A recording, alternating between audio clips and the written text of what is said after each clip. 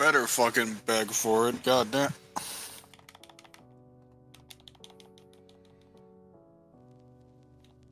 Alright, we are streaming. Hello, chat. My elbow's got a fucking creak, bro. There's your elbow creep. Alright, let's do hi, I'm Gavin.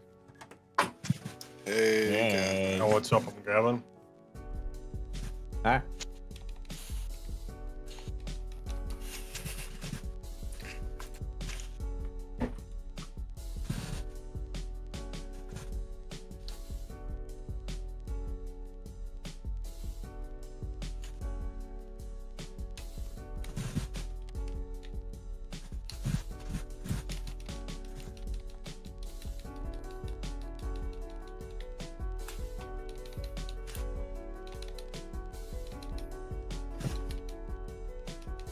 Were we always at 106 subscribers? How many? 106. I think you mentioned that last stream. Oh, alright. Yeah. Alright, we ready to go, brothers? 105 though, maybe. Oh golly, is everybody ready, or are you still fucking beating the barbarian's ass? I mean, beat the barbarian's ass. Are you in Castle Crashers? Dog, I just killed the catfish. That's awesome for you. Get off a Castle Crasher. Oh. Okay. Listen, man, Kip doesn't need to be here this session. You could just be chiming in with Castle Crashers commentary. Okay. I don't know, we could have it be like Kip playing that shit in his little heart. Alright. We ready? We good to go? Yeah, it's called Fortress Fuckers. Hello, everyone! Welcome back to OVERDOGS, episode 37. I am your not-so-humble Dungeon Master, Gavin Reitzel, and I am with my usual... I'm sorry. I'm sorry. I am with my usual players. James, please introduce yourself. Hi, I'm James, and I play Haybale, the Kanku Ranger Swarmkeeper who doesn't get anything at level 6, / Artificer Artillerist. Aaron, please introduce yourself. Hi, I'm Kip. Haybale gets a new favorite enemy and a new favorite terrain at level 6. Swarmkeeper. Not my... Yes, that's not my place, so I'm a rogue thief, divine soul sorcerer. So... Jesse, please introduce yourself. I get expertise at level 6. I play Ymir, the Goliath Barbarian, Ancestral Guardian, who has multi-class in the fighter. I was expecting a comment about level 6. Alright. No, I was going to, but then one already dropped. Alright. So, welcome back. I would like to dish a formal apology about last stream because oh my god, my voice was awful. As of time of recording this, I am putting together a combined version of last stream, so we can have putting together a team. We're put together a team. So that will be up whenever. But last time on the OVERDOGS, we continued our adventure in the Underdark, where you guys departed from Bloodvale finally. But quite a few things happened before you left. You got a talk with the Gambler, where you got to really learn a lot of information that was about Cornelius. A couple of things that he was basically given that growth by the unicorn that Kip shot. And We don't know it's that guy. The Gambler told you that's what happened. You just said it was a unicorn. So, we also learned that Cornelius has enveloped so much power from the Underdark inside himself that he is starting to open a plane within inside himself, the elemental plane of Corn. So that's a thing. And you guys are after that, after your talk with the Gambler, kept it brief. You guys saw the Gambler was dispelled by the ghost of the Blood Hunters past, where we had the Shadowhides, the Frostwalkers, and in Stardom, where they all sensed the gambler, banished him from the domain, and then attempted to go after Kane and Kip. And after Ymir was like, "Don't kill them, please, they're my friends," they backed off and all dispelled, leaving only Howl, where he left Ymir a choice to take on the burden of the Bastor-ordained beast from the elemental plane of ice, Fenrir, and to become a full-on blood hunter and to take on the Order of the Lycan. Ymir was left to think about that, but in that time we had a couple of other little interactions where we had Haybale just taking a moment to speak with his little carpenter bee, as we call him, which is his first bee and his lead bee. He had a little chat, had a little bit of a heart-to-heart, and yeah, we also had Kip. He was just drawing something in the dirt and drew a picture of a dragon, and he thought it was so cool, and that was it. All natural talent, baby. All natural talent. So you guys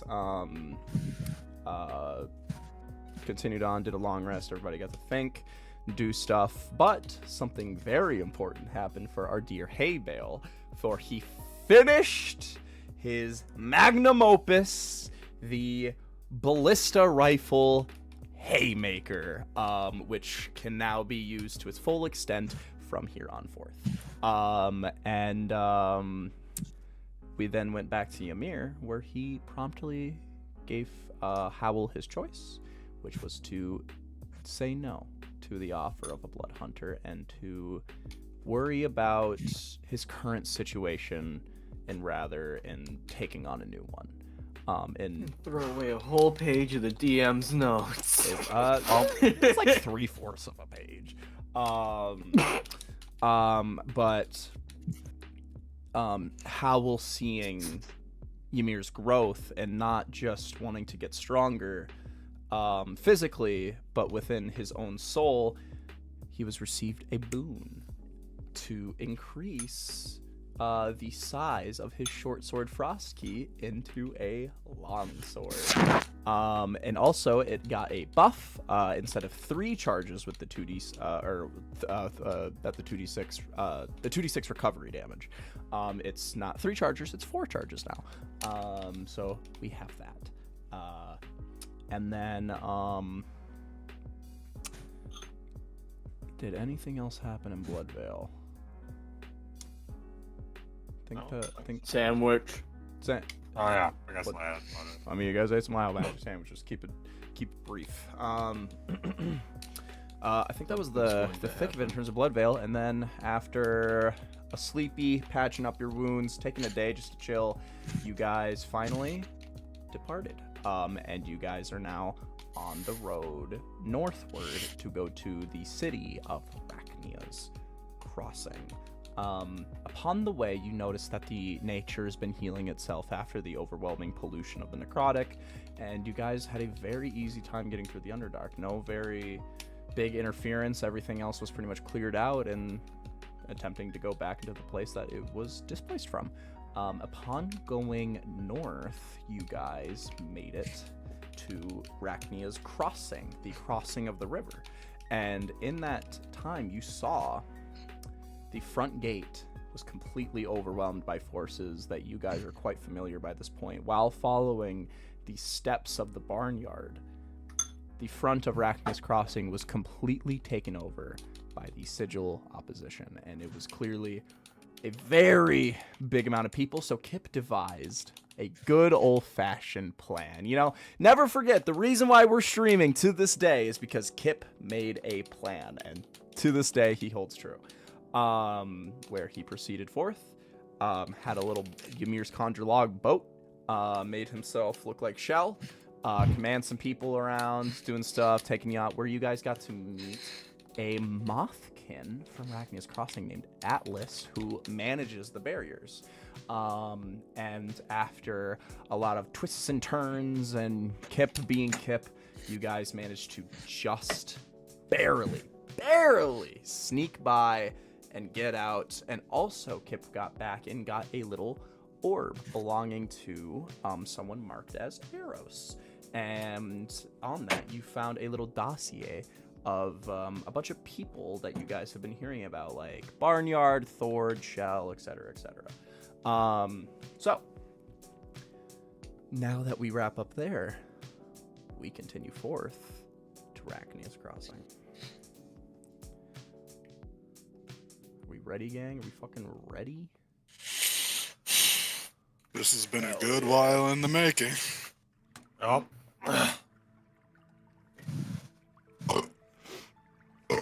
Oh. Okay. I'm gonna do one more quick stream check to make sure all of that was good and to make sure we're all clear.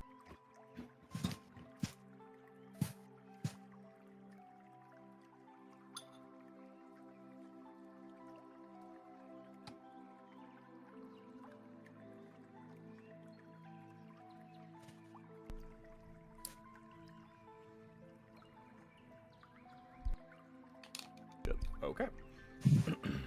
I'm gonna leave the stream just right in front of me at all times. Now I always know what's going on. Okay. Hello, child. Okay.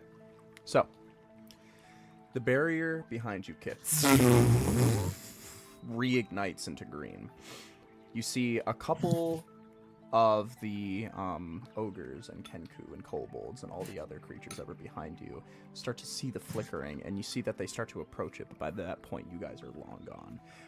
You guys manage to curve around a corner where you're not really noticed, and you hear a distant chatter where they're not really too sure what would happen. And amongst the chatter, you hear them being like, "What? Where the fuck did Shell go?" You guys are now, you guys made it through by some act of will. And Kip, you are still fully chrome. You are still covered in like spray paint. So you could, do you want to take that off? The long-term damage to my lungs is gonna be fucking crazy.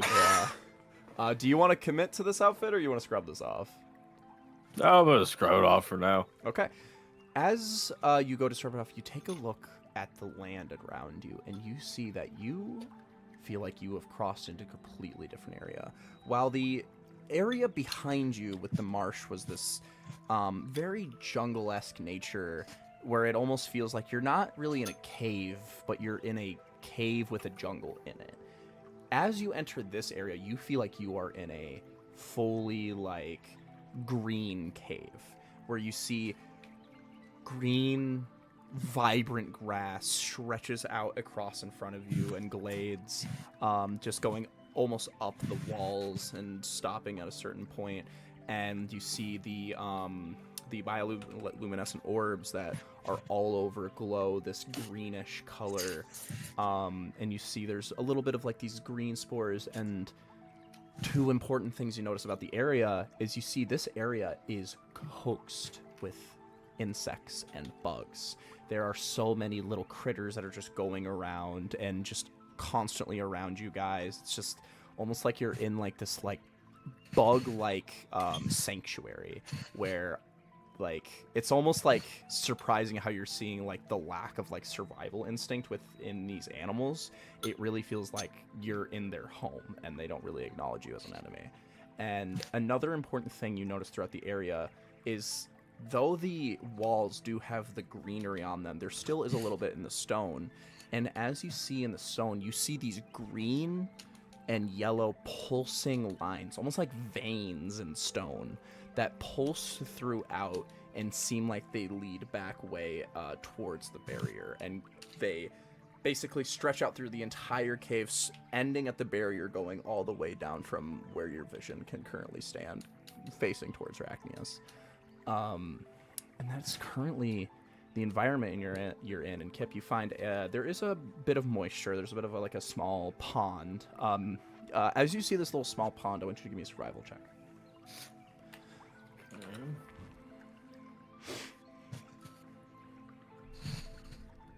I can survive. 17.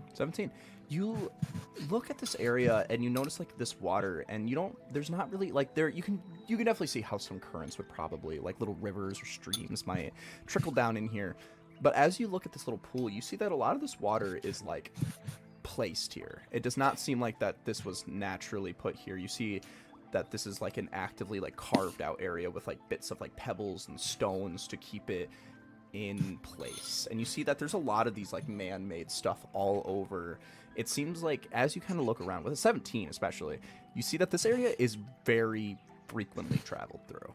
There's a lot of footwork here, but even though there's a lot of footwork, the nature doesn't really seem too disturbed by it. But yeah, you're able to scoop up the water and just get all this gross ass chrome off. And it yeah, you're able to fully get that shit off. And yeah, you see there's like a little lily pad with like a little what are those little bugs that kind of like skirt across the water? What are those little guys? The surskit, like the Pokemon surskit. Maybe that's just a Pokemon. You see one of those guys. There's I've seen them before. I can't remember what the fuck they're called though. That's gonna bother me. You see, it's just kind of skittering around as you kind of pool through the water, and you go back to your friends, and you see you guys are all together. Where you see this glowing area in front of you. You see Kane will just kind of take a moment to take it all in, and you see Tim, like as a druid, is like coming. I have been on edge this entire time, and oh my god, it feels good just to breathe this natural air. Yeah, how do you guys want to proceed with what you know in front of you? Fearin nearby. Fearin is nearby. You see he's actually, as you see Firen in this area, give me like an insight check. 24. With a 24, your vision will be caught not only Firen with this check, but Haybale. You will notice that a lot of the insects naturally like go around them and kind of squirm around them, almost like planets circling like a gravitational pull. And you see they're all just like kind of like almost inspecting them super curiously. And you see, I'm sure to Haybale, this is like, fuck yeah! But Firen, for Firen, it does look very familiar. Like he's like being like, hello, hi, oh, so many friends. Can I let my bees out? Yeah, you can just, you just kind of, wherever you keep them, I guess it's just like under your feathers or something, and they're just like, yeah, and they're just fucking, they're just going, they're just, you see they just start conversing with like the local people, and you see a couple of them like buzz down to the ground, and they step forth, like there's like a little hole in the wall, and I want you to give me a perception check. Oh, baby, I bet that this is gonna be the best roll ever. Too. You just kind of see they, you see they stand at the edge of the, like the hole in the wall, and it's just like, it's pretty much kind of just, there's like a little bit of glowing from the inside of the wall, but you see the bees are like, whoa, whoa, whoa. Ymir, did you want to go talk to Firen? Yep. Okay. You see he's just standing there, just looking at the bugs. Fearin, do you know where we are? Yes, I do. We were in the pass to enter Wagner's Crossing. We will, it's a little bit of a trek to get there. There usually is some god presence, but I don't know how that's been influenced by all of those people out there. I don't know if they would increase or decrease upon all of that. So we'll have to, we need to be careful. These people are welcoming for the most part, but we are a very different looking party, and so we will just have to play this calmly. Oh, that is true. Yeah, you see Firen just gonna, you know, he kind of put some of the bugs back in the ground, just wave them by. Haybale, did you want to call back your bees, or do you just want to let them do what they want? I'll let them kind of free roam around me, just as long as they're keeping semi-close. Yeah. You see, they, a couple of them who would do this? I think the Fae bee and the Carpenter bee. You see those two walk into the little hole in the wall, and you see they're gone for like a minute and then eventually come back out, and you see they're holding like really tiny margarita glasses. Hell yeah. And yeah, you just see they're just like and yeah, you said the Bemir, the Lich Bee, and Bumblebee are not too invested in all that, so they're just influencing the local wildlife. So Is that what you call the frog incident? Influencing? Influencing. Okay. Yeah, sure. So would you guys like to Yeah, sure. would you guys like to proceed forth? Yeah, I'm good to proceed, but I want to like keep an eye on like the yellow coloring on the walls. Sure. I think it might be the power source to the door thing. Yeah, give me either an Arcana or Religion check. Arcana here. Right. 5. 5. As you look at these like almost like pulsing like veins, and I'm assuming you kind of like glide your fingers across them, and it really does have like the same feeling as like veins in an arm, where it's like, yes, you have veins, but it doesn't really feel any different from the rest of your arm. And yes, this wall is like glowing with these veins, but it just does feel like you're gliding your hand over stone. And it just has this like radiant thing. And even with a 5 in Arcana, you can tell that this isn't like magic necessarily. This is like it's magic adjacent. It probably could be identified as magic if you were to, you know, detect it with spells, but something about that is very like this is natural energy. Organic. Something like that. Like it's like organic magic is Biological. yeah, probably the most with a 5 Arcana, that's probably what you would chalk it up to be. Bio arcane check. So, Okay. and you notice that they'll just constantly pulse a mixture of like this like swirl of yellow and green. So you guys will start proceeding forth. Firin will inform you guys that it is a little bit of a walk to get to the entrance of Rachnia's, and as he said before, he is not sure. He's not sure what the guard presence is going to be like, and you guys. I'm actually going to crack open the map real quick. Oh my gosh, I had the hiccups. Oh boy! Because, The map, my favorite. Because, yep, you guys... I love looking at the map. So you guys will, we'll start the session. If you look at Barbosa, you guys will cross past the threshold, and after a little bit of walking, like 30 minutes to an hour, you will see that you hit a crossroads. You see it was one going left and one going right, still going north.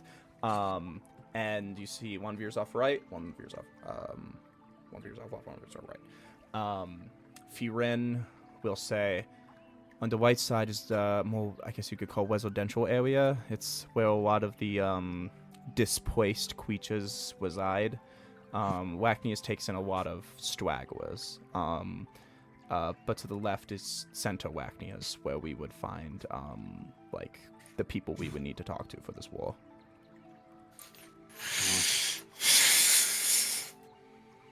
So Probably would want to go left then. very well. We probably don't want to go to their houses. I think they would get scared. Very well.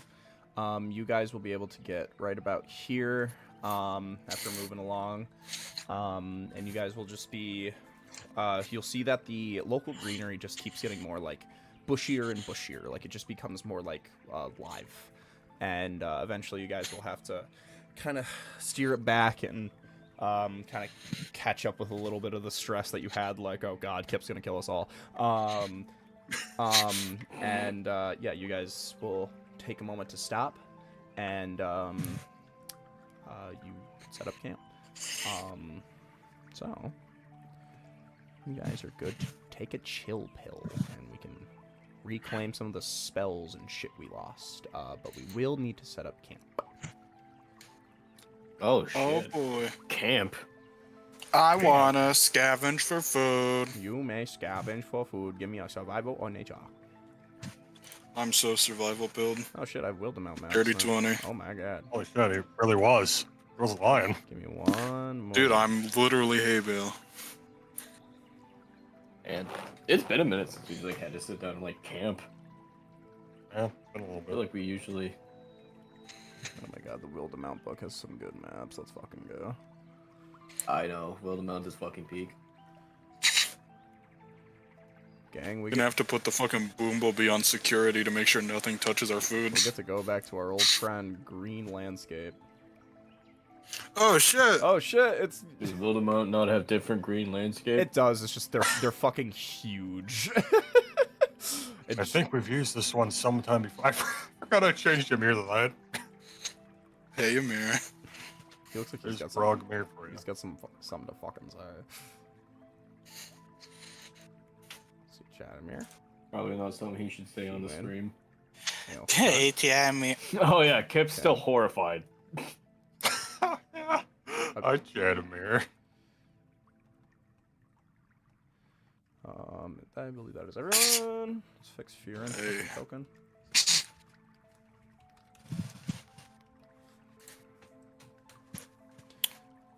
Alrighty. Let's see if I can find my old friend. Campfire. Kip is gone. Oh, never mind. Kip's back. He's at peace. You guys would like to set up a campfire? Hell yeah. I'm on food duty, Yeah. so. All right. My Hay bales on fingies food. did You got a dirty 20 hay? Yep. All right. You will scourge around, and you see that this area it's with a dirty 20. You will come back with like a basket of shit. You find that there's just stuff that is just naturally growing, and as you find some stuff, you actually will find like natural veggies growing in the area. I want you to give me a survival check.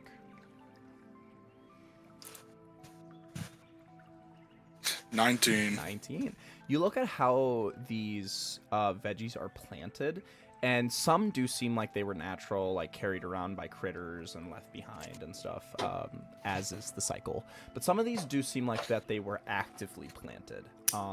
And you don't get the vibe that it's like in a way where it's like, oh, this is mine, but it's like in a way where it's like, you know, I'm just gonna give back to nature, continue the cycle. And as someone of your nature as well, you would very much get how that like all functions. And so Yeah. it doesn't. You don't really feel like you don't really get the vibe that you're like, oh no, I'm taking so much shit. It just kind of feels like, oh shit, This is carrots. someone's farm. Yeah.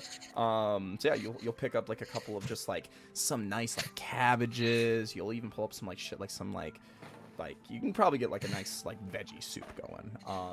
And you'll come back with just like a couple little berries, couple of fruits, and some nice ass fucking veggies. Come back to camp, and who wants to make a campfire?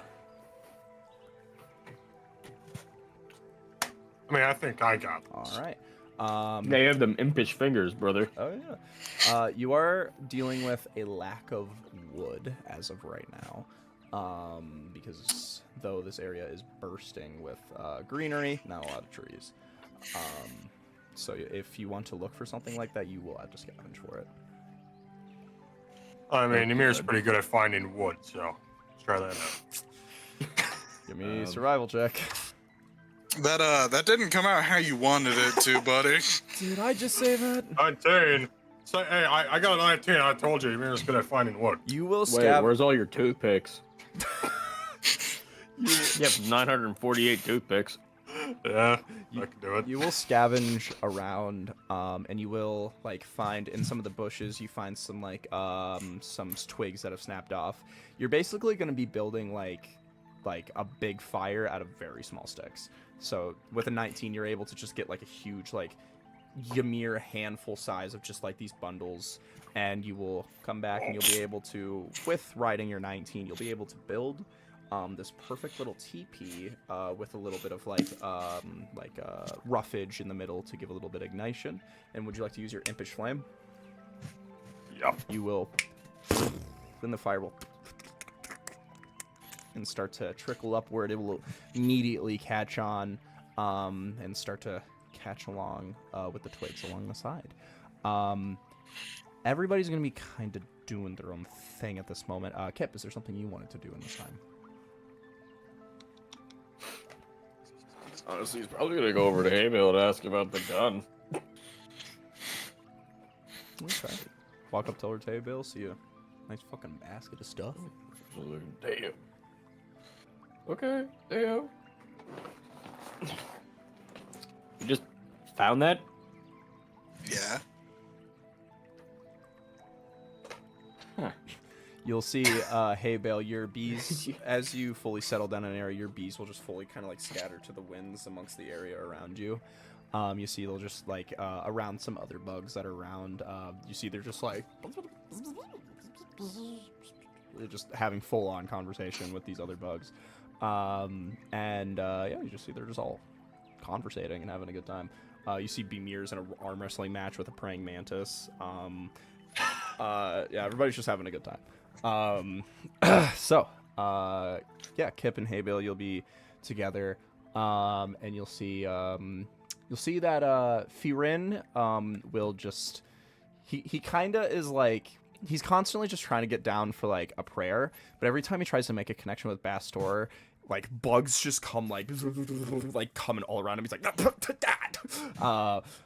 so he's like you see Kane, you see he's just kind of, he's very invested in like the veins on the wall, and he's just kind of gliding his fingers across. Yeah, that's kind of what everybody's doing. It's up to you guys on what Aelfgar and Chadamir are up to. Chadamir is also in an arm wrestling competition with a praying mantis.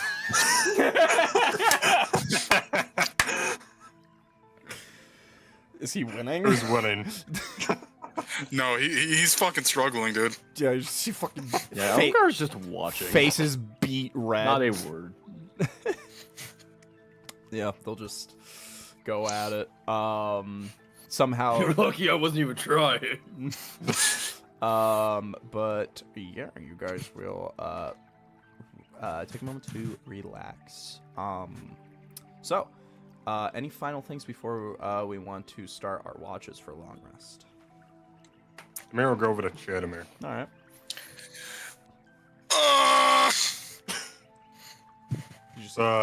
You're winning. Chadamir just like leans slightly towards Ymir. He's like, "Yeah, I'm just trying to make him feel good about I'm himself." the praying mantis. I can't say I've ever seen something like this before. Oh God! Oh man, you've got me beat. Oh.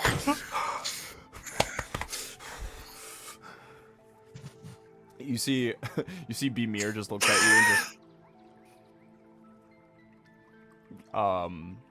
yeah, Jadamir's just chilling. Chadamir, I was wondering if you wanted to attempt to contact Dragomir again.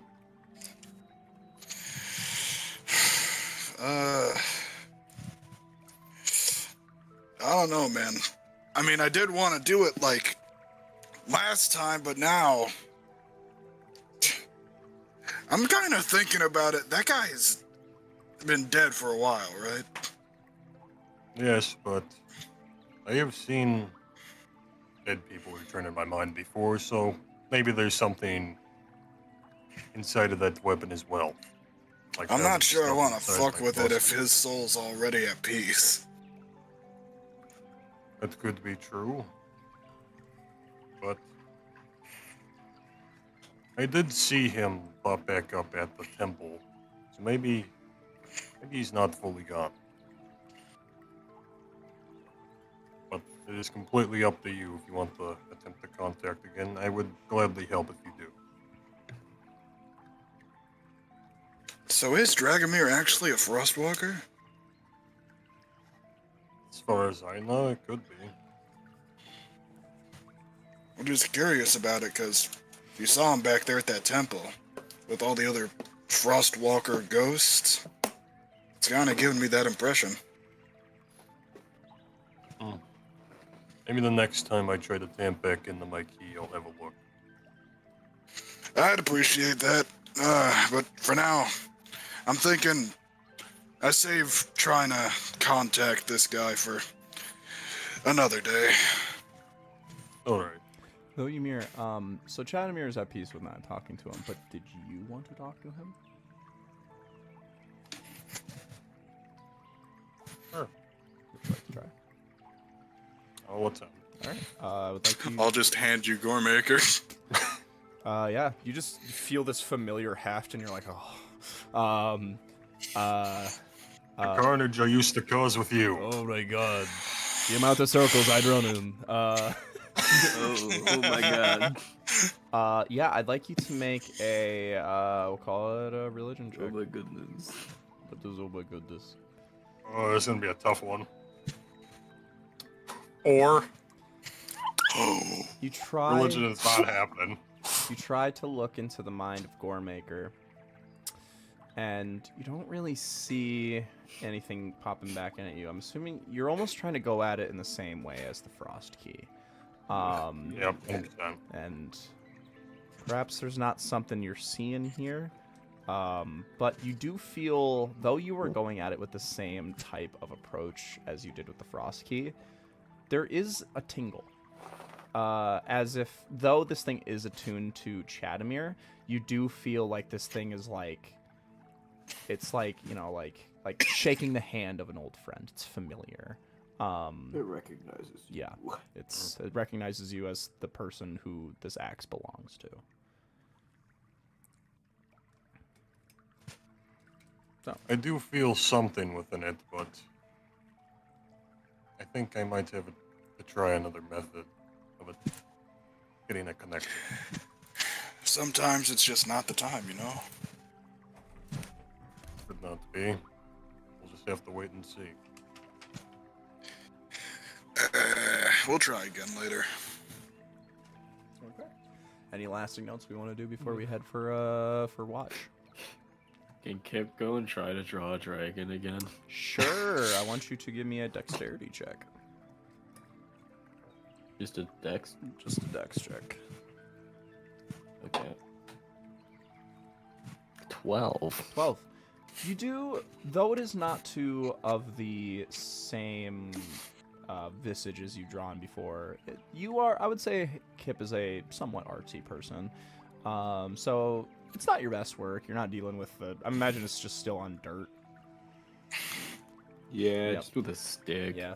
You're not like super into it, you know. You're just kind of like, it's just doodling. It's just like dry doodling. And you do get like a little interesting visage of a dragon. You kind of draw it more in like a mural sense, where it's like very abstract and kind of out there, and it's more for interpretation, or at least that's what you tell yourself.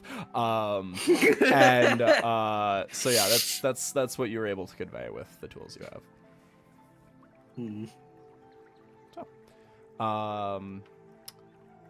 we will head towards a camp. How do we want to organize into sessions or into, yeah, Guard sesh. guard sesh? Who would like to go with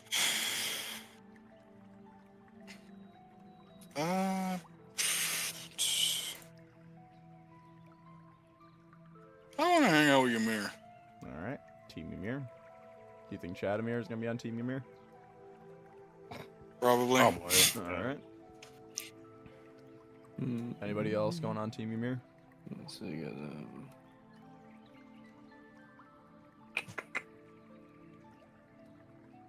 let's see. Where Barbosa going? She can be on both, remember? She's a neutral party. She's just Oh, yeah. she's always asleep. She's a fucking dog. She'll do what she wants. 1, 2. There. 4 on each. There we go. All right. So you guys will organize into a party. All the little guys. Yeah, all the little dudes.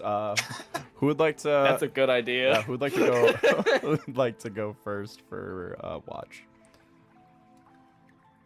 Let the little dudes go first. All right. Yeah, why not? All right, let's put your asses to sleep.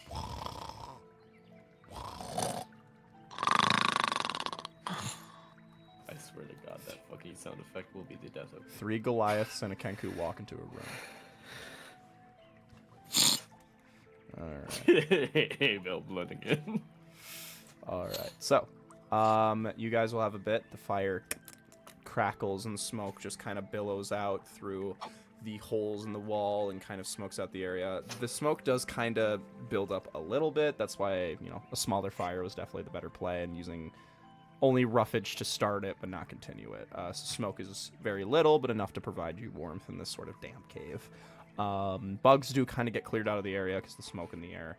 But you're able to take a moment to relax and be a proper campfire and something that feels like nature. And while you're on your shift, is there something you would like to do? I'm gonna walk over to Kane.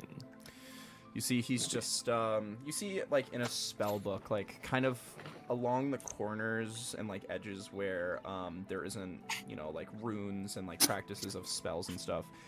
You see he's just kind of almost doing like trying to recreate the veins on the wall, like along the edges of the spell book. I'm gonna need you to brace yourself. Oh, Jesus Christ. What? That's such an... It's just... I'm gonna give... Because I need you to cast Identify for me. I'm not trying to give you flashbacks to Ymir, but... It's alright. Just what do you want? This did some freaky shit, and he's gonna hold up the copper coin. Okay. Okay.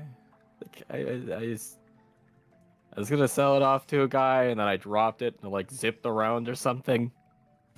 And I was... How long have you had this? Where did this come from? Can I be honest? Uh-huh. I don't remember. Well, alright then. I don't remember where I got it. I've had it. I went to give it to the guy. It jumped around and shit. I was gonna try to figure it out myself, but... You know, Kip, that sounds very like you. But part. Yeah.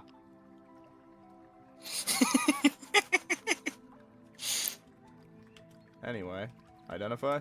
Oh. Yeah. Alright. You see he'll sit crisscross applesauce. He will hold it in his hand. This is a copper coin. It is a copper... This is a copper coin in the context of the Milliard setting. This is an item I made in 3 days, 6 months ago.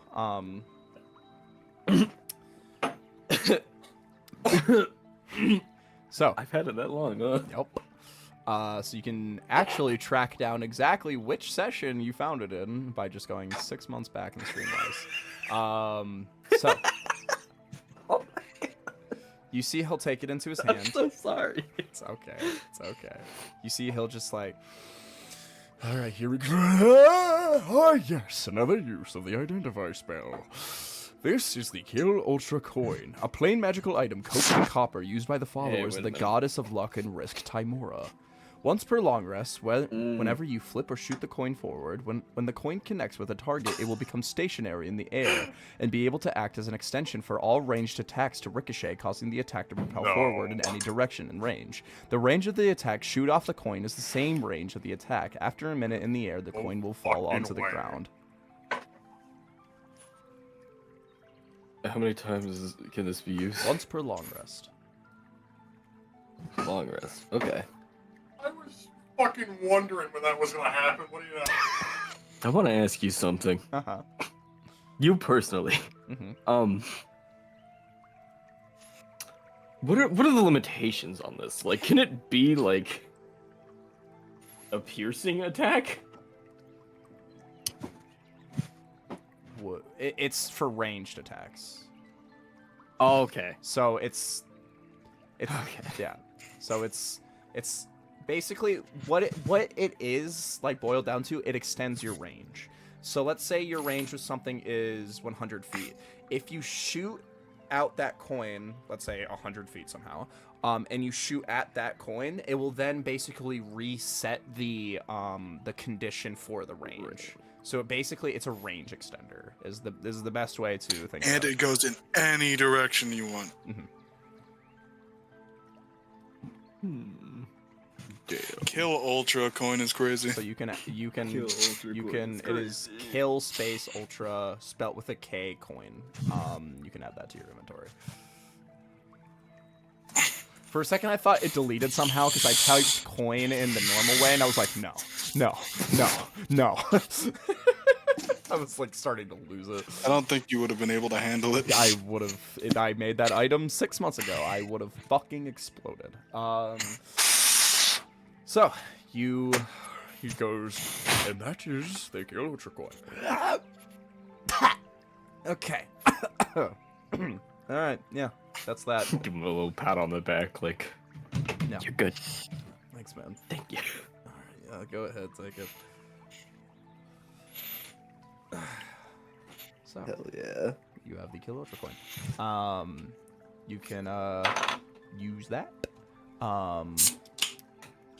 So, anything else you'd like to do with this, EP?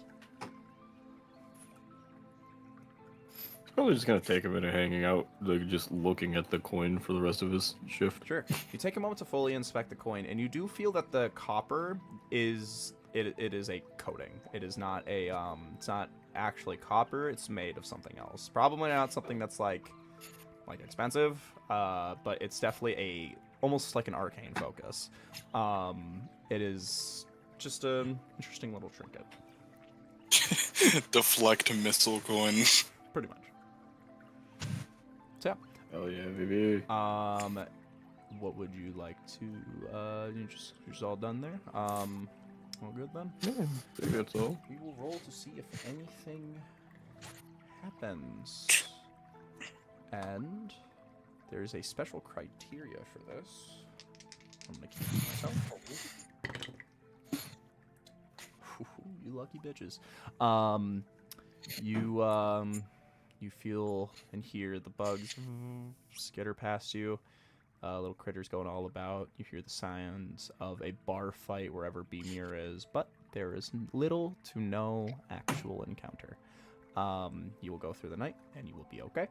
And we will switch over to Team Ymir. Baby. All right, wake him up.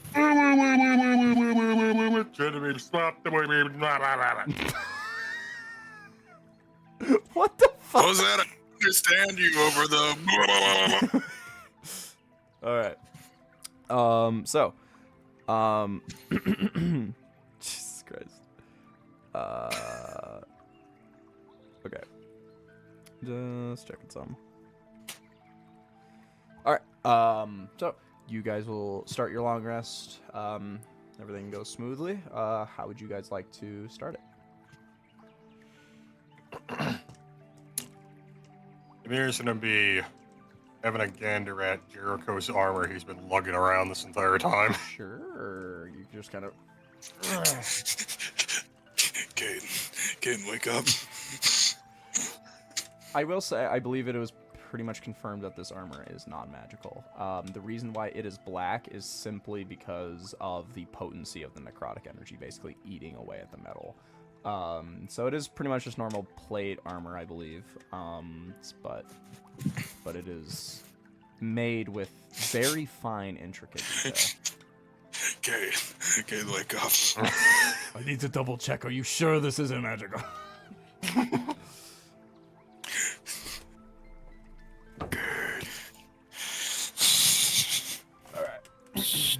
I was just trying to see if I could determine like what type of armor.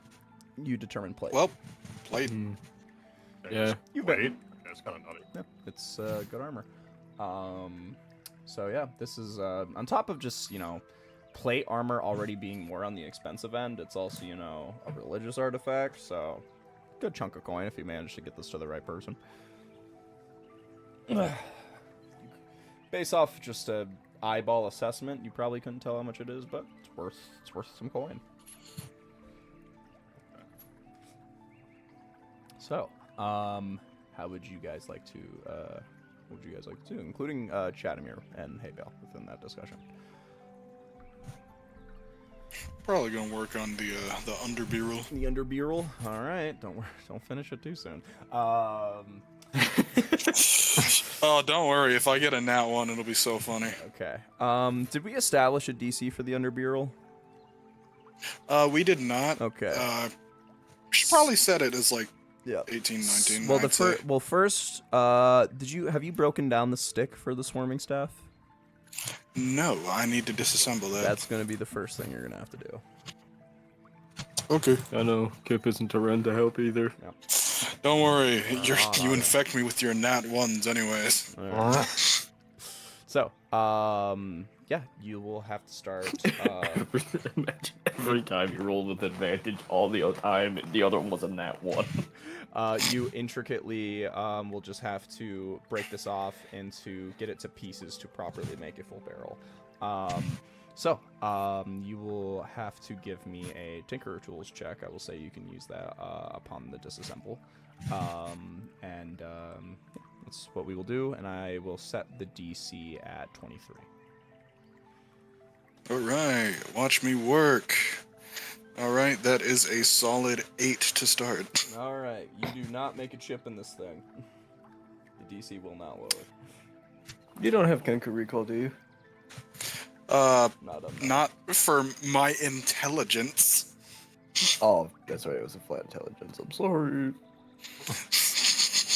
So, you are not able to crack this. This is a much different process than what you've been doing. You basically have been working on a very technical side of things, and This is just a stick. yeah, this is a stick with spells imbued into it. This is actual, like, magic craft, where this is spell technique, while when you disassembled the dragon wing bow, that was just magic applied.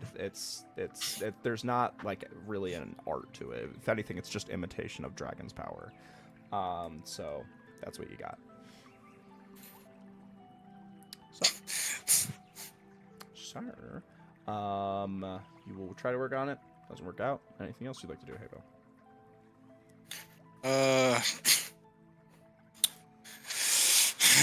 Let me think.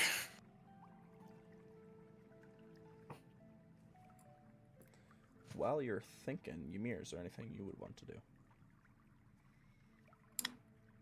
He's been thinking since he's been like tapping into a different type of weapon right now. He's gonna attempt to basically do that with the Adrena blade and see if there's something there, since he felt a tingle with the Gore Maker axe. Okay, yeah, I'd like you to, hate to do it to you, but give me a religion check.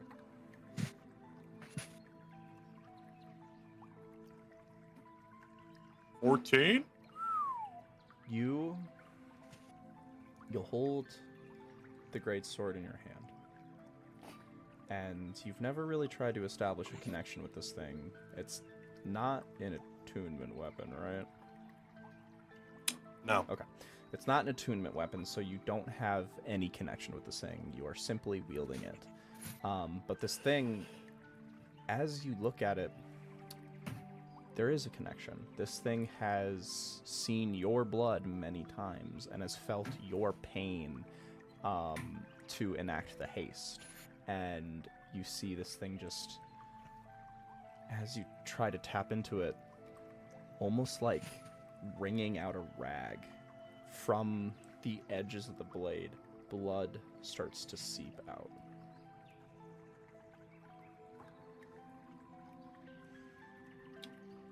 Is there a way I could detect if it's my blood? Sure, I'd like you to give me a medicine check, which, as we learned, was a wisdom. 9. As a 9, you not really able to really detect if it's yours. Definitely doesn't really seem like your average Joe Schmo type of blood, and it doesn't really feel that out there, so it's not like, oh, this is fucking lizard folk. It's definitely something right along that middle plane of not human and not a monstrosity.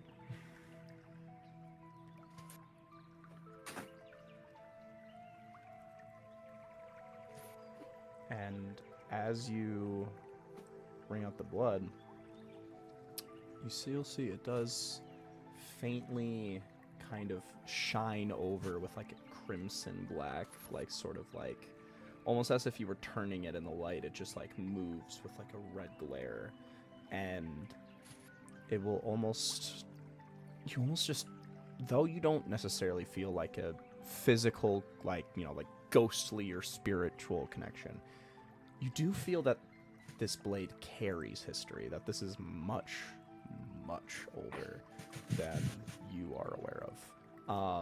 And of course, this was wielded by someone who did have a lot of history and has seen a lot of weird shit.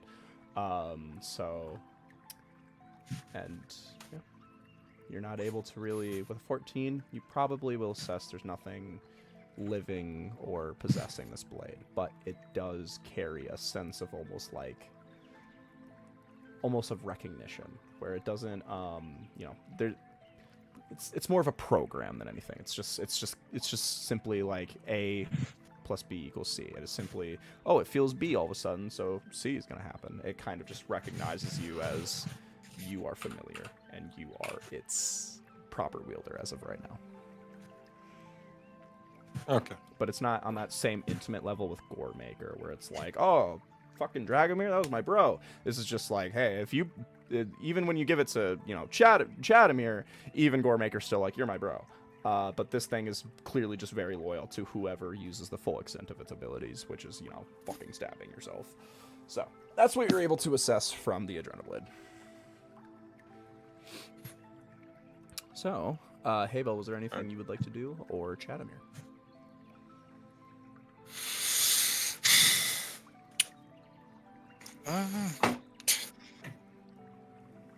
Not really anything physical. He's just sitting and thinking. Okay. Yeah, you'll see that. Eventually, kind of when they get a little tuckered out, your bees will just start to corral around you. The carpenter bee hanging out right on your shoulder. I'd like you to give me an insight check, Haybel.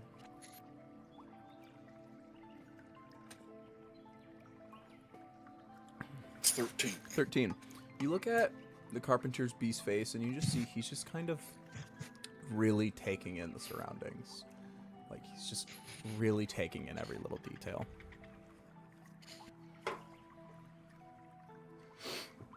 So,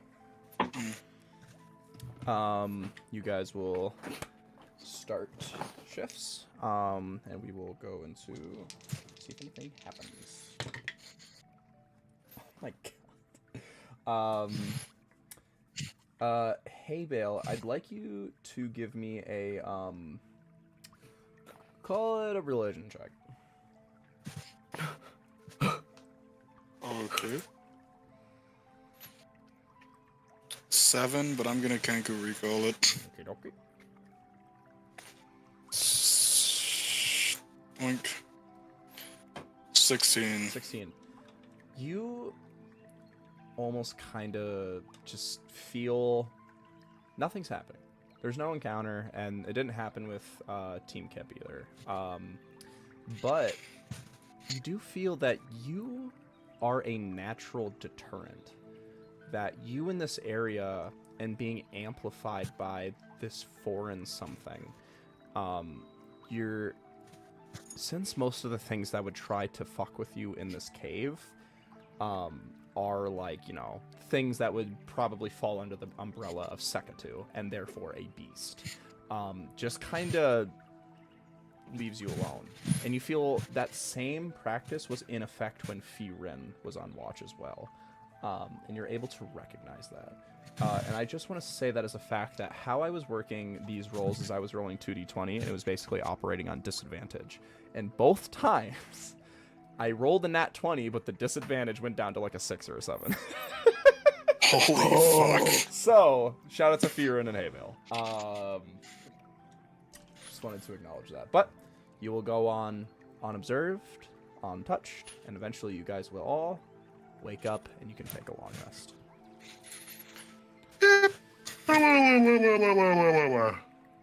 Alright, let's roll Kane's divination! Oh boy! 2 nat 20s, let's go! I wish. A 6 and 11. Close! Almost there! Halfway there! Alrighty. Let's go back to Cabanon. Let's go back to Cabanon. Load, bitch. Load. Also, we will tick off another day.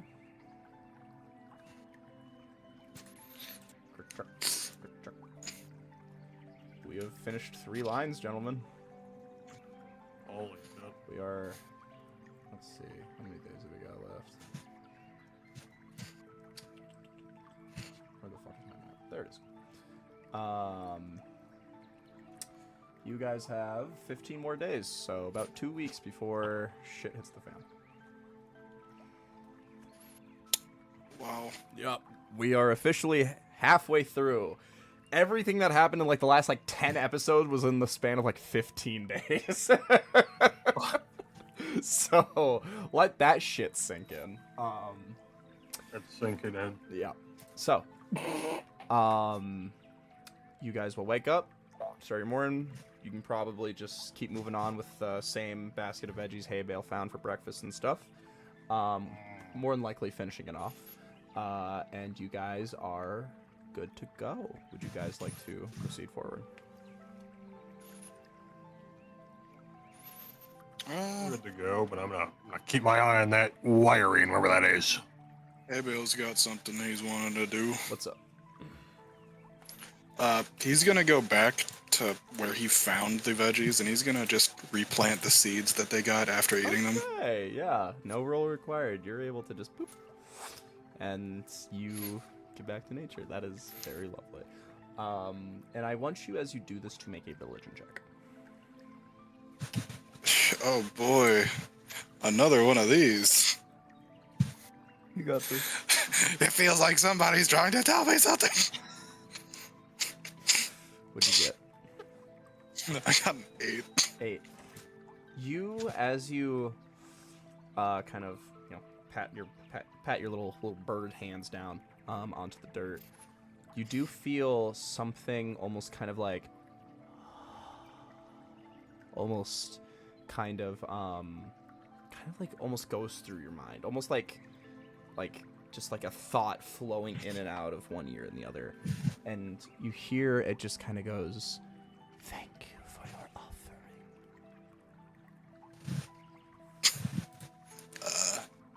You're welcome. Okay, and that will be the rest of that. Would you like to proceed forward? Yeah. Okie dokie. So you guys will start. You guys will be able to make it to Rachnia's Crossing in this next walk. We are going to see if anything happens. Still with disadvantage. Wow, even with disadvantage, something's going to happen. Oh. As you Breaking guys ambush. are walking through, I want everybody to give me either a perception check or survival check. I'm perceiving. Let me see. Survival. I rolled a That one 23. perception. Now, I made up for it with a 23. 23, Ymir? On a 18. 10. On an 18, Haybill and Ymir, you guys look around. Kip, you're still thinking about that dragon. My allergies are acting up from my plant life. My eyes are swollen shut. You will, Haybill and Ymir, you guys will both notice along the... You guys have noticed that there's been a lot of footwork throughout this cave. But you do notice that there is some footwork along the path that seems fresher rather than old. And Haybill with the 23, did you survival or perception? I did survival. On a survival, you'll kind of look around and feel the natural presence of everything, and you feel that there is a higher concentration of bugs in this area.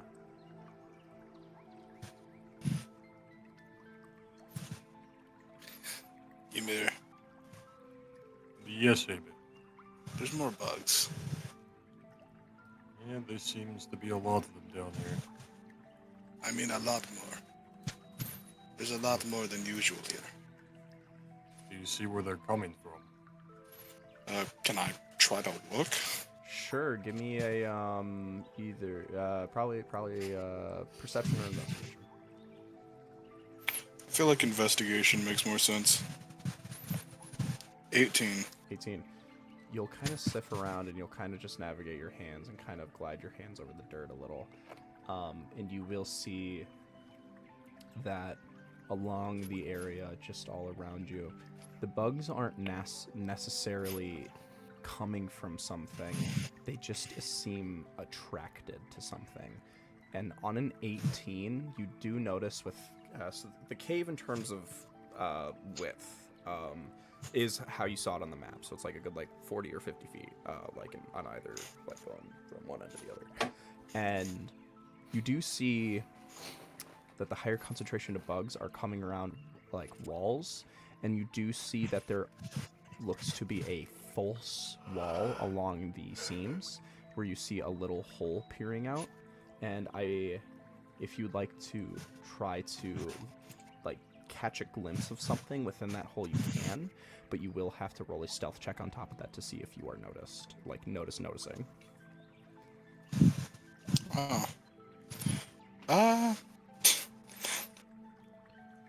Could I substitute that for an animal handling? Explain to me how you would like to use that in a animal handling context. Well, Haybale's very well aware of how animals operate, and he would know not to shove his face into random people's homes, random bugs' homes. Okay. So are you just... So I'm thinking in the context of it, he's trying to do it in a way that doesn't seem threatening. Okay, so you're just trying to... kind of giving off almost curiosity instead of being almost properly assessing the situation through a logistical standpoint rather than being hey, what's going on over here? Yeah. Is that what I'm catching? Okay. Yeah, sure. Just taking it very gently. Yeah, seeing if... So do you want to actively go up to that wall, or do you want to look at it? Just look at it. I'll actively go up to it. Okie doke. If you start walking towards that wall, you will see the wall will burst open. I want you to make that animal handling check.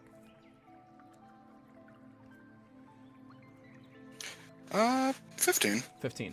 You'll kind of give off a space, an aura where you're not being threatening.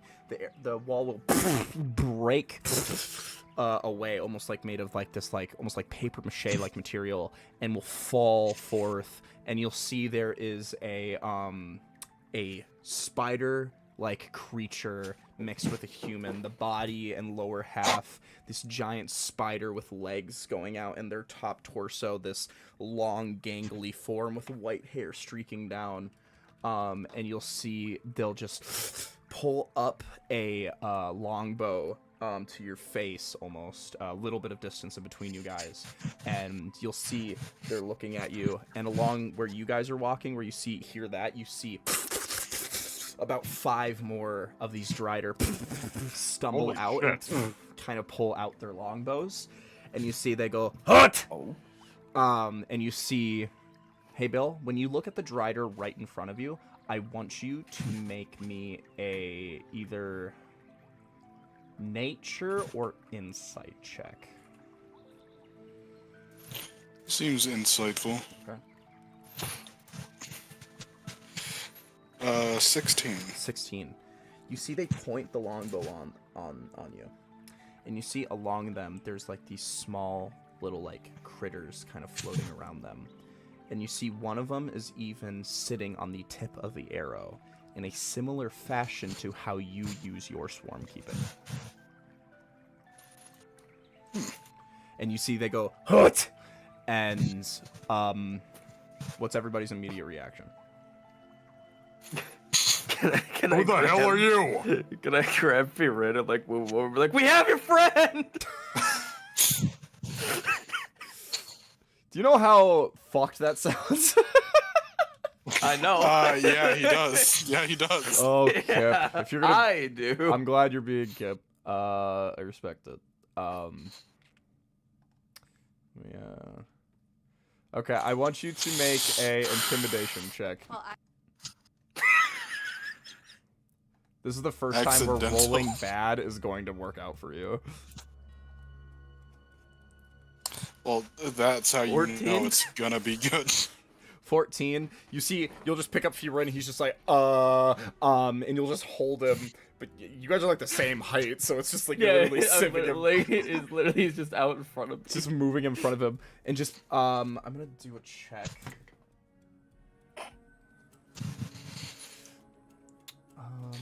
I drew Overdogs portraits under the calendar, guys.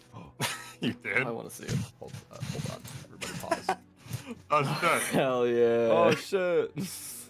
That's my boys. Ymir's really good. Holy shit. Hey, it's really well done. You see the you look in the Drider's eyes, and he doesn't catch your, like, he doesn't see, like, you just being like, look, I have your friend. It's, I have your friend. And he's just wheels, he, like, pulls back, and you see his eyes will lock onto Firen, and you see, like, the pupils dilate. You see eyes spattered across his eyes, and all eyes just kind of, some looking at you, and some pan down to Firen, and you see some of those eyes kind of, like, dilate in recognition of looking at Firen, and they go, you son of a bitch. I would like you to make a dexterity saving throw. Me? Yes. We got your friend! We got your Got your friend! What's that? I got the fucking... Tucker and Dale versus Evil. I love that movie. Wait, so I'm not... It's a good movie. This is I feel so bad for them, man. Yeah, it's dex saving throws. I don't know why I was thinking. Okay, advantage, Yeah, a bunch of roll. people just go onto their property and fucking 16? die. 16. Okay, let me roll something. Ooh, nat 20. You see, he'll take a shot at you. You see, you do get hit with an arrow. Pierces your skin, and you see at the end of the arrow, you see a small little spider hops off you as it lands on the, was landing on the arrow. It takes a bite off of you and jumps away. Ah! And you will take, you're gonna take 4 piercing damage and 8 poison damage. As you see, it kind of dips into your arm, and this arrow just kind of just skips right off of you, but the poison seeps in. Firen, I think these people hate you! What? Stop! And Firen's just gonna fully push you down. Do you contest this, or you just let it happen? Leave that 40-year-old man alone.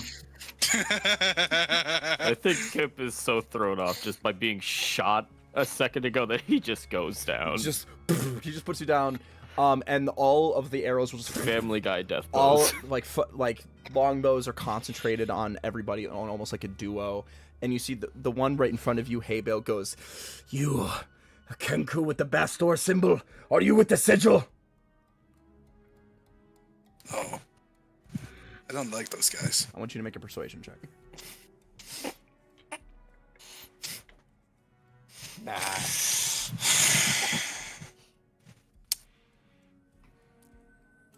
Kane, I hope you're watching. I'm sure Ymir's probably helping. No. That's a 2 2. plus 1 for a 3. You're helping? No, you're not. You want a div roll? He's right next to you. Is everybody just gonna get shot? Do you want a div roll? I think I should get a div roll, or I'm gonna get fucking Yeah, porcupine. it's worth it. Kane's gonna shoot the 11 at you. What's that crank it to? That would crank it to a 12, which is hopefully enough to not kill me. You see, it's still hostile, but he's not shooting you. He goes, "Okay. Now why are you here? Are you with the ones at the gates? Are you with them?" We were trying to get Firen, and Firen was taking us here because we needed allies for the war. And you see, as you say Firen, all of them will just kind of, like, eyes just kind of go over to Firen, and they all just kind of like, "You." And Firen goes, "Oh my god! Chill! Holy fuck! He's gonna go over to you, Kip. He's gonna be like, "Hey, buddy, I'm sorry for pushing you down. You shot me. I'm sorry, alright? And you pushed me. I'm sorry, there's a lot going on." And the Drider goes, like, the one at the lead that was pointing at Kip and Firin just kind of like settles his position a little bit and goes, Firin, do you know these people? Are you properly with these people? And he goes, yes, I'm sorry that we came in this way, but Atlas led us through, all right? And goes, Atlas is fine. Atlas is fine. He's good. And he goes, well, the barrier is still up. He has to be. And listen, I know you shot him, but the only reason we're here and the reason I'm here is because this one managed to evade all of them out there, and he's the one to confirm that Atlas was okay. Right? He looks down at you. See? I'm gonna have him make a persuasion check with advantage, the Kip being the help action. Oh, really good. And the Drider will say something in a language you guys don't quite understand, and they'll just lower their bows, but they're just keeping their eyes firmly on you and go, okay. You lots don't seem hostile, but I don't quite trust you yet. Who are you?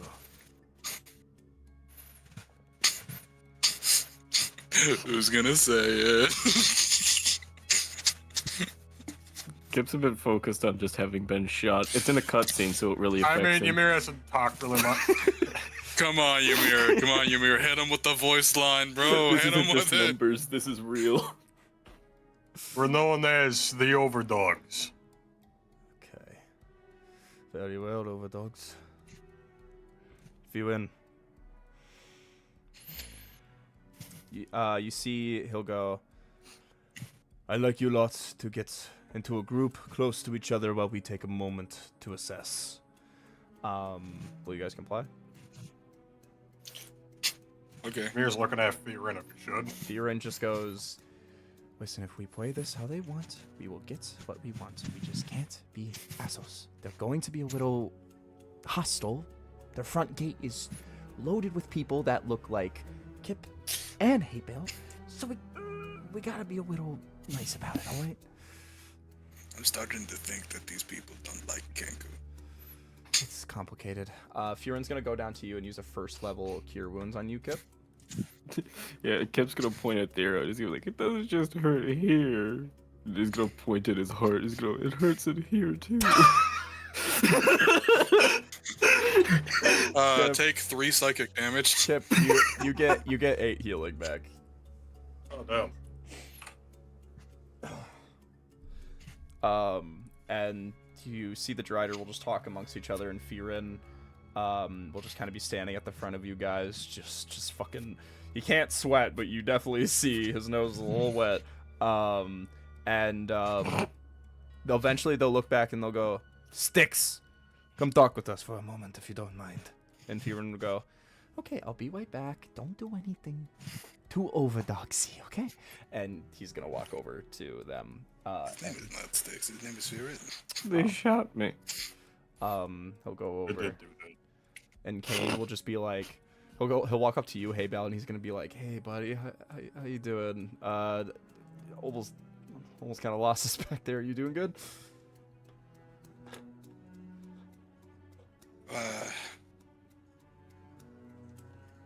I'm sorry that happened. No, it's alright, it's alright. We're in a shitty situation. And he'll walk over to Kip and be like, how about you, bud? How you doing?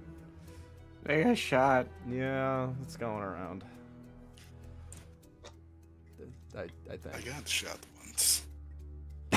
Nobody else got shot. Don't. It's not going around. Moving on. It's just me. So you see the conversation amongst the Drider will continue, and eventually they'll look back at you and go, very well. You lot may have entry into Arachnia's Crossing, but you will not be going free. You will be following with our every command, and you will surrender your weapons to us. What? What? And Firin just looks back at you guys like, I cannot oblige with that. well, then we have a problem, don't we? And you see he'll just kind of rest a hand on his longsword. What about my sword? It talks. There's a person in it. Yes, this is horseshit.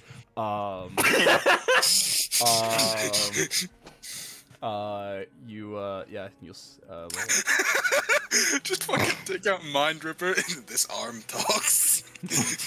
You know, I gotta say, we should kill them all here, Barrel. Just fire. I don't think I want to kill them. Direct forward. I can get like 3 of them from this angle. You see the Drider go, listen. If what Firin told us is true and that you're trying to gather allies, then you need to act like allies. If you're going to trust us, we need to trust you, and unfortunately, a bunch of strangers, despite being with an ally with a bunch of weapons and a quite motley crew of people, is a little discerning.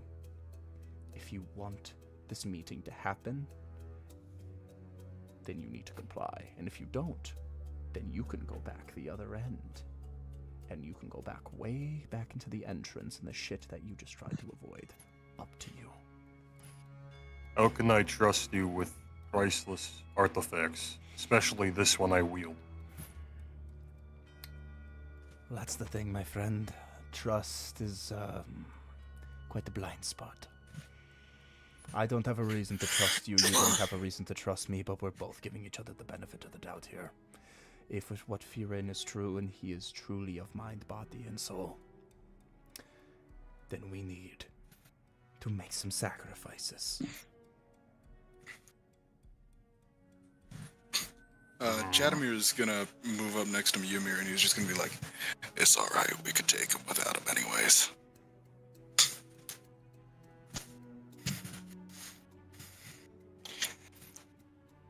Here's I have one more glance at Firin if he should.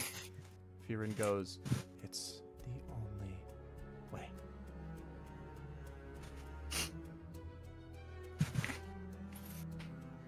Ymir will hand his weaponry over and say, guard this with your life. We'll take a look at it. Sigil wants it.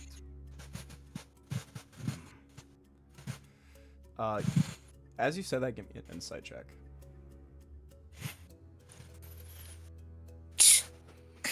Nat 20. Ooh. You see there's a little bit of mixture and feelings in there as you say the sigil wants it, where it's a feeling where it's like, you see it on his face, he's like, if the sigil really wants this, I don't know whether it's worth keeping around or getting rid of, but unfortunately I can't do the latter, so he's gonna guard it with his life, but not because of you, but because of the warning you just gave him. So yeah, he will kind of lease it along his back to everybody, cough up every piece of weaponry on them. God, everything? Everything that I mean, does... I'm sure you could roll a high sleight of hand to like hide it without them noticing. Yeah. There are a few What about items... my, I have a poison dagger arm blade. Oh yeah, you can fully just... That's an arm blade. That's fine. Is that concealed? Yeah, Okay. that's the point of an arm blade, yeah. Just looks like a cool... Ymir will hand over the visible stuff like the Adrena blade, cross key, and javelin. Alright. How threatening do the butt plug look? Would they even Would they fucking know recognize what it as that a is? weapon? They'll just look at it and just be like, just keep it. I don't want to touch it. Just keep it. Jadamir gives up Meow. Goremaker just fine. Hola, mama. How's work? Yippee. You see, everybody will cough up everything. Elfgar, you have to part with your spear. And Oh no! everybody will cough up everything. No objections. Well, maybe it looks really sad, but that's about it. Firin. Oh no! Haymaker! Haymaker! Oh! Man, No! Gavin, you're really evil. Plotting this Sure he whole couldn't thing. conceal it? You sure he couldn't hide it? You see Firin. I don't know Eyes about popping that. behind You my see, back. you see Kane. He's just like, I don't got anything. I got a book, and they're like, I am the weapon. yeah. I'm gonna have them use a check. Yep. They'll look at Kane. They'll be like, we understand the spellcaster when we see one. We will need to take the book as well. And Kane just goes, fine. And he'll cough it over. And and you see one of these guys is fully carrying like a bag of holding, and we'll just looking at you guys the whole time, like Jesus Christ. Do I need to hand over? Yeah, I guess I have to hand over the vicious spear from my bag of holding, huh? What? Give me 1 sec, all right? The vicious spear. And you guys will No, not my pop up vicious everything. spear. There will be 3 Drider behind you, 3 ahead, the leader man up at the front, and you guys will be guided into Rachnia's Crossing, where we're gonna take a break. Thank God, I gotta keep my butt plug. Honestly, my idea was like, even if they take that one, they're not gonna know about the other one. All right, we'll take a little break. Try that again. We get to go to Rachnia's, boys. My fucking name. Motherfucker Frosty. Should I be a nerd and read a book while I wait? I've done that Fucking before. haymaker. My fucking haymaker. That was my first thought when you said like handguns over. I was like, haymaker. You just fucking got it. You already know Chanamir after he gives up Goremaker, he's just flexing. He's like, oh, you can't take these guns.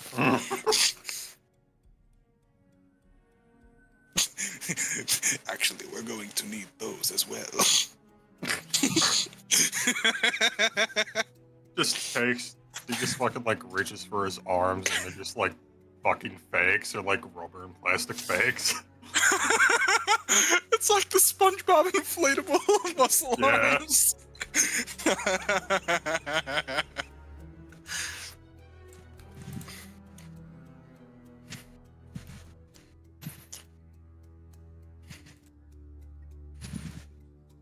Huh.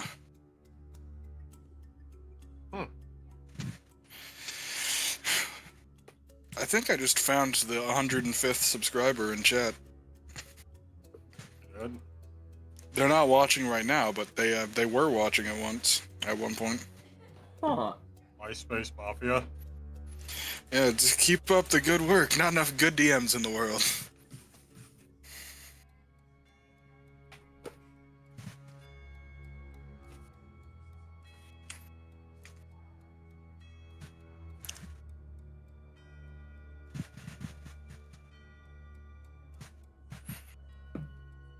Oh, he's back. No, he isn't. The fuck are you talking about? Oh, it says right there.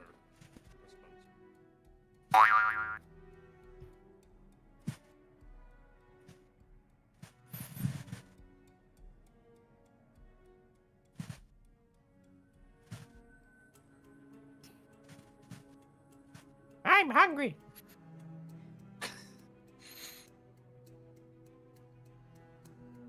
And then this is the part where one of you goes, in a minute. In a minute. Yeah. I'm gonna need a. He understood the assignment. My fucking haymaker.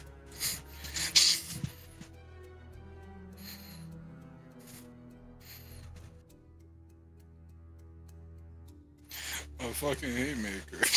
Man. I think Haybale was sadder about losing Haymaker or shooting himself in the head. We'll find out at the therapist's office.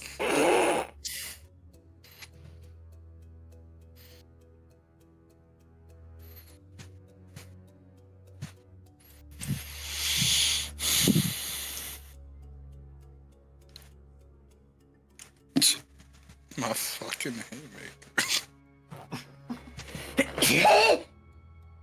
I just made it.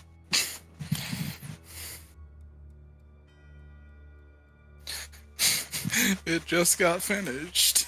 It took so long. Yeah, evil DM. Oh.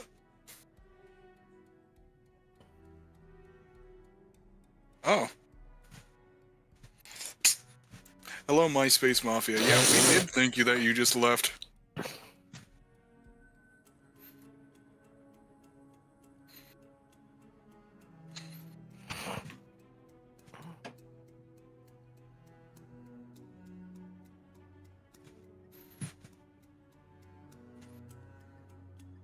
You know, actually, we're not really used to having viewers. I mean, it's happened a couple times. Like, usually the viewers we get are like relatives or friends.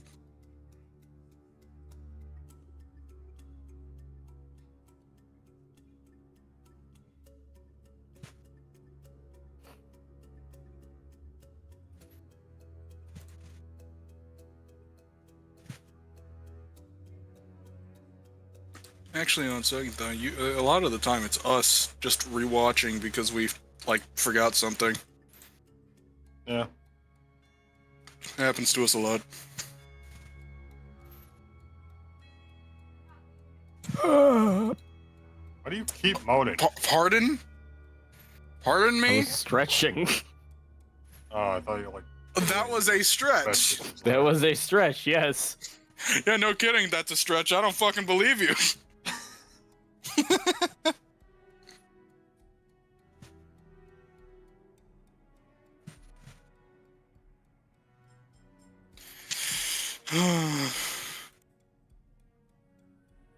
My fucking haymaker. Go for a hamburger.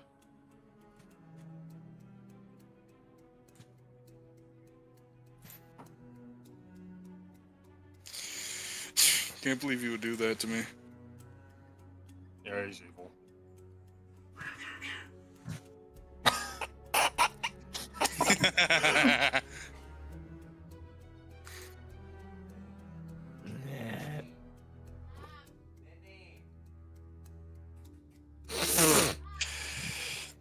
Maybe all we gotta do is use the power of friendship and become friends with all the spider people so I can get my gun back. I should eat something, right? I mean, you could. Or some. Like, What? one of the few times. Who's the kobold that? Who's the kobold in Bloodvale? Hey, you guys gotta see this shit. You talking about? Oh wait, lizard folk. No. Who's the Randy? Randy? That was Oh, his name. Randy, Emphasis on was. I was laughing at the.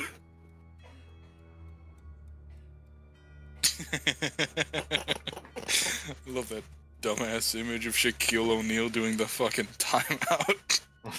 He looks like he's gonna cry. He does.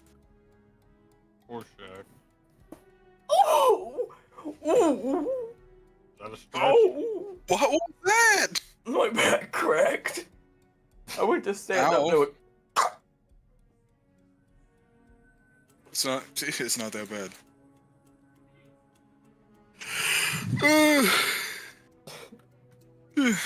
fuck it. Ow. Oh man, I want to hunt witches so bad, but there's no witches. All you ever do is want to witch. I stood up out of my chair.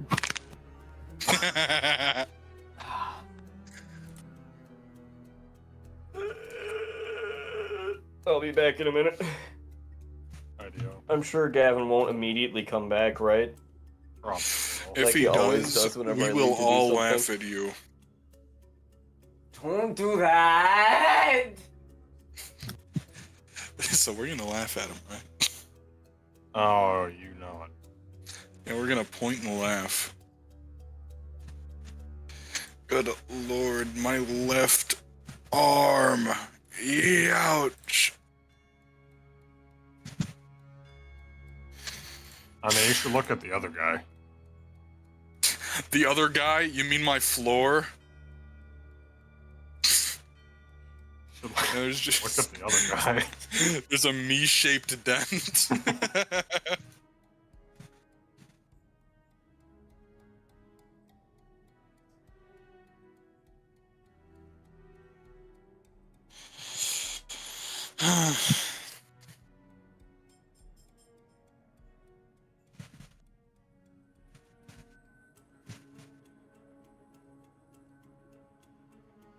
It is regular him things.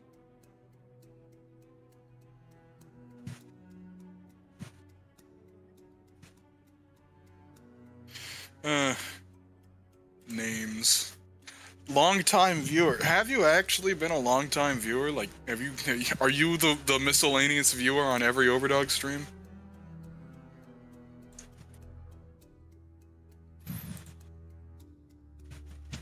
Nah, we still gotta find out who that is. Oh, damn it. Oh, dang it.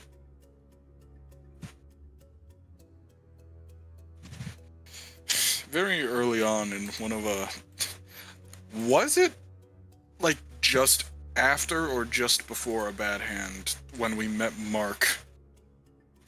I think that was just before.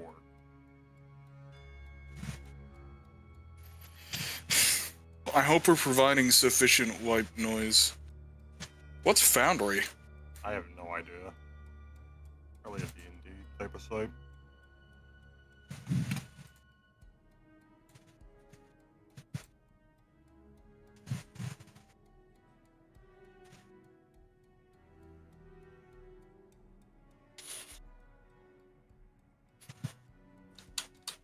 Ooh.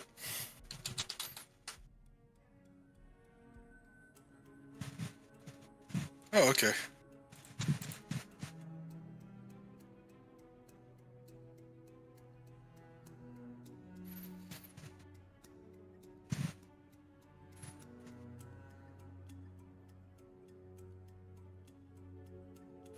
Wow. Ugh.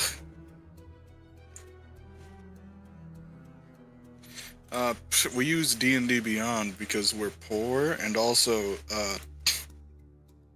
it was easier to set up everything there, and now if we try to go somewhere else, it's gonna be a nightmare.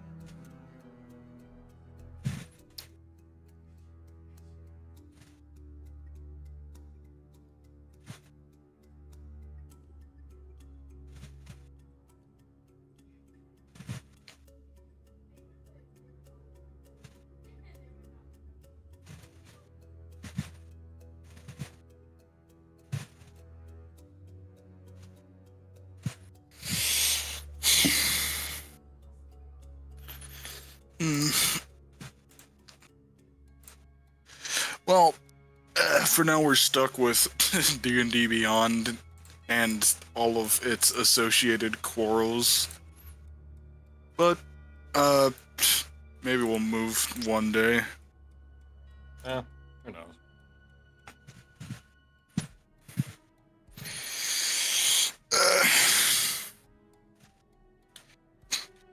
Man, my arm is fucking killing me right now. Might have sprained it. Hello. It did feel very owie, even very not good.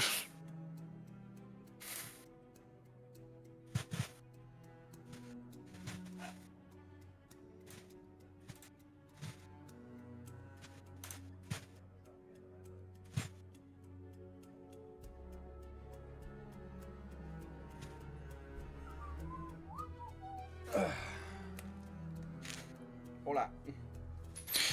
Hello, Gavin. Both Gavin, you have a chatter here. I have a chat. Aaron's getting food. You have a Yeah, chatter. we've got a honest to God certified chat. Yo, hello chat. Welcome to Overdogs. I am your not so humble dungeon master, Gavin Reitzel. Oh shit. Who the fuck are you? Who the fuck is this guy? MySpace Mafia? Apparently they're running away now. I want to make MySpace Mafia a mod. How long have they been here? They've just been chilling Little for a bit. good bit. We've just been talking with them. Alright. That's me. Keep up the good work. Not enough good GMs in the world. Aww. Never left. I'm AFK while doing some admin work for one of my campaigns. They all popped in my feed. We're popping in people's feeds? Oh my god. That's insane to think about. Oh my goodness! That's- We're getting 1 recommended! That million is subs So anytime now. so fucking weird to think about that we're just showing up on people's pages. Gosh, that's Yeah, I've crazy. seen other people's stuff start showing up too, so like I know it's working. I remember I actually saw a very small, like 300 view, like Jujutsu Kaisen campaign. Oh, that's cool. Oh, I thought that was interesting.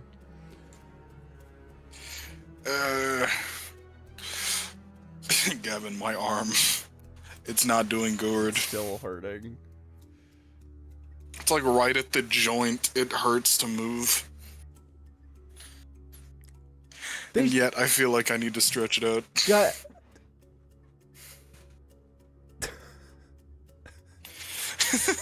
This fucking piece of shit. Thank you. For You're very kind. future reference, when we watch back the stream, MySpace Mafia said, "Don't worry, I shared you all on Twitter. Unfortunately, nobody likes me, so it won't help. Also, I don't have Twitter." You piece. It's not that bad. Welcome to the Overdogs family. You're a proud member. Hell yeah. Oh, you're If you laugh alright. at me, I'm gonna blow my brains out. If you laugh at me, I'm gonna blow my brains out. If We you have laugh at a- me, I'm gonna blow my brains out. Aaron, we have a viewer.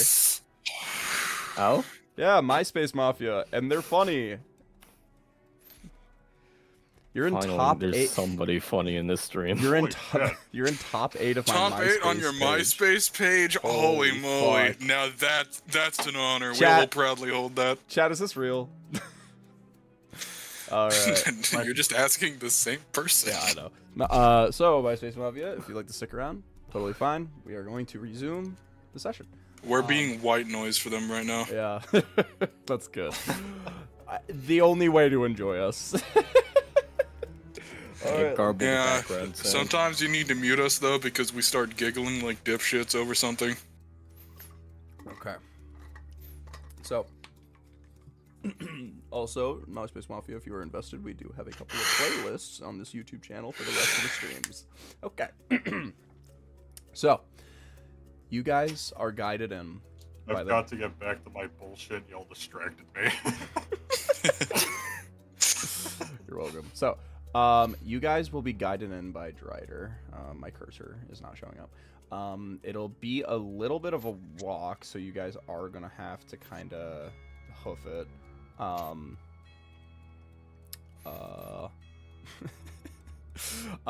damn it! I can't look at this chatter.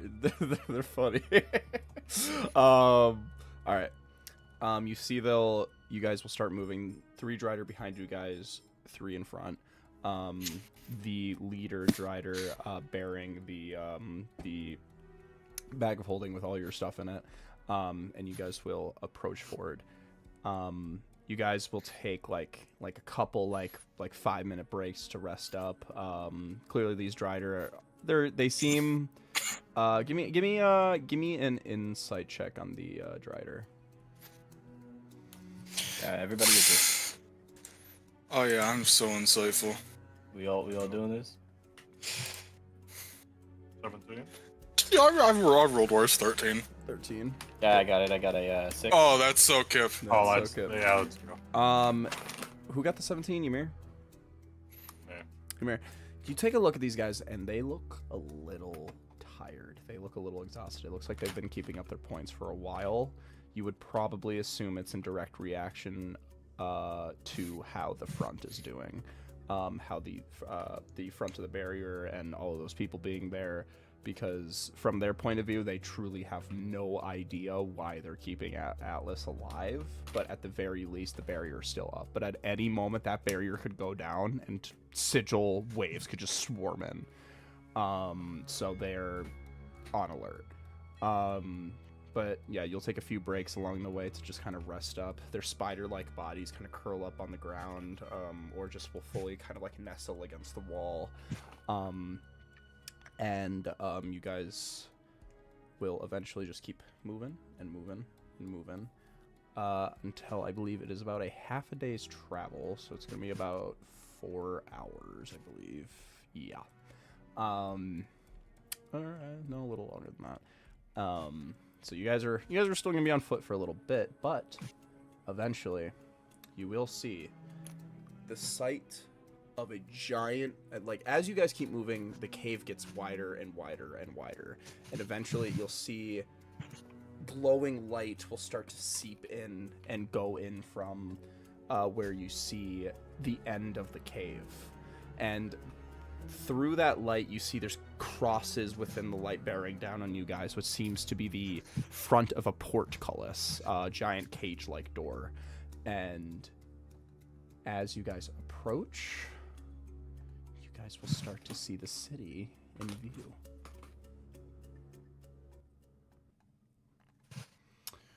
Oh boy. Oh boy.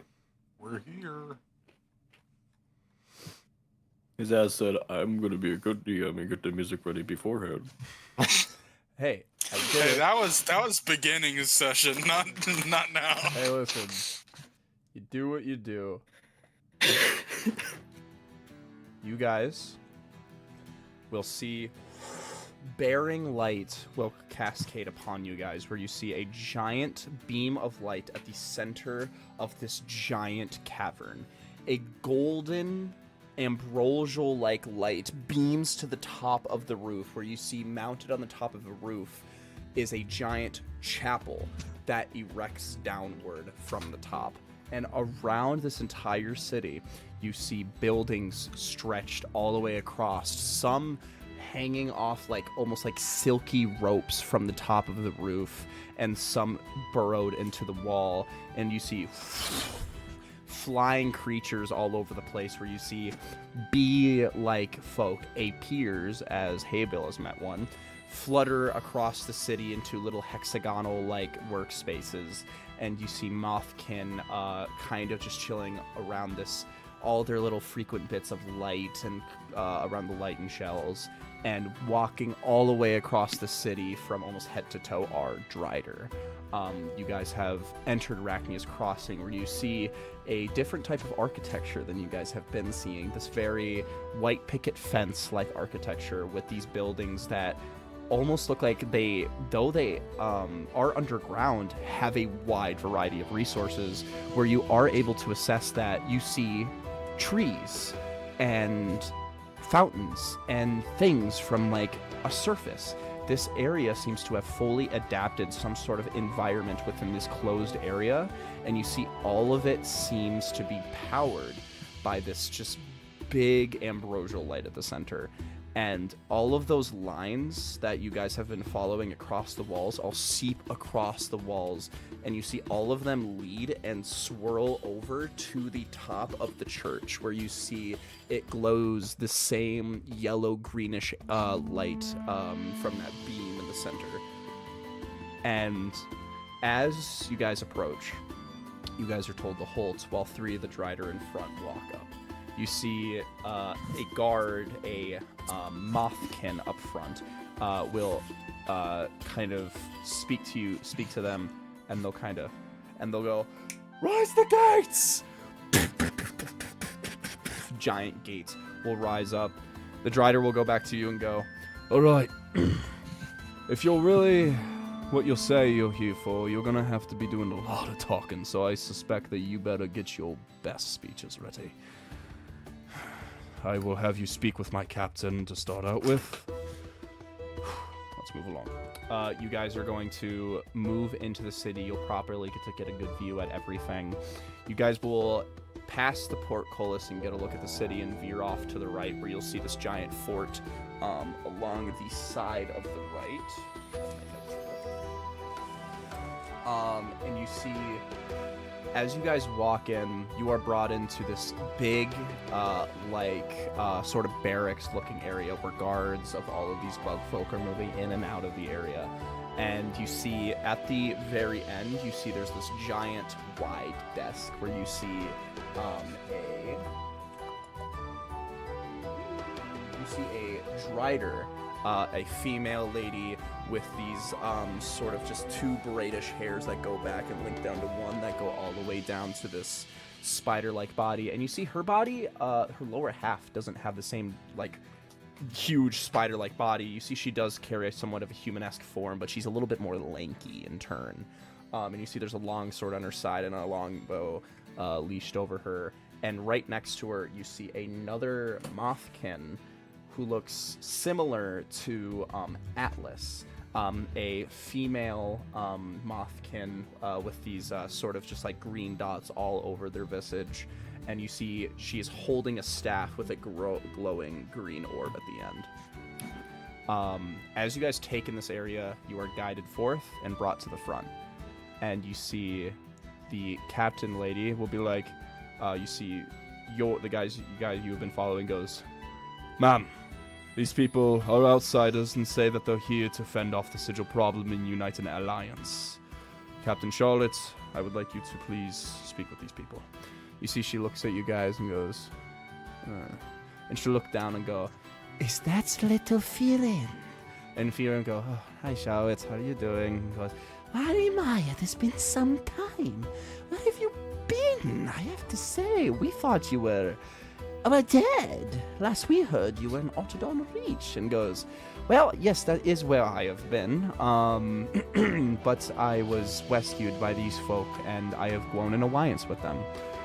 And she'll look back at all of you, a bunch of little eyes scattered across her face, all individually eyeing you and going, "Interesting." You see her eyes will stop for a moment, both at Kip and Haybale, where they'll both kind of like, And you see, I want you to give me one more insight check.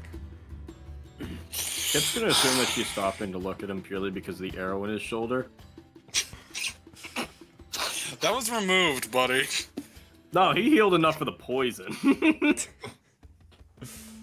And walk it off. I got a 21. It'll 21. fall out eventually. You see, as her vision glazes over, you see her eye. Well, you don't see shit. You see her eyes does stop and focus and lock in on one individual. You see she really keeps a gaze on Tim. And you see she will squint at me like, "Very well. And this group is..." They call themselves the OVERDOGS, ma'am. "Very well. OVERDOGS. I am Captain Charlotte, and I man the head of these gates. What is it that you have come to my fair city?" An alliance. And what kind of alliance are we speaking of? One against the sigil. Using that old adage, an enemy of my enemy is a friend. I see. Well, I have to say I am mildly interested, but you will have to talk to a couple of other people. As of right now, I will have to send a few words to my higher-ups so we can see if you lot can even get a word in. As of right now, I'd like you guys to remain within these barracks and not do anything too shifty-like. Can you comply? I think Jan. Jadamir raises his hand. Yes, the Goliath in the back. What do you classify as shifty? A bold question, it would seem.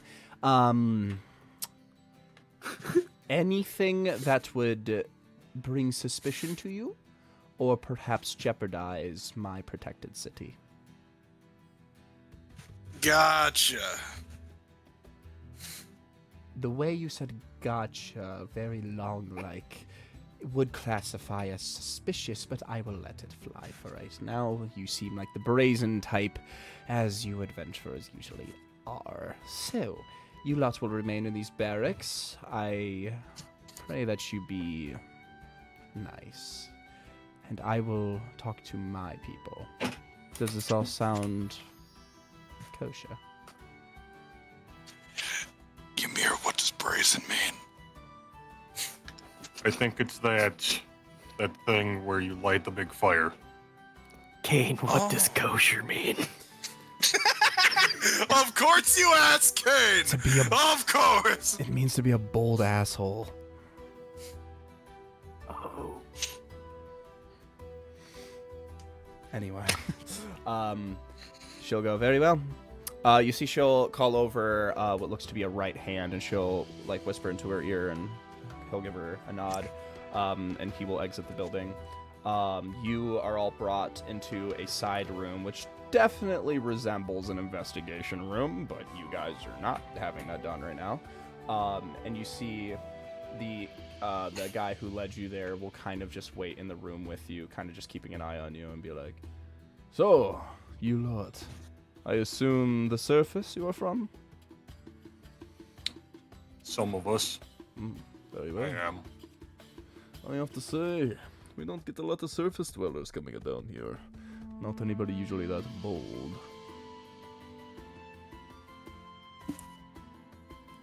What say you, Kenku? Are you from the surface? No. From the Underdark as well, it would seem. Varmin. You're from Varmin. Yes. And you carry the symbol of Bastor on you.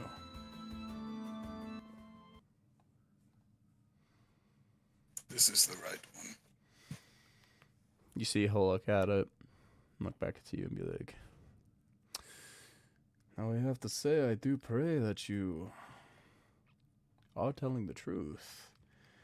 Because if it were anyone else, this would seem incredibly suspicious if you weren't so polite. What say you, Kenku? What do you believe of Varmin and the sigil?"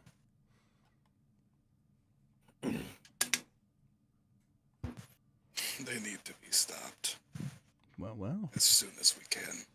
I see you have beaten out a lot of their, I guess, teachings is what we'll call them.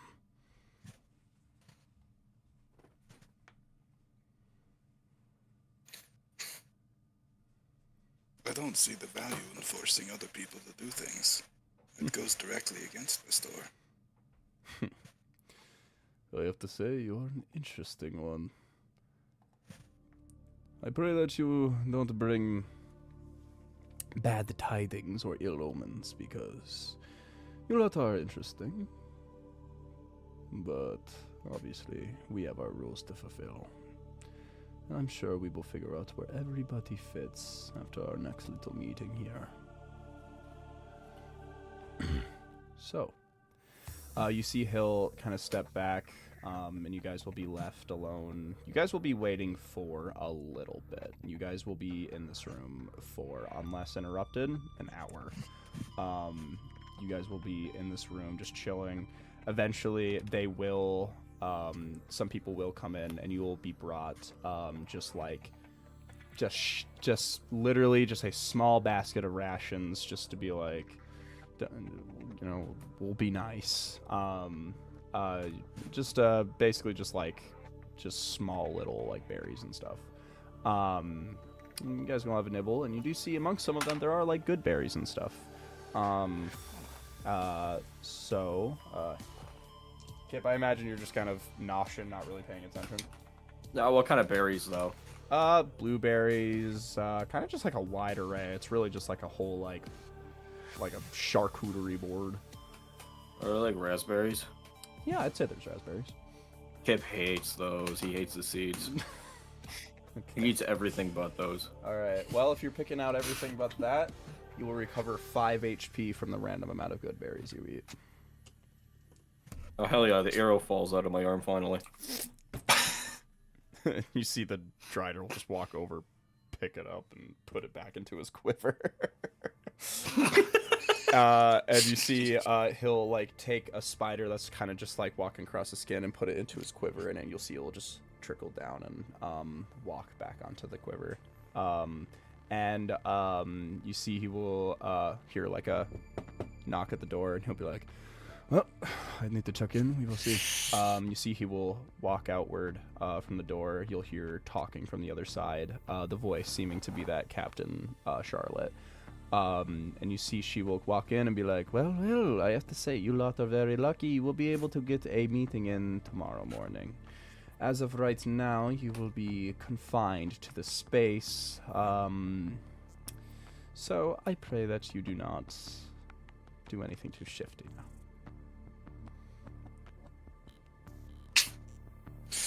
Jedimir looks like he's gonna raise his hand for a moment, but then just decides not to. Kane will immediately whisper in your ear, bold asshole. Oh. They're like, I understand that it might be a little bit unorthodox in terms of how we're doing this, but unfortunately we do not receive this type of visitors often. Usually it is people seeking refuge or people seeking carnage. It is very infrequent that we find something in the middle.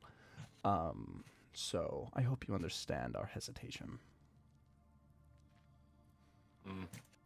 I'd probably do the same. Well, it is good that a fellow warrior can agree on our methods. You lot will be confined to this space tonight unless you can gain an appeal, but that is very unlikely because, well, you do have Firin. You see she will, gesture Firin to move up and go, I will put in a good word. If you lots are truly with Firin here, tell me of your adventures so far. What has been in your trail? Clearly you lots have seen some battles yourself if you're out gesturing a war.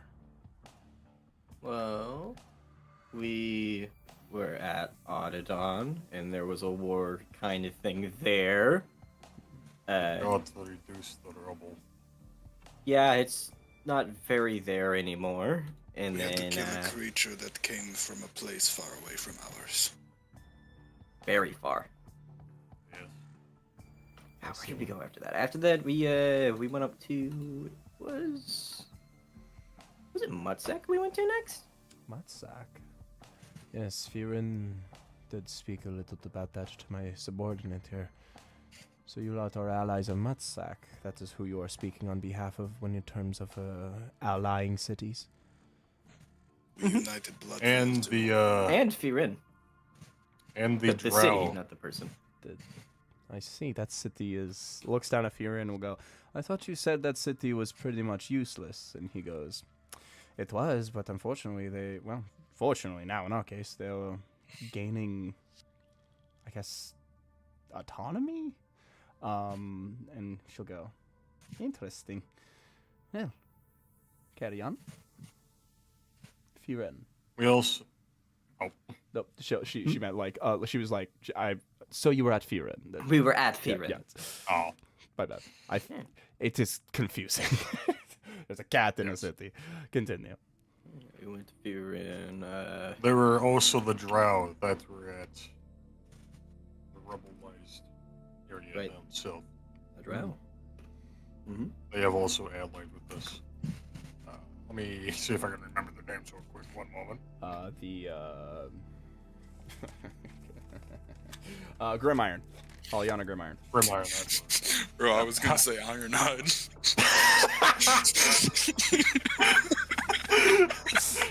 Oh no. Eat that, punk. Just got schooled. Yeah, you'll say Hollyana Grimired, and you see her eyes will her eyebrows will raise and be like, Hollyana Grimiron. Now that's a name I have not heard in a while. She's alive. Not many of her people are, but she is, yes. The princess of the old kingdom, still alive. She doesn't take me as much of the type to die. Well, you learn a lot about those types of people down here. You think some people survive, some people will be around forever. But unfortunately, fate is a twisted mistress. I've seen many of those who you believe will be by your side forever fall to the hands of vile creatures. Would you take a guess at who those vile creatures belonged to? Take it the sigil. Correct. We were formed. This entire place was formed specifically to resist the sigil. We have been as Drider, we've been here for a while, but it was smaller, more humble, but once we learned what was coming, once we learned echoes of the future, I guess you could say, we realized that there was no longer being complacent, that we must move forward and either cower or gather. We chose the latter. And I want you guys all to make persuasion checks with each of your little tales of daring do.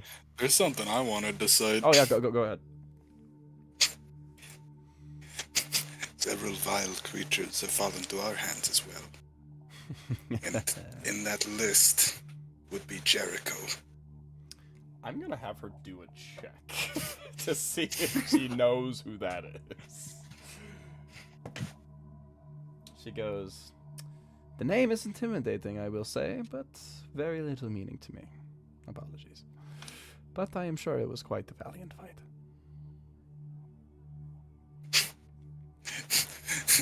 He disappeared for 30 seconds. Interesting. Well, yes, all of you give me your persuasion checks now. 15. 15. 15 as well. 15. Kip, don't fuck You're up. at 40!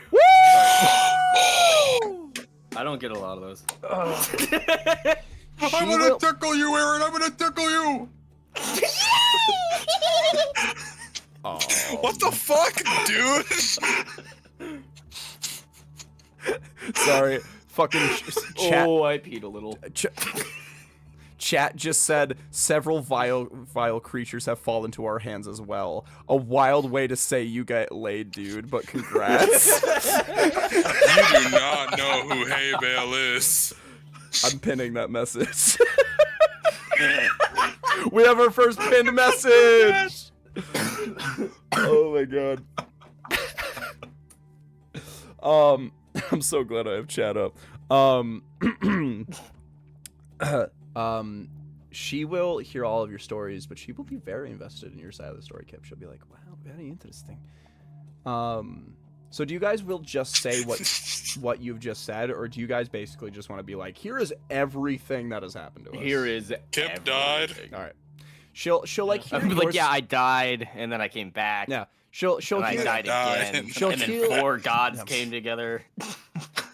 Interesting. You said something of a 4-quarter, right? Yep. Now, I don't want to be pushy, but aren't those heavily forbidden? They're not frequent. I see. Well, I guess I will not pry.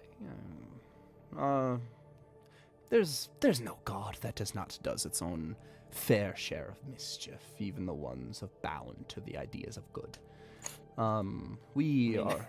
Hey, to be fair, one of them was Nathaniel, the god of rats. So Yes, he has quite the presence here in the Underdark, and also one of our god's siblings.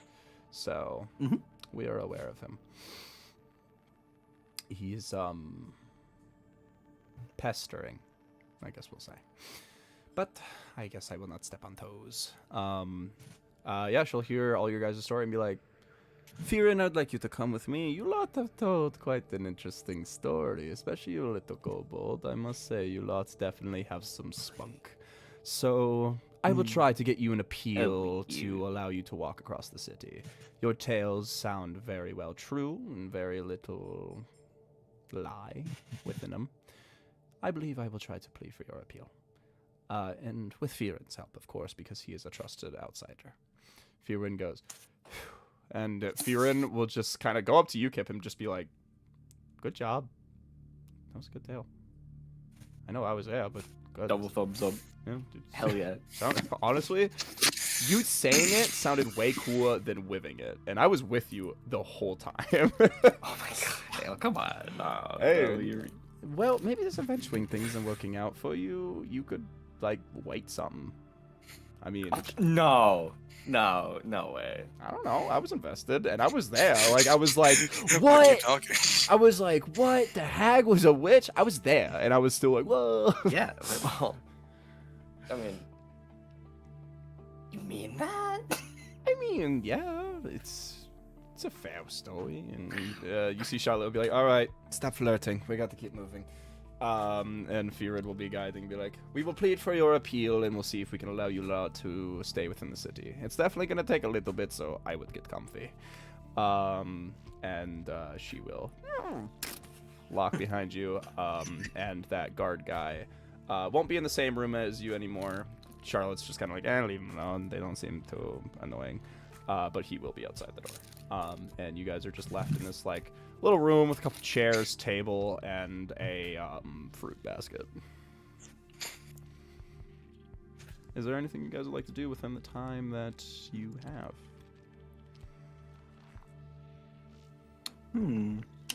But I like see-through bars or windows within this place. There is a little bit of, like, couple of, like, metal bars lining up. Christ, I have the hiccups. Yeah. Here's gonna take a peer out those just to see kind of people are all around besides Dridus. Yeah, you'll look around. You get kind of just a gaze upon society upon the east side. You see giant entrances going into what you assume Firin was talking about, like the residential area. And you'll see just creatures moving around. You see there are the Mothkin, a pier, and the Drider, of course. You see all of them come in a wide variety of shapes and colors, much looking more different than the last. And yeah, you just see this very different society than what you're used to. I mean, you've seen like dog people and slime people, but this is, this is really like the whoa, and you would say, in terms of you could compare the closest thing you feel like you can compare this city to is probably something like Bakara or Morkaba. It is a very well self-sustained city, and the only thing that is missing is like outside influence that Morkaba has, because Morkaba's a capital, so of course it's got money. Yeah. But this city, in terms of what it's dealing with, it's the best you guys have experienced thus far. Because every city you guys have been to so far has had like the vibe like, oh, you guys are kind of crumbling. But this city feels like it is. You're falling apart. Yeah, like, yeah, just everything is pretty well self-sustained here, and is truly the most like beautiful city you have seen in the Underdark thus far. All right. This place is a lot less sad than the other places. Yeah, Kane goes, yeah, I gotta say, even being in this small little prison cell, it is relieving. I mean, do you remember Ruin's prison cell back in Firin? That shit did not look comfy at all. Couldn't he, like, leave the whole time? He could leave the whole time, I Yeah, tell you. well, I guess that is technically better. Well, whatever. Yeah, so, what are you guys thinking? Right now we just wait, but I'd keep an eye out if anything awry occurs. Alright. So, you guys will have a time frame, however long, anything we want to do, any activities?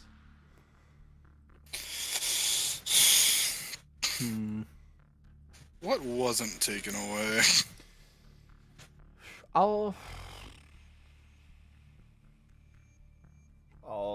give me we'll do a luck roll. Evens or odds? It's an even what? Can we just still do evens? Yeah, fuck it, we even. We even. They did not take your swarming staff or tinkering tools. So you can work on that if you would like. That's literally all he's got right now, so he's God gonna damn do it. that. The fucking chatter. This city and I have a ton in common. Crumbling. Oh no! Oh no! Alrighty, I'm gonna fucking tinker, baby. I'm tinkering. God. Oh boy, here I go. Holy moly, 21? Won't crack the DC, but you'll still get a significant portion down. I'll say with a 21, you're able to knock it down by 2. So the next one will be a 21? Yep.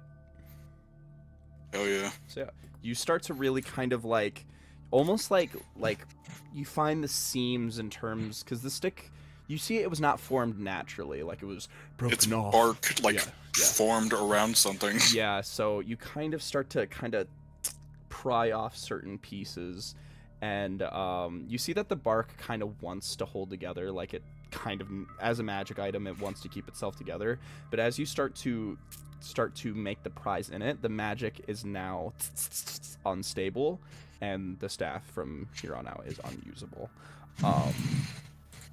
But you are making headway, so you have that going for you. Anybody else would like to do anything? Should I? Is there a mantis around? Evens or odds? Evens again. No. You feel Odds. It wasn't odd. Damn. You feel that mantis had enough. The mantis knows when to fold. Chadamir is just The gonna mantis sigh has and won. sit down. He's not gonna gloat now. No. Yeah, just chill there. Kip, did you want to do something?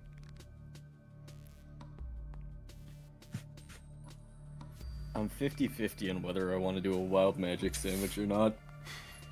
Don't do that. Don't do that here. Don't do that here.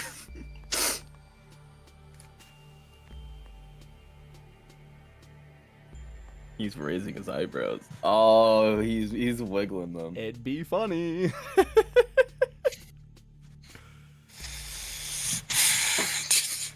No. God Don't damn it. do it. The fucking sorry, real quick. The chatter keeps yapping. As a magic item, it wants to keep itself together. God, don't we all? This isn't me, guys. You're hand feeding me gold. You're welcome. You're welcome. Welcome to OVERDOGS. Anyway, so you got a 17, you said? Kip? Please don't. Don't. You do look anything down bad. at yourself, and you just boom, turn invisible. But Hey Bale and Ymir and everybody else, he's not invisible. You are invisible to yourself and yourself alone. I have an idea. Let me see. What? What does Ymir have on him that Kip would want? You could steal back Ascending Scrolls. Kip's gonna like tiptoe like right in front of Ymir. Directly from plain invisible. Make a stealth check with He's disadvantage. gonna reach for his money. Stealth check with disadvantage. It's stealth with disadvantage. Mm-hmm. 16. All right, Ymir, Ymir. I need you Perceive to for your perceive. fucking life. Perception. Come on. No. No. I got a 2. Kip, what are you taking? Oh boy. Let me take a look at what he has. Yeah. Well, what's in your inventory, Jesse? Just take a handful of Have a fucking toothpicks. gander, I guess. You're just going through his bag, like, let's see what we got. No one gonna point this out to him. Can I perceive this? Sure. I'm not gonna say anything. Is Chadamir gonna let this happen? I think Chadamir just flying elbow. Chadamir's still pouting, man. He can't find a mantis. Kip, what are you taking? I think he's just gonna go for money. He's not gonna steal like $50. You take $50. Hell yeah, baby. baby. So I will have you Alright, to Ymir, make. take out 50. I feel 50 coins lighter. I need you. What the fuck just happened? Kip, I need you to make a sleight of hand. 12. Oh. Ymir, give me a perception check. No. No. 8. They're against Failed me. again. Someone's against me. You. It's yours now. Alright, Ymir, take out 50 gold. It's mine now. And as a minute, Honestly, I'm not even mad. He's That's invisible. insane. and Kip, as a minute passes, the spell on you snaps back.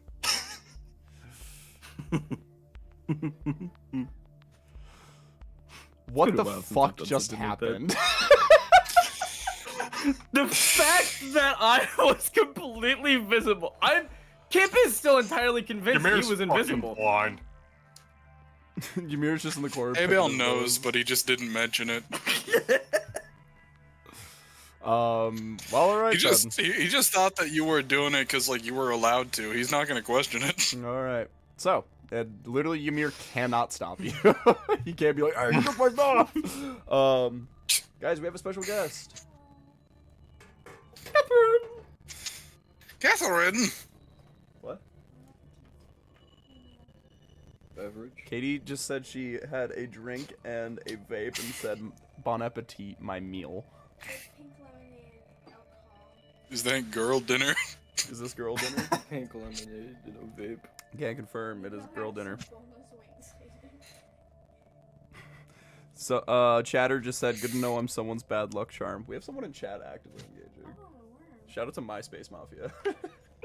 I really like that picture. That's it says boy dinner and then has a bottle of Prime and a just pack of raw meat. Chadamir Peaceable type chocolate shit. bar. Okay, good. You are leaning in a little, if you choose to. Hi, mamas. Okay. Alright.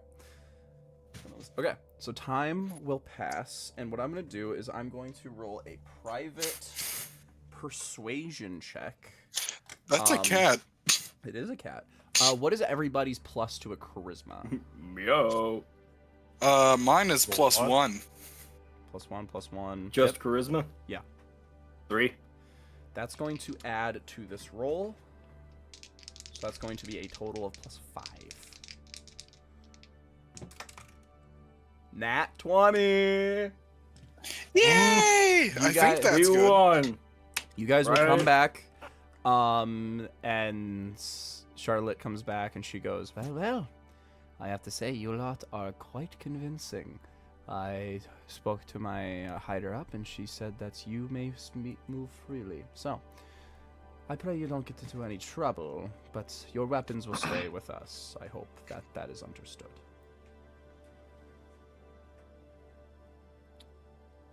For now, I guess. All right. She will open the door, and you guys Can I say goodbye to my sword? give me a persuasion check with advantage.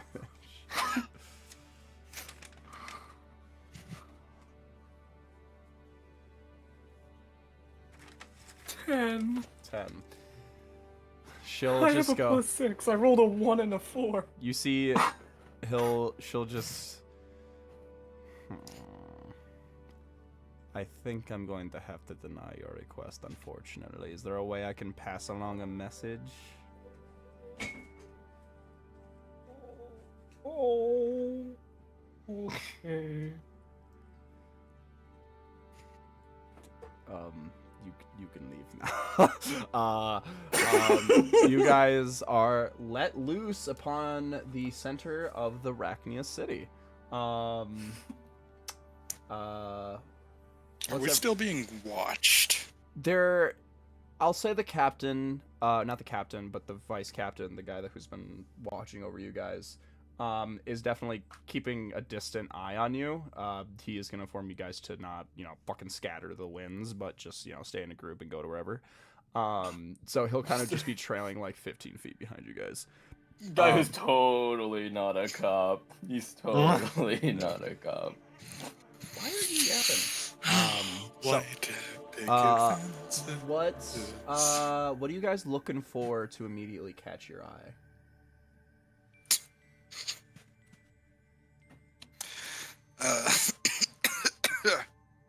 I'm looking for somewhere to make her. I'm looking for somewhere to spend my new free 50 gold I just got. Well, there are plenty of shops. Is there anything specifically you're looking to go after? Anywhere with something that like 50 gold could get me somewhere. I think I know what you're going for. You will see, as you guys walk, you will see a... Stop it. You will see there... Girl, just go. Just go. I like touching your knees. You will just What? see... there is a building juxtaposed with everything else that looks to be almost like a giant barrel with like windows in it and like just like this sort of shambly look, and you see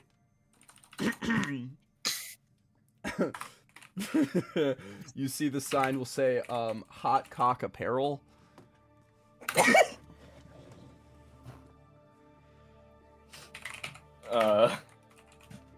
Yeah, I'm going in. Alright.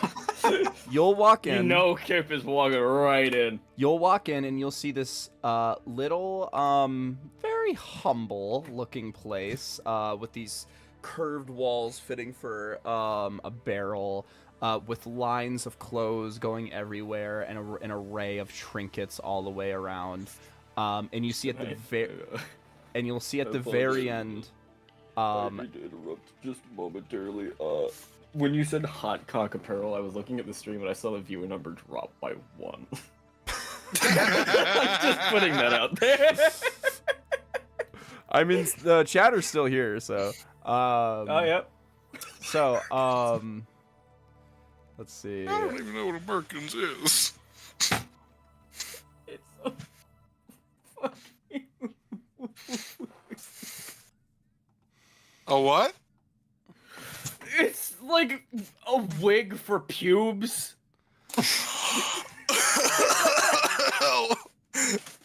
You don't have hair. How do you know that? I am a kobold. How do you know that? People know things. Chatter, how did you know that? I've had a long 20 and a half. They just said life. Google it. So, you guys you'll and Kip, you'll see, and all of you guys will be following in, and you'll see there's this like hunched back sort of domish isolopod looking creature almost, but as you get a closer look, you see giant antennas and big like bulbous eyes, and you'll see a little cockroach man standing in about 10 foot tall. And you see Holy shit! A little cockroach man, he said. Yeah. He's like standing at 10 feet tall. You see he goes, hello, pleasure. Welcome to my fine abode. How can I help you? What kind of things do you sell here? A little of everything. I like to grab odds and ends from every single part of what is left behind from, we'll call it unfortunate adventurers who dare try to cross with the wrong people. And let's just say I'm a little hard to kill, so I find myself moving around the Underdark very often, gathering the poor unfortunate souls who dare cut the bad end of a blade, and made it into my little store. What can I get? Yeah.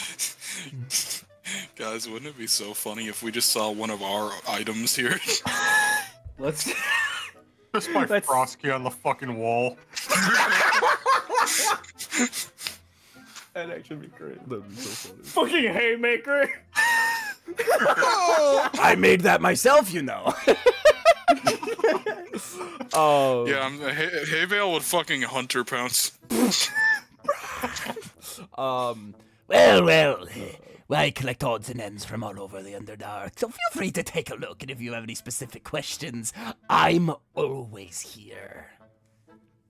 Let's say a kobold ran into a odd sum of like 50 GP.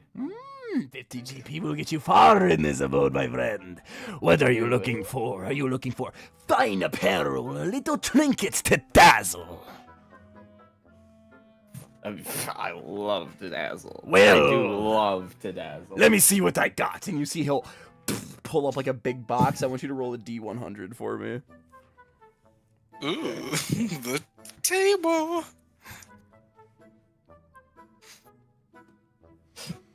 We have an 83. It would be really funny if you got like like night vision goggles that don't work for you because you already have dark. You see he'll pull out and you see a petrified eyeball. And he goes, Ah, yes. I found this. I believe the person who,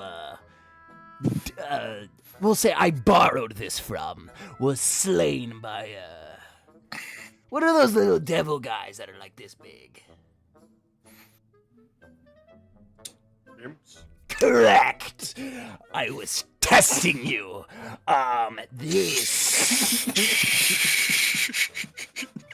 This is a Vrock eye. He's got to come up with some bullshit for it. I think it will tell you. Dazzling. It will tell you if a devil is near and will alert you if it's in your proximity.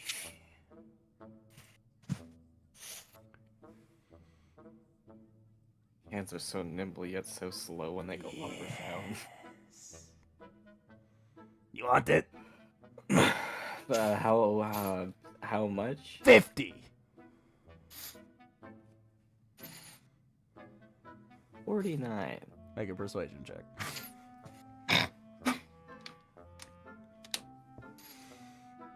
Okay, let's see.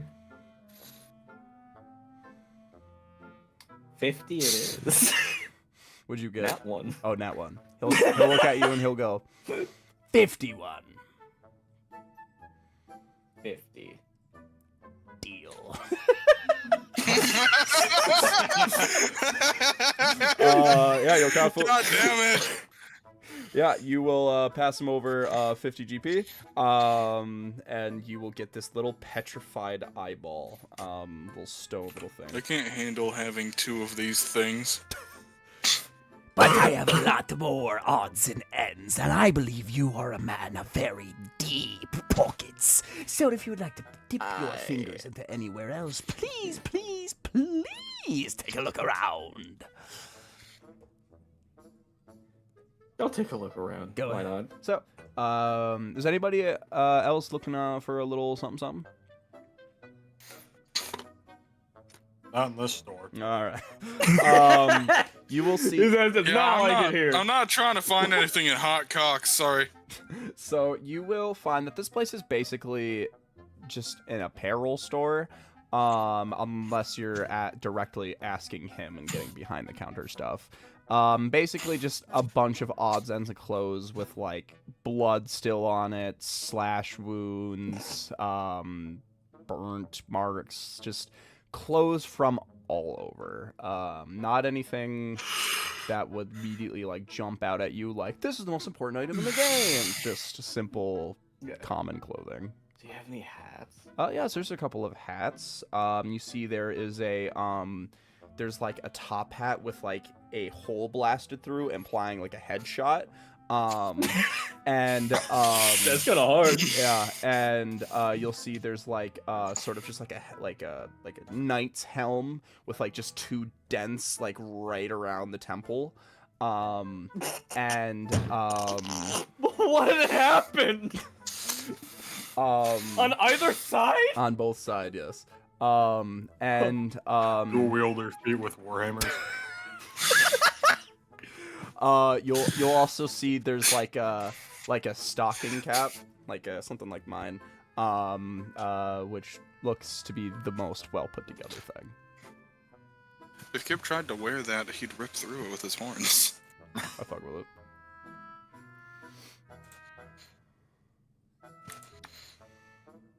He's gonna grab the top hat and look at it. He's like, there's no way it could happen twice. Because lightning has never struck twice in Kip's case, huh? Lightning has never struck twice. You have died! So He's gonna put the hat on and look up at Hey Bill. Eh? Thoughts? Abiel looks very deeply sad. oh god! No! Oh! I didn't even think about that. He's gonna slowly take it off and he's gonna have like a hot flash of keep Hey Bale happy. A fucking hot flash of Nathaniel. You're like, oh! You're gonna ruin my voice all over again. Yeah, you'll just put it back. But yeah. I'll take the fucking beanie. I'll take the stocking. I'll take the beanie. Sure, you just see there's I'll like take the fucking a little patchwork beanie.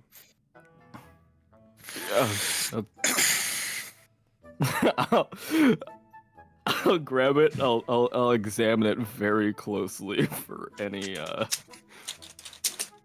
Headshots. gunshot wounds. Give me an Yeah. investigation. Chatter just said, "Me too, hey Bale, me too." 7. 7. 7 doesn't really seem like there's anything going on with it. This looks like as basic as it gets. Okay, I'll head over and I'll go for it. Ah, I see you have found yourself quite the item there. What do you got? It's a hat. You see he's looking at it. Give me an insight check.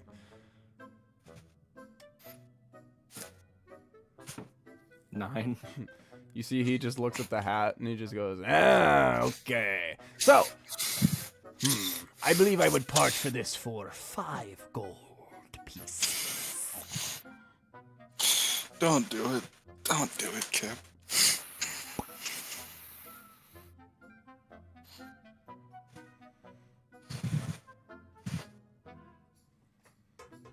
What kind of other trinkets you got? You think we could throw together a bit of a... Give me a D100!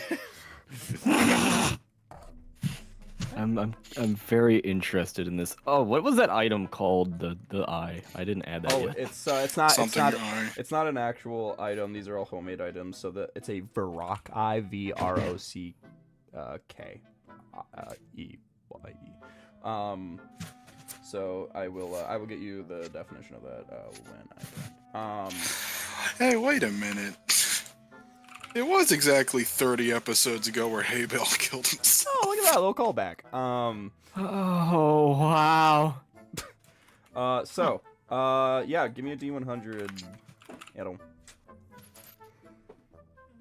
What did I roll? I got a 29. 29.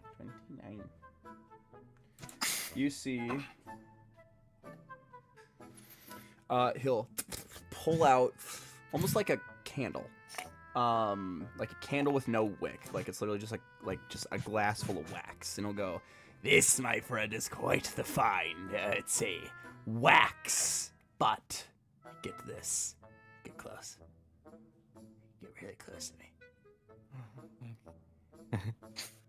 Okay. It never burns, no matter the temperature.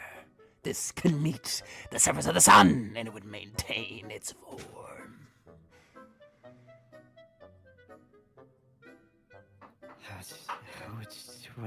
What will you use it for? 35 gold. I'm- I love the Price Master.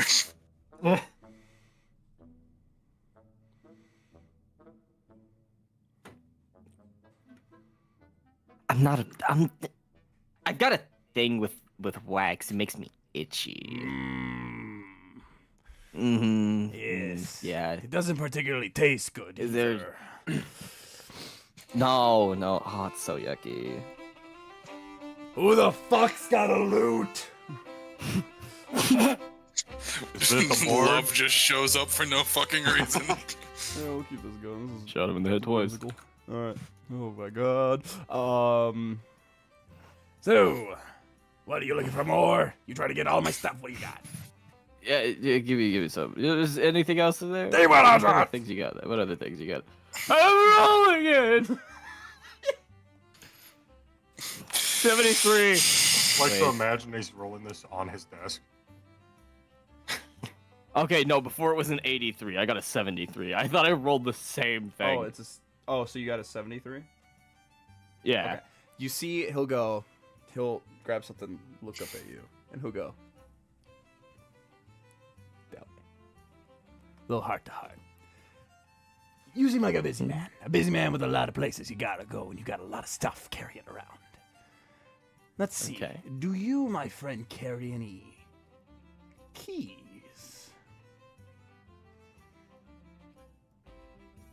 Kind of. Sometimes. Well, look at this, and he pulls out a hand. And he goes, This, with a squeeze, will become a keychain. and also he'll take a piece of paper. It can squish paper, in case you need to squish paper. Does it squish anything else? 57 gold.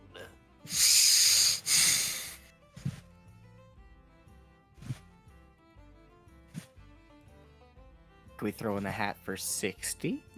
Call it 60? That seems like a deal to me, my friend. Yes, he will put it on the table. Cough up the gold, my friend. I cough it right up. All right. Hell yeah. And he looks back at you and he goes, No refunds. And he'll put it in a, I didn't plan on it! he takes out a barrel and puts the gold inside that barrel and screws on the top, and we'll put it back out and be like, So, anything else I could get for you? Who the fuck are you? What? Oh, Hell yeah.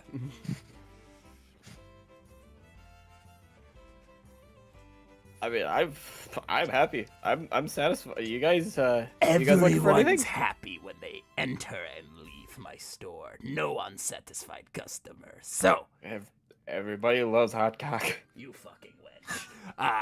So, please do tell of my store and do go on.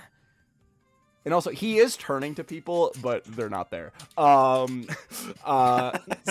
He'll just be like, So, please tell of my store and tell of all my goods and tell them that hot cock is do you have- in. Do you have any like merch? Do you have merch or something? I could yeah, and get out in the world. um, Like T-shirts. you or- see, there's a shirt that says, "I survived my visit to Hot Cock."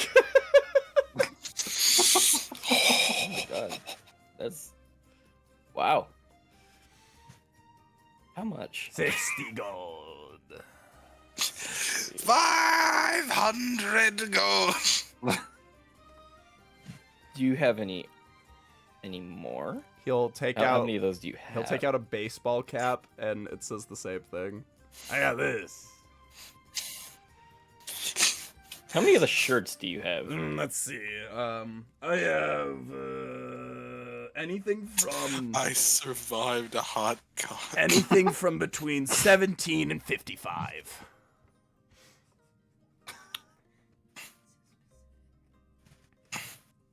Could I buy a couple in bulk and get a discount and go spread the word, sell it for you? Are you looking to get in on the ground floor of my business venture, my friend? A little bit, a little bit. All see. Make me a persuasion check. I don't believe you. Die. 16. 16. He'll I buy him from him. he'll get For a like little he'll bit kind of cheaper like than get on your sell for floor. base He'll be price. like, all right, listen here. If you want to work for me, I don't work my business like your Jack Fritz Joe Schmo and not any of these other pricks that are around here. I do a business. Oh yeah, they're pretentious. Yes! I get it. I You do know what you're. my business practices better. I make it so I make so much money. So, would you like to hear it? My secret. I'd love to. I mean, if you're willing to share. I mean, I'm not here to. Like, At a steal your typical secrets or work anything. environment, typically you would pay your employees with gold. Are you following along? It's a lie. I'm taking notes. He's gonna pull out the sticky notes. Other places will pay their employees. Under my umbrella, they pay me. Oh, I get it. Yes! So where are your employees? Usually they hear that part and aren't enthused.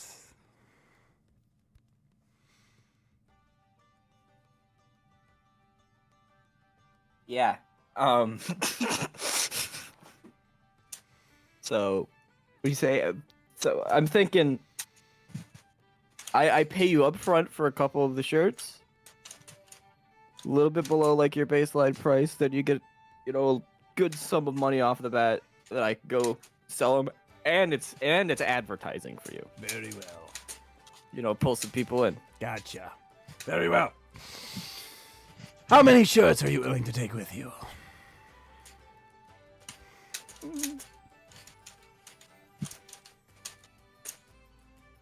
How much were these pieces? 60 a piece. Let's see, do we have an idea on what kind of price we're thinking? For the bulk. If you buy more than 5, I will reduce the price on each item by 10 gold.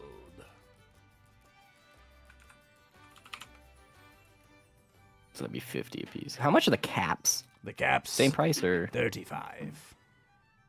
35? If you bought them in bulk, I'd be willing to go down by 5 gold. But not 10. Not giving away babies.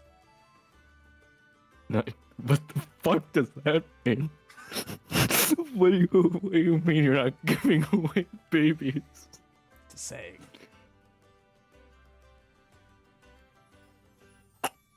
Kane is gonna Kip's gonna glance at Kane. Like, is it a saying? No. Tell you what, I'll do since I like what you got going here, we'll do what about 10 of each? 10 of each. Good. Yeah, why not? Good. Chimmicky-chillikers. I need to do some math. So it's gonna be 500 for the shirts, I think, right? Yeah, 500 for the shirts, and then 34. So total is 800 gold pieces. This guy must really love hot cock. Hell yeah. Fuck it. It's been a while. Let's do it. You will. My fucking God. He will pull out a complimentary barrel, and he will stuff all of these clothes and hats in there. And screw them back on. Complimentary barrel. And he'll hand it over. He'll hand it over to you, and he'll right before he hands it over, he goes, "Da da da, gold first."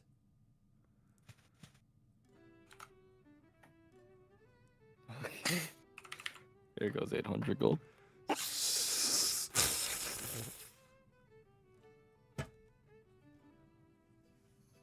Pleasure doing business. Yeah. You know what? It was pretty good. I will see you on the other side, my friend. Other side.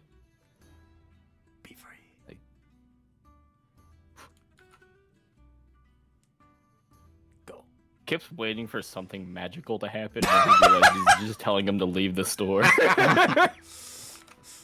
All right. So, you'll walk back out. Did anybody else go in besides Haybale? Yeah, Ymir was at like the back, and he's just fucking slack-jawed looking at this. So, Cock shirts. oh, I can't wait to make that shirt when we all go to Florida. You guys will exit the building. Wasn't it I survived hot cock? I'm not wearing hot cock. I survived my visit to Hot Cog. High five.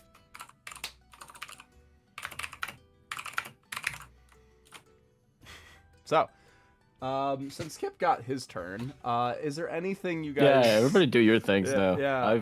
I've had my fun. Yeah, who would what would like everybody like to do? Is there anything anybody's looking for? What can we see just from looking? Give me a perception check. All right, eyes, you better pop off, bud. Don't look at me, I got a 16. 12. 16. 16. The first thing that grabs your eye, I did this on a random roll, but this is fitting for Haybale. The first thing that grabs your eye is you see a store with sort of this like grayish black paint with sort of like thread like webs dangling down with a sign that says Ocho's Bows. I don't think I'm allowed to have any weapons. You see the captain will go, if you want something, I'll just put it in the bag of bounty and you can have it at the end. If you are going to, give us money, I ain't gonna say no. Okay, I would like to look at that then. Sure.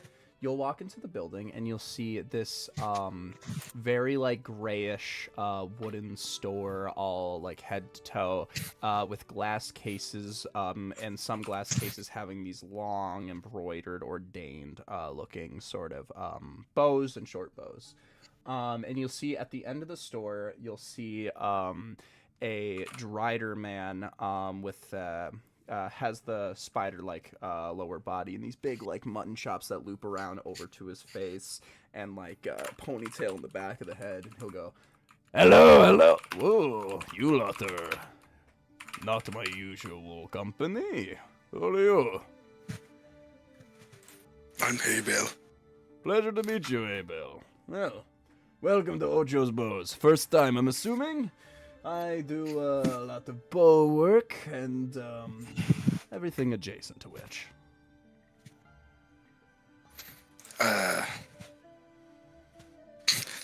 Gonna just look in his bag and. What are the more expensive things you have here? Oh, my friend, you know to get around.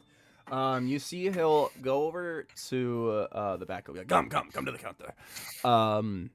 And you see there will be two glass cases behind him.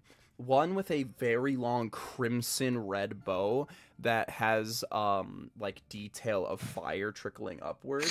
And you see on the right side, you'll see a arrow that is crimson red with a curled sort of look to it, with an eye at the center of the arrow.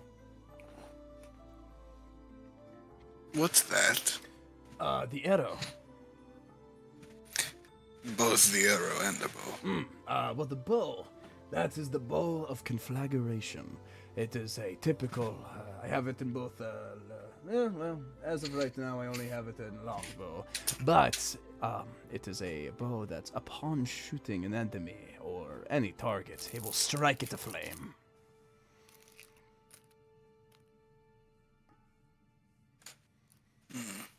And the other item I have, I want you to give me an insight check before he tells you this item. 23. 23.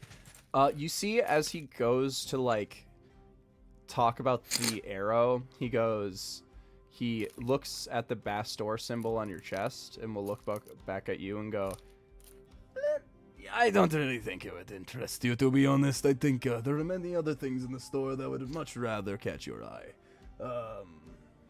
You a big spell user? I'm capable of some casting. Ah, yes. He'll like kind of slooch over the desk and will walk to a glass case with a couple of scrolls lined through, and he'll go, "This right here, if you're really willing to increase the wide and variety of your attack. This is 3 scrolls I have of the spell Conjure Barrage." What does that do? You take an item, like an arrow, and you create a giant cone of 1,000 duplicated arrows. It is very, very useful item if you're willing. Just it packs about, I would say, the punch of 3 longbows combined, and also it has a very wide variety. It is great if you really need to clear a field of a lot of little things. Does it only work with arrows? You can do anything. Hand axes, daggers. Just has to be a small item. Okay, I think I'd like them then. Very well, that's my man. This, for each scroll, it will go for 200 GP. I'll take all of them then. Ho ho! You see, he'll take a little key. We'll take it out. We'll took all 3 scrolls and like kind of stuff them into like a little like canister, and he'll walk back over the desk thing, and he'll go, Okay, that will be 600 in total. Maybe I'll just fesses it up. It's easy. All right. He just goes and does it. And you will get this canister with 3 spells of Conjure Barrage inside. Scroll. So, anything else you're willing to look at? Do you have crossbows? Crossbows. Don't do a lot of trigger work down here. Not really my ingenuity. I like to keep it strictly to the thread. I understand. Tradition is enjoyable sometimes. Oh, of course, of course. And he'll kind of like look back at the rest of you in the building and go, "Is there anything that interests you lot?"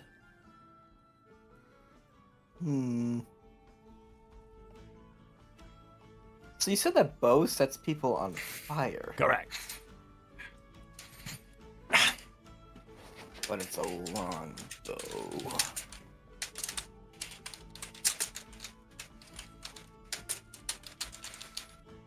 Would you be more interested if it was a short bow?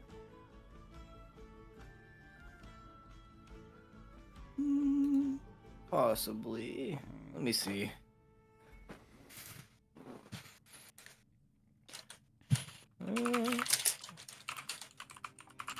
Can rogues use longbows? Yeah, I was trying to figure out. How? I don't think they can. I did Go to not your think character so. sheet. Yeah, go to your character sheet on your weapons. They cannot. No. Yes, he will go, well, Yeah, I do it was have- a short. I do have other magical short bows, but how long are you in town for? be here for a while. what does this I antagonistic music? Let's do this guy. Bro's interrogating me now. Can we talk? I think that might be my favorite chat message ever. Hmm? Everybody loves hot cock except the women I talk to, apparently. Reminds me of Dan Henschel. Yeah, I was thinking that too. He'll go, well, What other short bows do you have? well, Before I said you well, off if- on luck. I do have other ones, but if you are interested in the bow of conflagration, I can maybe pull some strings. Because it's a bow. Now you understand my gimmick. Balls, pulling strings. So, Okay. well, I have to say, The enchantment is not impossible to transfer over to a short bow, but you would lose a lot of the beautiful craftsman work of the original longbow. I would need about a day's time in order to get it properly transferred. What other short bows did you have? Just Before before we go in. he'll like walk back over. He'll go over to a glass case, and you'll see this right here is very popular amongst our local hunters. This is a vicious short bow.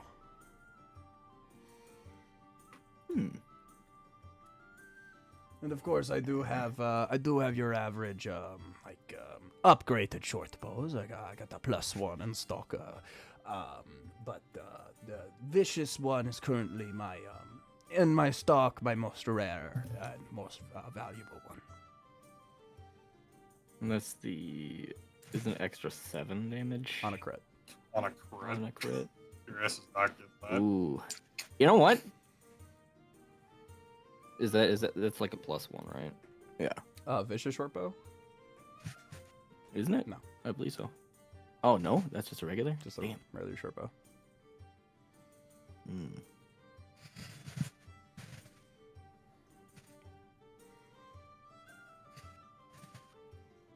Now, my question is, would this be worth trading out my regular short bow for something that only does something on a crit? This is also... Wait, so do you have a magical short bow?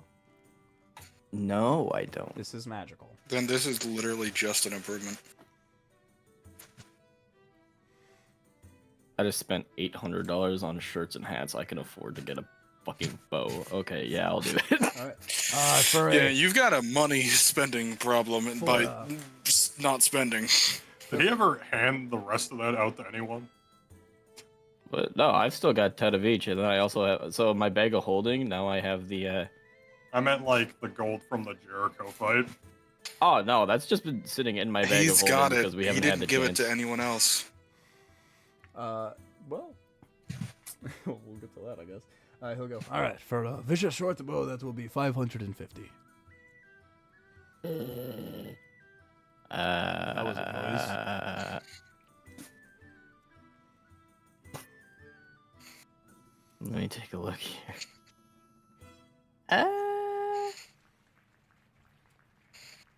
550? Good act. 550.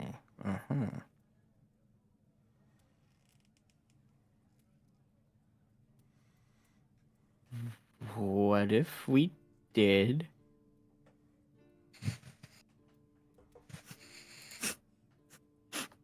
We do... What if I did 500? And I'll even throw in this hat. Make a persuasion check with disadvantage.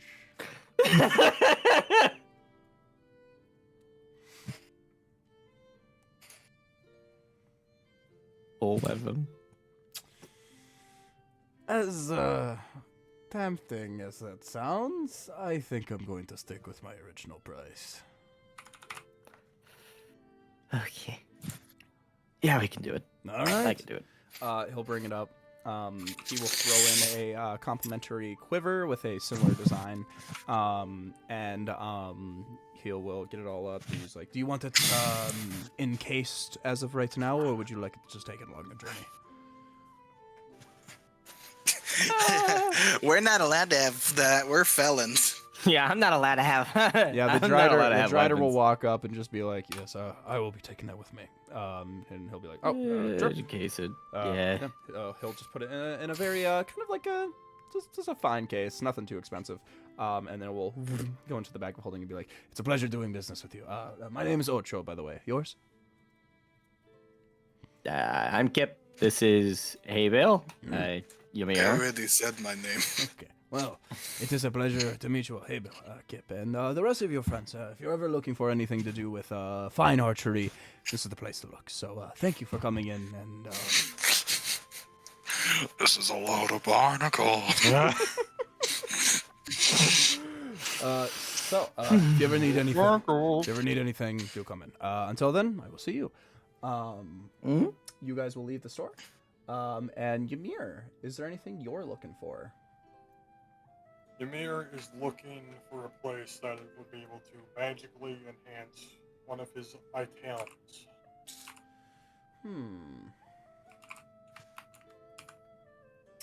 What are you looking for when you say that? Not vicious shotgun, cloak. vicious short bow. What was that? A cloak. A cloak. A Yeti cloak. Oh, wow. Actually, I have the perfect store for you. You will look down and you will see what looks to be another Drider store. You'll see a place called Webthread. Very looks to be on the more fancier end. Ymir will head in. Sure. You guys will follow behind, and you see this nice little clothing store with very fine clothes stretched all across, all on circular racks going all over, with these very decorative natural webs all over. And you see there's this woman behind who bears kind of like kind of black fur kind of going all the way up and down her body, kind of cutting off around her neck going down to her navel, as she wears these kind of very loose clothes and moves around with like this big like afro like hair tied back, and she goes, "Oh, well, welcome to my store. What can I do for you?" I'm looking for cloaks. Cloaks? Oh, my friend, you have come into the right store. Is there something specific you are looking for? I'm looking for any you might have in stock or be able to magically enhance the one I'm currently wearing. I see. Well, I do have, are you looking for, just something to, if you mean enhance, you're looking for something magical, of course. Yes. Well, come over. You see she'll come back, and she'll pull out this like this wooden box, and she'll be like, I have two cloaks. I have one, the one it is, both of them are very minor enchantments, not anything that is, meant for, more to impress, to really bring off a dazzle. I have something called a Cloak of Bellowing, which whenever you, maybe it would just be better to, show it off. and you see she'll kind of lace it around. You'll see just like this black cloak with a web-like design along the corners, and she goes, and you see, if you use a bit of the thing's power, you snap its fingers, and it like dramatically like. She goes, It is simply an impressive little spell. she'll take it back off and fold it back in. And the other cloak I have, you see she'll pull out the other one and she'll go, this one might be one of my finest works.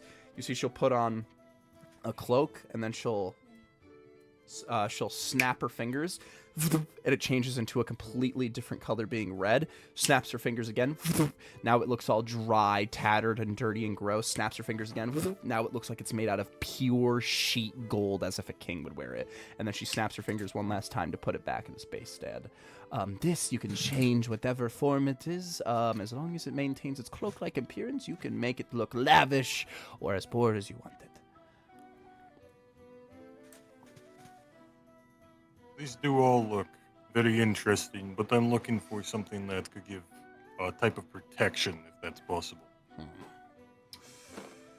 In terms of cloaks, I don't have much in terms of magic, besides those two, but I do have some other things if you are looking for that. I'm intrigued. Please do show. Sure. She will pull out, she will bring out like something on wheels, an armor stand with armor on it, and she goes, "This is the armor of gleaming." And you see, she'll like take like a little vial and like throw some dirt at it, and then she'll snap her fingers to enact the spell, and it turns beautifully clean again. This here is armor that will gleam and shine no matter how dirty it gets. If you're not looking for that, let me pull up my item browser here so I can give you the accurate description of how all this shit works. Ymir just starts fucking dry heaving, seeing armor in his presence. He can wear armor as long as it isn't heavy. Yeah, but it feels strange to look at. You see, she'll take out a shield with this very almost like an Ouroboros-like appearance on it. And you see as she puts it on, her vision like enhances, like you see her eyes actively dilate, and you see she's more aware. And she goes, "This is the Sentinel shield. This will make you a little bit more perceptive and also increase your awareness in combat." Takes it off. And one does sound interesting. Yes. And she'll be my other cloak I have. It's a little on the weird end, but hear me out. She'll bring it out and she'll put on this cloak, and it looks like to be like a face, like on it. And you see she'll squeeze her hand to do it, and she'll make the face like.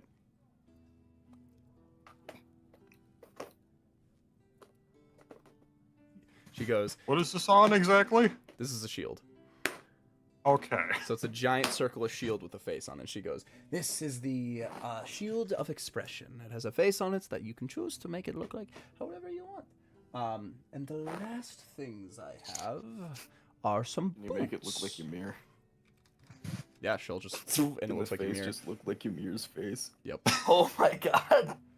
Guys, let's Holy say- shit, Chadomir with a shield with his own face on it would be fucking hard. Okay, so what we gotta do is get Chadomir both the gleaming armor and the shield with his own face.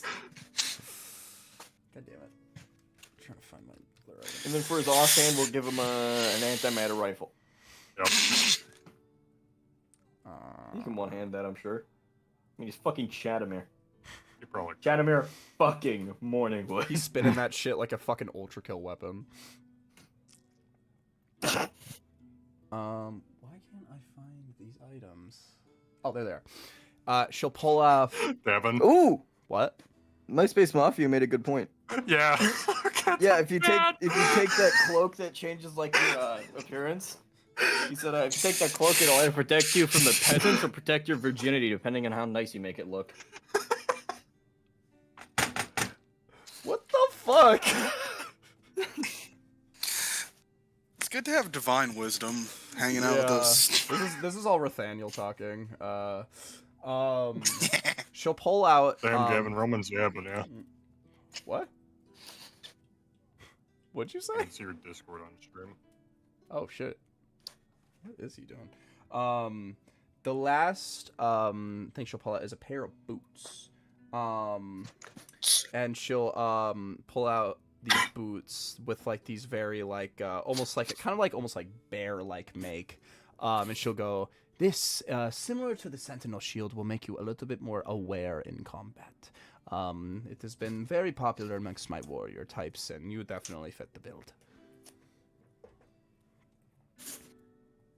What does it do exactly? So, how it works in gaming terms, while you wear these boots, you can sense impending danger. After you roll initiative, you can choose to roll a d8 and add it to your initiative. Once this property is used, it can't be used until the next dawn. So you can add a d8 to your initiative. Damn. And it is not an attunement.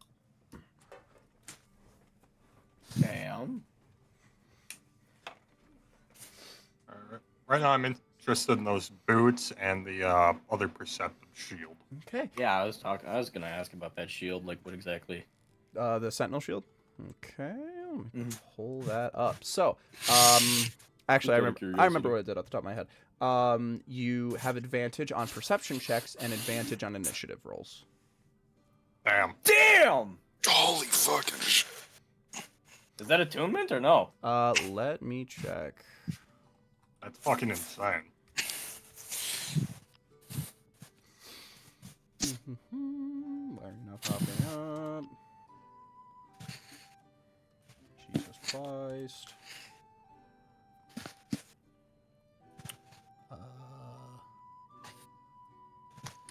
There it is. It is not attunement. Oh!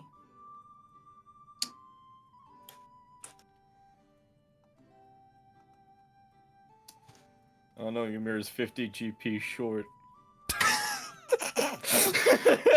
Bro, he's like 2,000 GP short. You haven't given him any. I'm just waiting for people to ask for it because I got that bag of holding.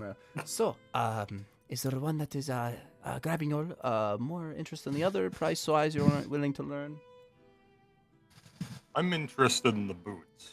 The boots, I would part the boots of the Vigilant for 900 GP. Hmm. Damn. Looks at his Looking wallet. at Kip right now. You said that like a person who doesn't have 900 GP. Like that's how Don't you have it? You had like 1,200. Oh wait, no, you spent like 1,000, didn't you? What? Am I stupid? I have no clue what you're yapping on about. I swear to God, like last I checked, you had 1,200. What? Where the No. fuck did it go? Oh, yep. Okay. Well, here's your money. Oh, Here's thank you. 2,000. Yeah, yeah. All right, so 900 GP. She'll cough it over, and you can now add the boots of the Vigilant to your inventory. Meow. Whoop. Whoop, whoop. What? Oh, you're reading fan fiction? Yeah. Of whom? It's a long story. Can I just see? I won't say it on stream. Well, I haven't gotten to the real stuff yet. I just want to know what the setting is. They're in a hotel right now. No, like what's the fan fiction of? It's a long What do you mean it's what is it? Fucking Arthur What do you Morgan? mean it's a long What are you story? talking about? Who's Noah? I don't know. What do you mean you don't know? It's a dude. Like from Noah's Ark? Is it Yeah, it was Noah's like Ark? that guy on that boat. No. Oh. Oh. All right. Not All interested. yours, man. Boring. All right. You now Boring. have the boots of the Vigilant. And you see the Drider guy will just be like, "You can just have them. I don't care for it's whatever." And then do you want to buy the shield as well? Me? No. All right. Anybody interested in the shield? What was the shield again? Wasn't it like a... It's gives you advantage on perception and initiative.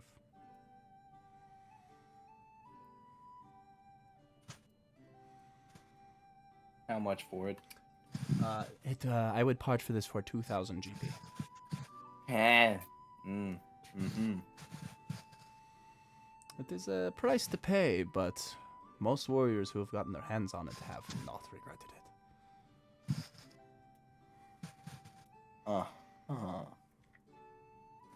Yeah. That's a fair point. That's a very fair point. Well,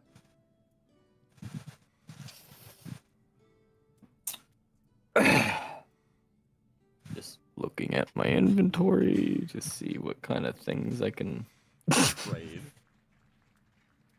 So, how do you Yeah, to the feel about best a of my pair ability. of butt plugs?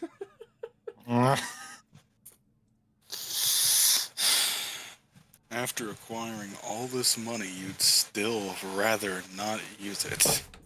Because I used a lot of it. I don't want to spend everyone's money. Spent $800 on hot cock.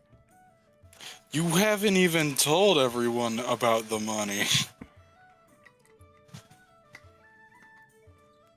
I think it's pretty much known about if you mirrors was gonna like, say, hey, I give me was your like- money. Yeah, I was gonna say, I thought that I kind of... We went over that back at the thing, because I didn't want to take the time to roleplay out, like, hi, I just made 10,000 GP. Part of it is yours. Hello, I just made Thank 10,000 you. GP. All right. Okay. So, Terrific. how are we feeling about the Sentinel shield? Let me see. I have a normal shield. I just need to shill off all of my old gear, I swear.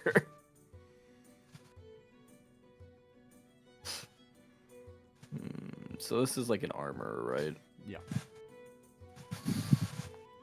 I don't have much of that on me.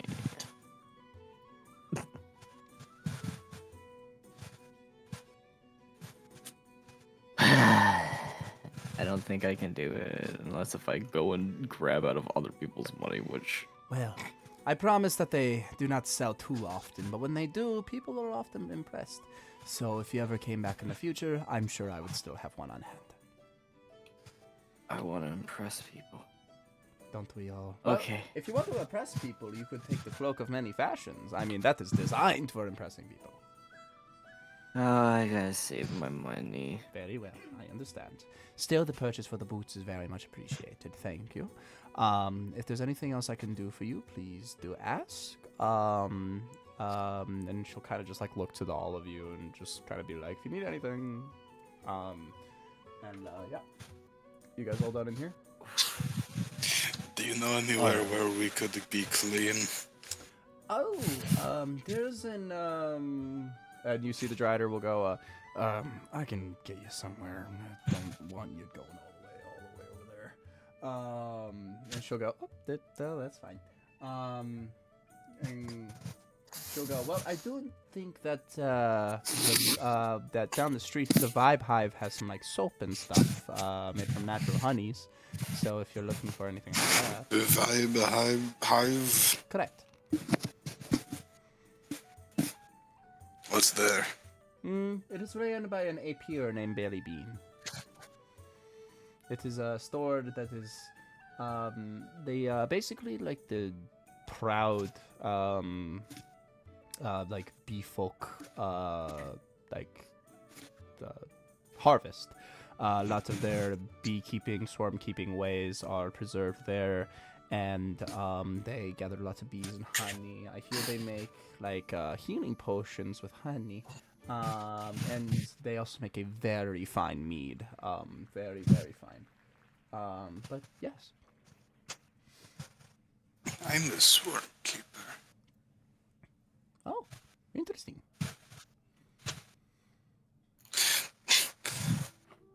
Can I go there?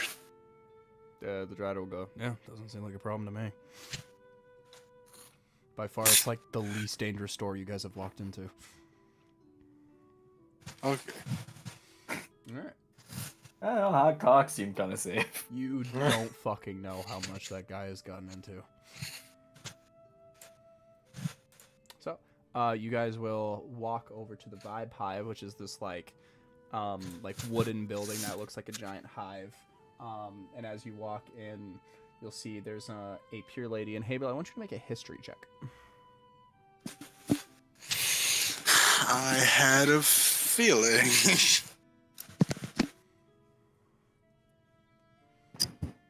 Alright, Habel.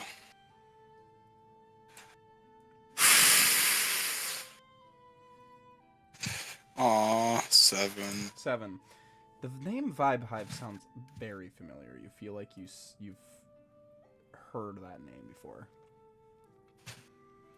So, you guys will walk in. You'll see an pure lady wearing like a long, like sort of like a shouldery dress going all the way down to her feet.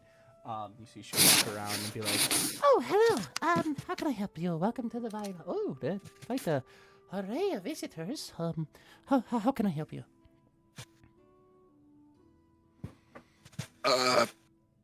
Soap. All the soap you're looking for are natural soaps. Yes. Oh, there's a cat pawing at me. Farron, leave her alone. damn, Firen, show. She'll go, yes. Kind of flutters over the counter and goes over to a little like a stall where you see a bunch of like natural soaps, prioritizing like the honey flavor, and also just like with mixtures of like natural flowers and like tree smells and all that. How much do these cost? Oh, for just a piece, it is 25 gold. Do you have a favorite? Oh, well, call me biased, but I've always been a fan of our locally grown honey. We have always made it in-house, and we will continue to make it in-house. I'll take one of those. Very well. Is there anything else, or are you ready to check out? I think that'll be it. And you see she'll snap her fingers, and you see a little bee starts to come over, and you see the bee is not yellow, it is green. And you see it almost like has like a little droopy like feel to it, almost like a big old dog. And it will come over and like bring over a small little paper bag, and she'll take it and put in the thing and wrap it up. And she'll be like, okay, 25, and we'll hand you the bag. Removing 25 gold. Doink, doink. Very well. If you ever need more assistance, do ask. But the Vibe Hive is a wonderful place to stay, and I hope you like it. And she will flutter back to the counter.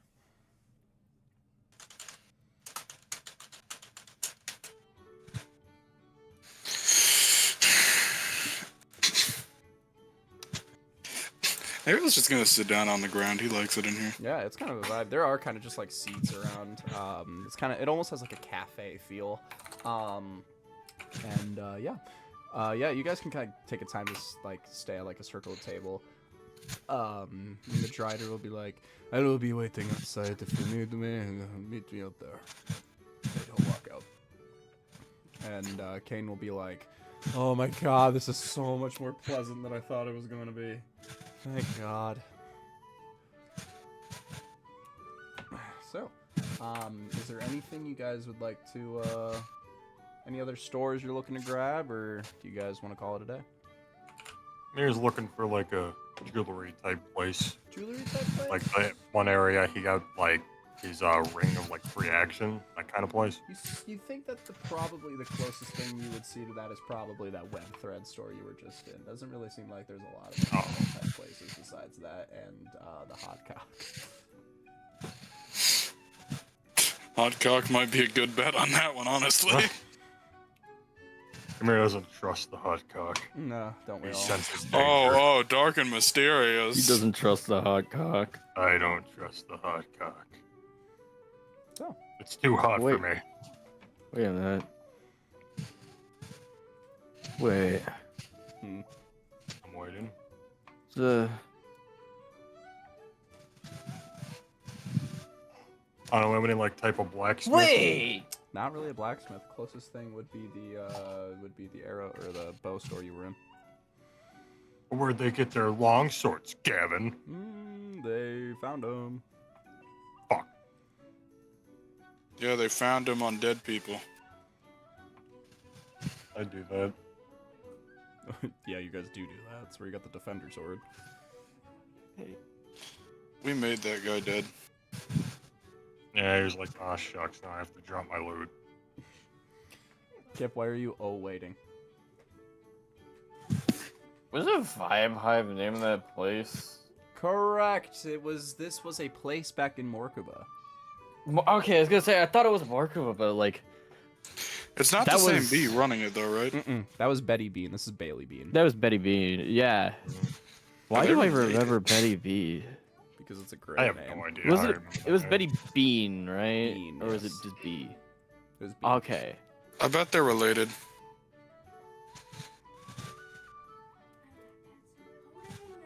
I was gonna say Vibe Hive was just bouncing around in my fucking empty skull, and I was like, I swear to God, Okay. I've heard the name. Any other things you guys would like to do? Not really much for blacksmith or jewelry. You guys, is there anything else you guys are looking out for? A bath. He'll be like, the dry. Well, you'll have to talk to the Drider about that, but he's outside as of right now. But if you guys do leave the Vibe Hive, that is up to ye. I will assume that you're all wrapped up. I'm gonna just be like, do you know somebody who runs another store like this in like Morkova? Yes, I guess not Morkuba specifically, but that was Betty. She is my older sister. He's gonna look at Hayville. He's like, huh? You met that person. That's where I got the Fabi. Yeah. Oh, the Fabi. I was with her when she found that thing. That is quite the find, I must say. It was found along the very whimsical looking spot that was laid root within our grounds. Yes, yes. I'm glad. It looks very well taken care of. Thank you. You are a swarm keeper. Yes, I take care of a lot of bees. Oh, I haven't seen a Kenku swarm keeper before. That is very interesting. There are a lot of us, but I think I'm one of the better ones. Well, that is good to hear. A better swarm keeper means happier bees, and that is always a good thing at the end of the day. Well, if you ever need anything, I will be here. And thank you for supporting my sister and I's business. It is, I'm sure it was quite the trek to make it to all the place that she did, and I pray she's doing well.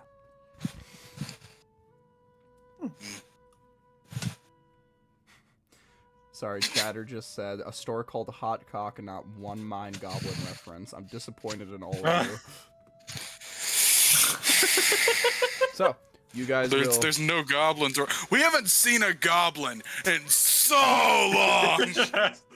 Bro, where's Gorgeous? Where is she? I don't know. Yeah, we haven't seen a goblin in a long time. It's glad it's not like half of somebody's class here or something to see a goblin.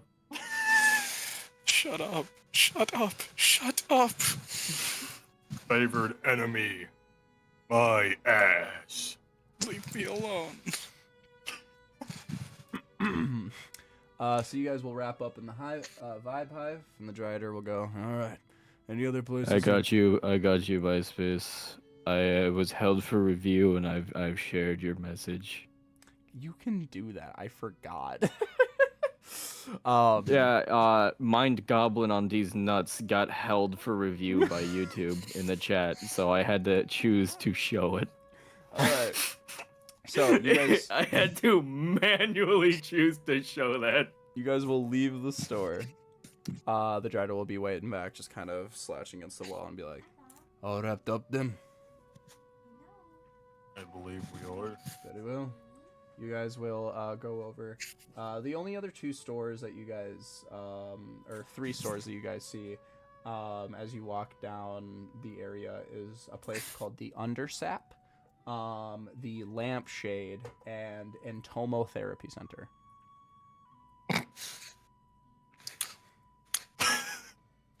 So it was Lampshade it was called? Yeah, I'm interested in Lampshade. Yeah, Lampshade What, seems to be a bar type place. That's what I was expecting. I'm checking that out. Okay. Let's do it. Lampshade sounds like one of my relatives. What? It's Lampshade. Silly Joe. All right, you guys will walk over and be like, all right, well, I guess I'll go in. I could use a drink. All right. The Undersap sounds like when a troll forgot to bathe. Chat, can we ban this guy? All right. So my friend Ymir here, he used to have a thing with cutting off like all of his enemies' balls and ripping out their teeth. Only ogres. I mean, yeah, sure, it happened to ogres a lot, but you would do it to more than just ogres. I don't think so. I You think did it was it. like only ogres. Well, the teeth thing, we know who else you did that to. Do I still have my child. teeth tail traps? Good question. No, you use them. Nah, that's right, I did. All right, so, you guys will walk into the bar. I think you used those on the other small child. I don't remember, man. you guys, I think you did used them on the use them. artificers. you guys, Oh my god, you're right. you guys will walk into the bar. The Dryder will walk in with you. And you see there, you see a sort of thicker cut Mothkin behind the bar, and you see he's just wiping down tables, fluttering up, organizing just this huge wall of bottles behind him. And you see there's a couple people here enjoying a drink, enjoying what seems to be some people have a little bit of like this honey-made mead. Do you guys just sit at the bar? Honey mead. Enjoying themselves. Here's Not an when we apple show up. And then he's gonna pop out Bud. Oh shit! what the? Is that a fucking moth? Holy shit! And he'll just be like, well, here seems to be a lively one. Pleasure. What can I do for you? What do you have on the menu here? Well, I got a little bit of everything. Our specialty is mead. Definitely got a fair share of drinks. If you're looking for something to eat, we have basics, but not anything that will knock your socks off. I was interested in your honey variety. Honey? Oh, yes. What are you looking for? Are you a top of the shelf man? Give me some top of the shelfies. Oh, my bad. You see, he'll flutter up and he'll grab a big bottle with like this hexagonal design all over it, and he'll bring it back down, and you see it says Mean Bean on it, spell M-I-E-N, mean. And he goes, this is sourced from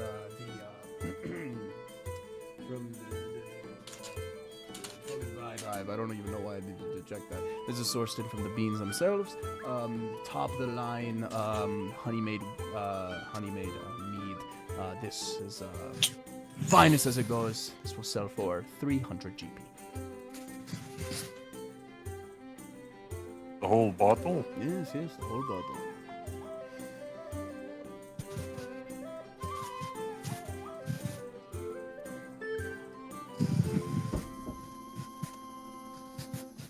Am I able to have a sample of it first? I think we'll have to pay for a sample. To get like a shot glass full, I would say 10 gold. I'll land over 10 gold. Very well. You see he'll we'll give you this shot glass. You'll take it down and it like coats your mouth. Literally it feels like you're like chewing on peanut butter, but still has like this still very liquidy taste as it goes down, and it just leaves a trail of flavor going all the way down, and it just kind of gives you like a like it's just this very odd sensation, like you have to actively like sweet enough to sting slightly. yeah, like you have to like almost like to kind of get it all down, but it's just this super sweet rich aroma that kind of just breathes outward, and is definitely one of the fancier things you've ever tasted. It's definitely something that's like, it's like first time having it, it's like it's almost like bad, but you're like, I can see the palette that I would need to design for it, and you can tell Acquired taste. yes, you have tasted something expensive, and you can really feel it.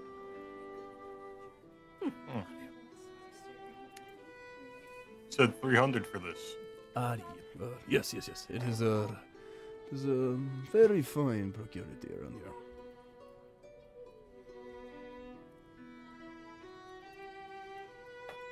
Would 250 be possible? Hey, make a persuasion check. If you do it for the bottle, you took a shot from. 20. Oh. Not really much for haggling, but I like to, you guys are clearly newcomers and want to give you a very welcoming visit. The best I would be able to part for it, I'll do 375. That is, or 275. Jesus Christ. I was like, holy shit, you fucking prick. 275. That is the lowest I could go, and we'll call it the visitor's price.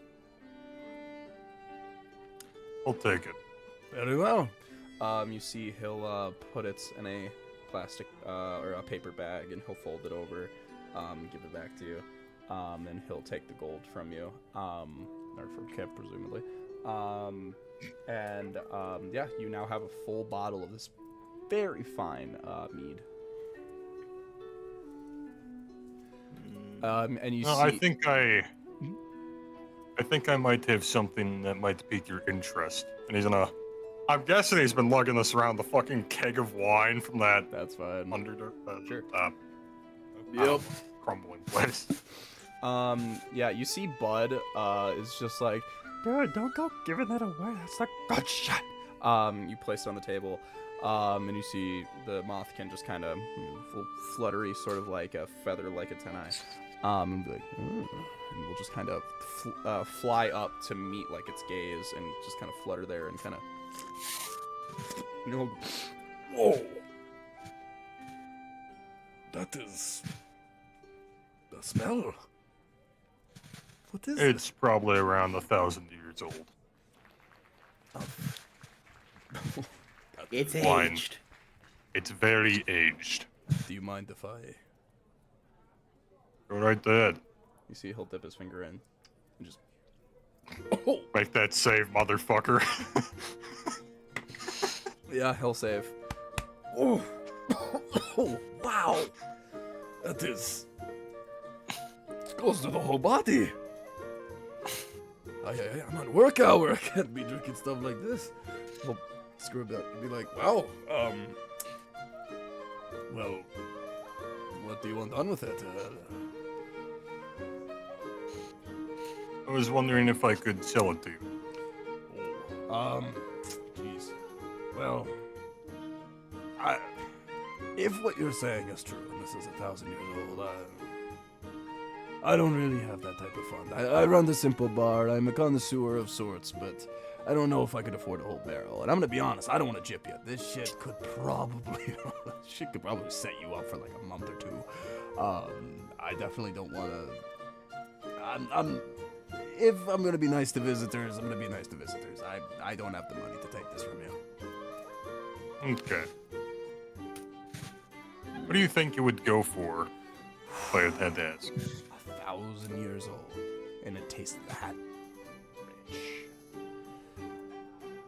I mean, we're talking thousands, if I'm being honest. Okay. Alright, I'll hold on to it then. Thank you for the information, though. Yeah. I mean, I'm a connoisseur of sorts, and even just to get a taste of that, that's a compliment. I'm about to say thank you. So, good connoisseur can be connoisseur of sorts. And as you see, he kind of flutters up, and you get a better look at him. I want you to make a perception check. Pretty good. 17. 17. You see that he is wearing a necklace around him that looks very familiar. It looks very similar to the party's amulet of the drunkard. That amulet looks familiar. I think I've seen one of those before. Oh, this, yes, it's a... He'll float back down and kind of, like, match to your level and go, yes, it's a... Kip is wearing that exact thing. Yeah, it's a homemade item that I've made. It's, we, love alcohol, but unfortunately it doesn't really do anything but kind of knock you down the peg. So I created this for a couple of my warrior folk around town. Looks similar to that one. You'll point over at Kip. He'll be like, would you come here for Kip a is moment? just fucking staring up at the wall of booze and he walks over. Yeah. He'll look at it and be like, that's my cut. That is my design. I think I did have, well, I did go out to a lot of warrior types, so I wouldn't be surprised if it made circulation around the scavenger type. Huh, yeah, so, yeah, that is my cut.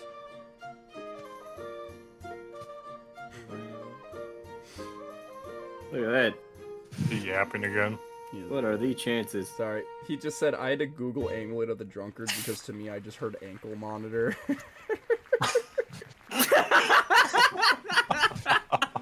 Holy fuck. I just dropped my water bottle. Alright. Goes, well, it's a very, I mean, that is my cut and make. I hope it's been doing you a lot well. Dude, we found that thing in Bakara. Say Bill, just say it like that. No, Avil If does you not want- say it. you guys- Avil hasn't talked in a while. You guys could try to make a history check on how that would have ended up in circulation. Sure. Why not? I got a 15. 2. 15. There's no fucking clue. So, with a 15, you could figure that these people have been around, as from what you heard from the Drider guy before, that these guys have been around almost as long as Varmin's reign has been happening. Therefore, their warriors and the Sigil have been clashing a lot. And do you guys remember where you found the Amulet of the Drunkard? Dead Kate. It was from a dead K, aka a Sigil member, meaning that at some point a Drider or Mothkin or Apier was wearing this, got killed, got taken into the Sigil, and somehow landed in that K's hands. Damn. I'm pretty sure that the goblin captain guy actually snatched it and then ran, but then Barbosa got him. Well, there you go. I don't Your know. memory I is can't, insane. can't really look back on that, so we have to. I can in my brain. So yeah. Nice brain. Where'd you get it? He'll go, well, thank you for showing me such a fine delicacy, and also that my work is making its rounds on the surface of all places. The thing is, it saved us a few times. Well, I'm very glad. Please, keep using it to all your heart's content, and I pray that it keeps saving you even more. If you need anything more, I got drinks galore, but if not, I will be here. I could use something for the amulet, take with me. I understand. What are you thinking? You have like a... Do you do like honey meads and stuff? Oh, of course. It is a local delicacy. Do you have any like sweet sicers? Like the honey mead with like the kind of apple in it? You see he'll kind of sift around. He'll be like, I do have a little something. He'll bring down a bottle of very much with like this honey, honey apple, almost like it almost has like a, obviously there's not really a Milliard equivalent, this like Thanksgiving vibe type drink. And he'll bring it down. Definitely seems like a group celebration type drink, and he'll bring it up and be like, yes, I do. Hell yeah. Yes, does this suit your fancy then? It's For the bottle, looks good. What I'm looking for. For a bottle, it would be 75.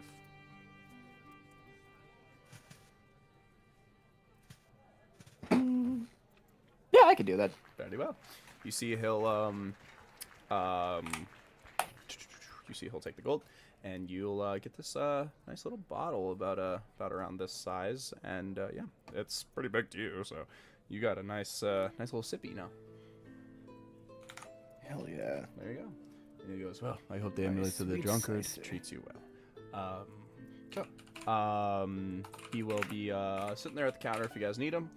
You see the Drider will order a drink, just something a little light, just to take the edge off. Yeah. So, anything else you guys are wanting to do here? You just want to take a moment to chat it up.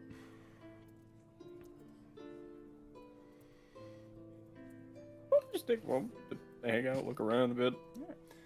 You see, I'm interested in seeing a bit of this place. yeah. You see Kane will kind of look at you, Hey Bill, and be like, hey, did you ever figure out what that arrow did back at the bow store? No. Oh. The guy said that I wouldn't be interested in it. Did he say why he wouldn't be interested in it? He looked at the symbol on my chest and then said that. Best orders. Yeah. I don't know. Sorry, well, that's out there. I don't understand it either. Yeah. Guess we'll... Hello? Well, yeah, alright, well. I guess we'll... if you want to figure that out, up to you, but if you just want to sit down and chill for a little bit, I'm down. I miss my weapons. Yeah, it does feel a little empty without my spell book.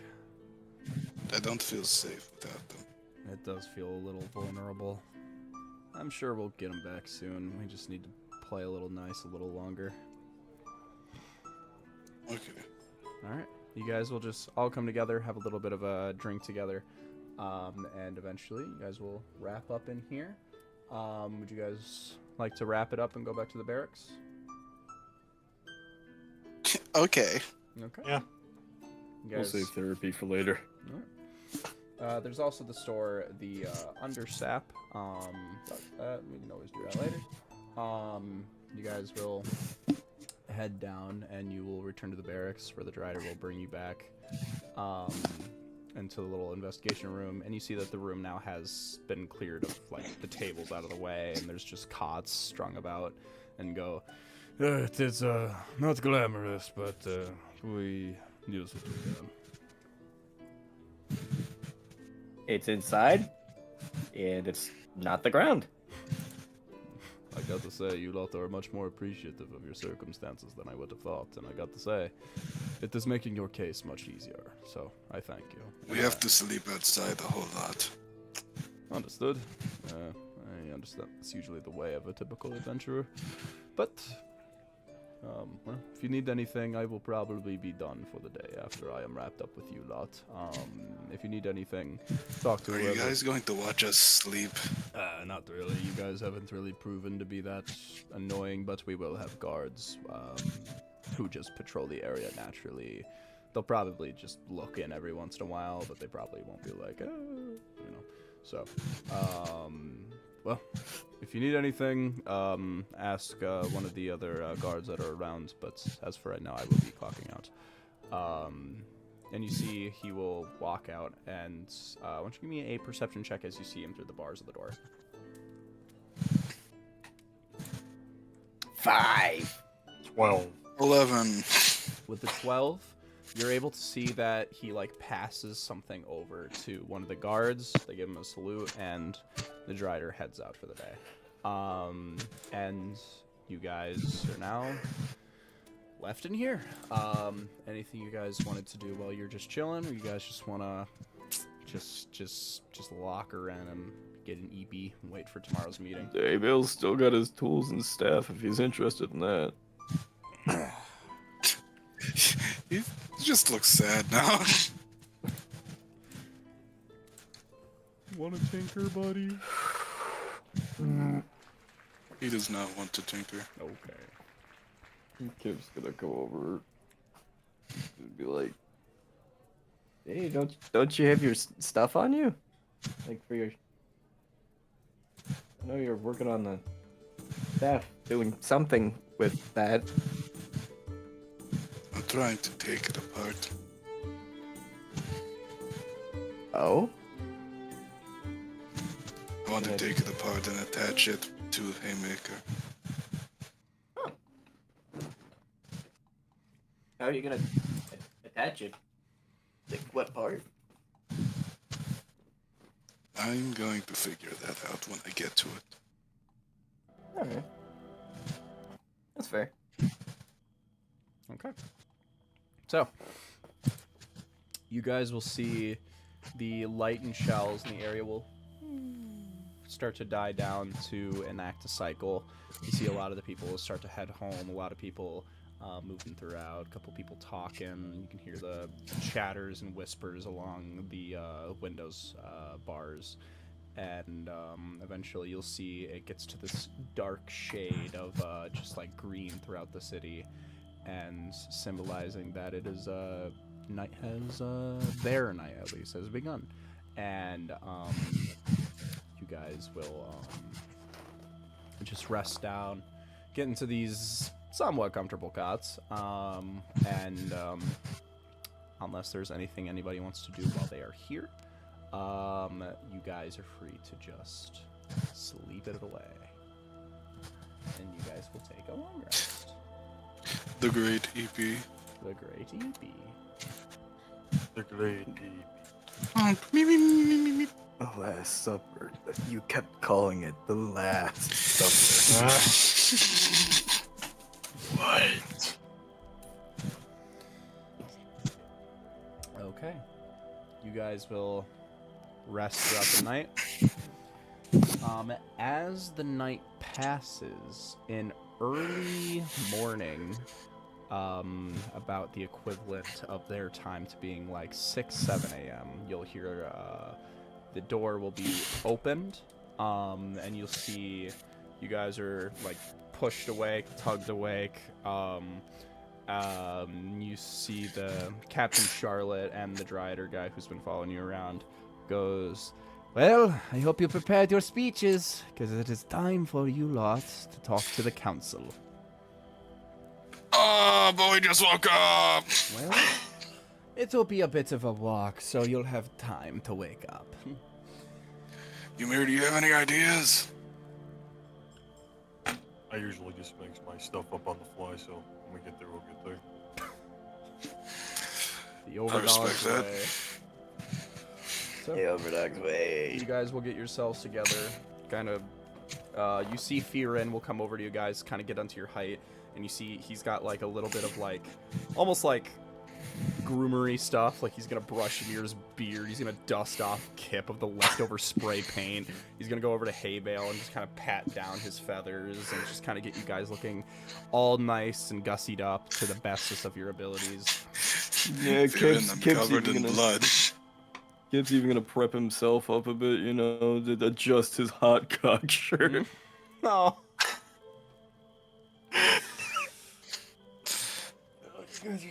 Balls deep in the culture, I see. All right. So, you guys will move along. You guys will exit the building. You see the people are moving around. throughout Wait the a minute, city. new div rolls! New div roll. Dude, bro. Div roll! 11 and a 12. Incredibly average, but the good kind. I may be balls deep in the culture, but hot cock is balls deep in my heart. Oh, that's disgusting, man. What the They're fucking fuck? diabolical. This- Diabolical. This series is never getting monetized. All right. So, you guys will be guided out by a small militia, about a dozen guards, baker's dozen if we're including the captain, and you guys are guided through the city. You see a lot of people. You guys are now thoroughly noticed now. So, the previous day there were a couple people being like, "What the fuck are these guys?" And now you guys are fully have attention on you. You guys are at the center of a small guard group, guiding you upward, and eventually, they look at you lot and they go, Well, we don't run into this problem often. Usually, for the most of us, we can get up to the sect by just flying or climbing, but you lots don't have those abilities, now do you? I can fly. I could try. That's a good answer I and can a carry one of them. worse answer. It is Okay, not- I'm agile. It is not the problem. You see, she will bring you guys towards the center of the city, where you are now right next to that giant hole at the center of the city, with a giant liquid golden beam shooting upward, going towards the center of the chapel-like building embedded in the roof, which you see all of those golden green lines lead up and kind of trail down to the top of the building. And you see she will yell something in a language you can't understand, and you'll see a couple of like mothkins will like flutter downward. Each of you guys getting a pair of mothkins. When they grab like Chatomir and Ymir, they're like, "Fuck!" Good luck. A third comes down, and you see Charlotte will kind of line you guys up with your little buddies now and be like, So, I pray that you let do well in your endeavors. I have to say, you guys have been interesting so far, and it would be a shame to see you lot being released back into the wild. So, let us pray that your wit is as sharpened as your tongue. So, I will see you on the other side, as it were. you guys hooked, armed up. You start fluttering upward. You guys lift off the ground, and you realize you are right above this giant hole, so one mistake and you're fucking gone. fun. You guys are fluttered up where you see the entire city below you. All of these little buildings, all the buildings that you had been to, of these very white picket-like houses, all scattered about onto the walls, ceilings, and the ground. And eventually, you will see there's like a little bit of a landing pad entry area, almost like a balcony. And you'll all get dropped down, and you see there's you see a very fine like a pier. Ooh, excuse me. Very fine A pier with like a rapier at the side, and like red cloaks that go all the way down. Goes like, So, you lot are the ones everybody's been talking about. looks up at all of you and goes, I would like another thorough pat down before they enter. and you lots will get a pat down, and they'll just see this weird shit on you and just be like, they'll just like take out the toothpick, point it at him, and he'll go, That's fine. and you guys, they feel you down and go, Very well. You lot, is there anybody who needs to be exempted from this meeting, or are you all willing to go?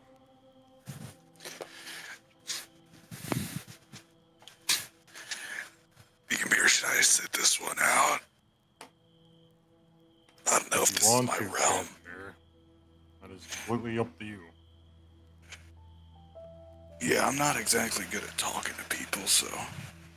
Well, I am good at talking to people, but I'm not good at diplomatically talking to people. I understand.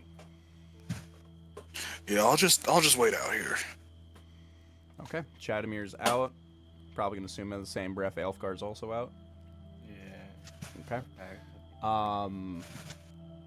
Okay.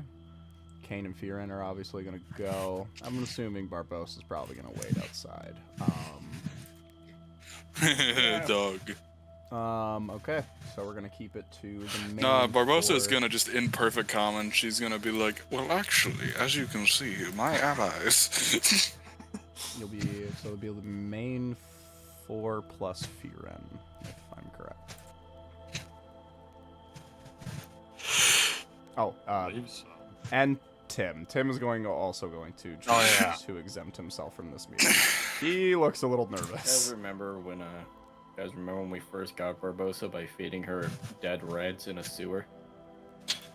You fed her dead rats. I did. One of us feed her like an orc's arm or head. Oh, it was the yeah, corpse we of the made her orc eat that her owner. owner. Yeah, she was excited to do it. You didn't too. make her. She wanted to. Barbossa. Barbossa needs to go to therapy Remember too. when, remember when Ymir jumped that orc by fucking just jabbing him into the like shit river? Shit sewer? Yeah, the shit water. Yeah. Okay. You guys.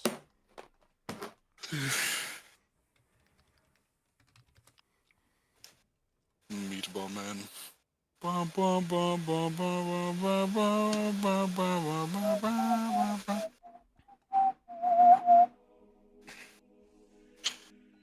So.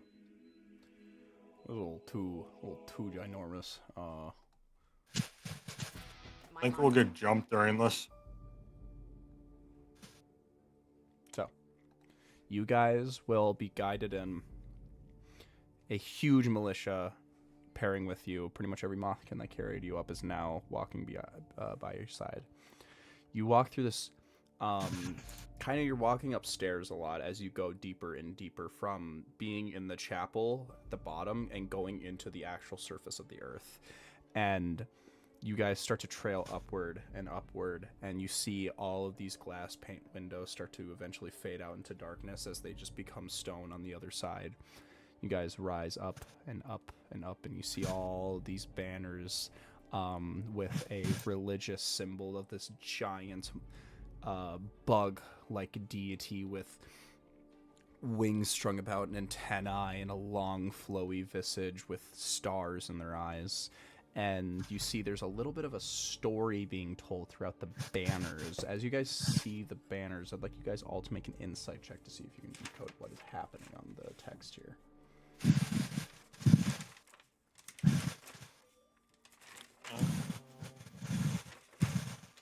17. 17, what everybody else get? Hold on a second. 50. Ooh, 23. 23. Ymir, what'd you get? 15. So, all of you guys get a pretty good understanding of the story as you walk up, and this is the story you see. This area, a long time ago, was prime in the middle of war, specifically the Holy War. As we learned, Chromis and Hebris, the god of pride, did a lot of battle down here, and as we learned from like Helm and a bunch of stuff around here, a lot of fights happened down here for their scuffles. In the crossfire, many other gods tried to assist in Chromis' help, and many perished. One of the gods who perished was a god who was a little bit, not really on the good side, but clearly was an opportunist, or was offered some deal or something. And that god is the god of spiders and poison, Latrodectus. This god assisted Chromis by giving these very potent poisons to all of his people, but within the time she was found out, and Hebris sought after her and slayed her within the Underdark, as the gods used to walk across the mortal realm. Her corpse was massive and was said to be, as you see visages of her, is this giant wolf spider like appearance that is the size of almost this entire like sort of filling of area. It's clear that she moved around almost with like messengers and like sending her image elsewhere. And she was basically like the size of maybe Cornelius, about 45 feet tall. And she moved around within this area, and she commanded all spiders in the Underdark. But Hebris found her, slayed her, and her corpse fell into the very hole that is right below you guys as of right now. Her corpse sat there, and godly bodies do not rot, but their bodies do leak when they die on the mortal plane, and a part of them goes somewhere else. But if you die in the mortal plane, especially during the time where godly rules were very like being crafted as they were spoken, her body didn't necessarily pass on, and her body stayed within. Shut up! Ninny, no, you do not make it better, you make it worse. Bye bye. Bye bye. Bye bye, man.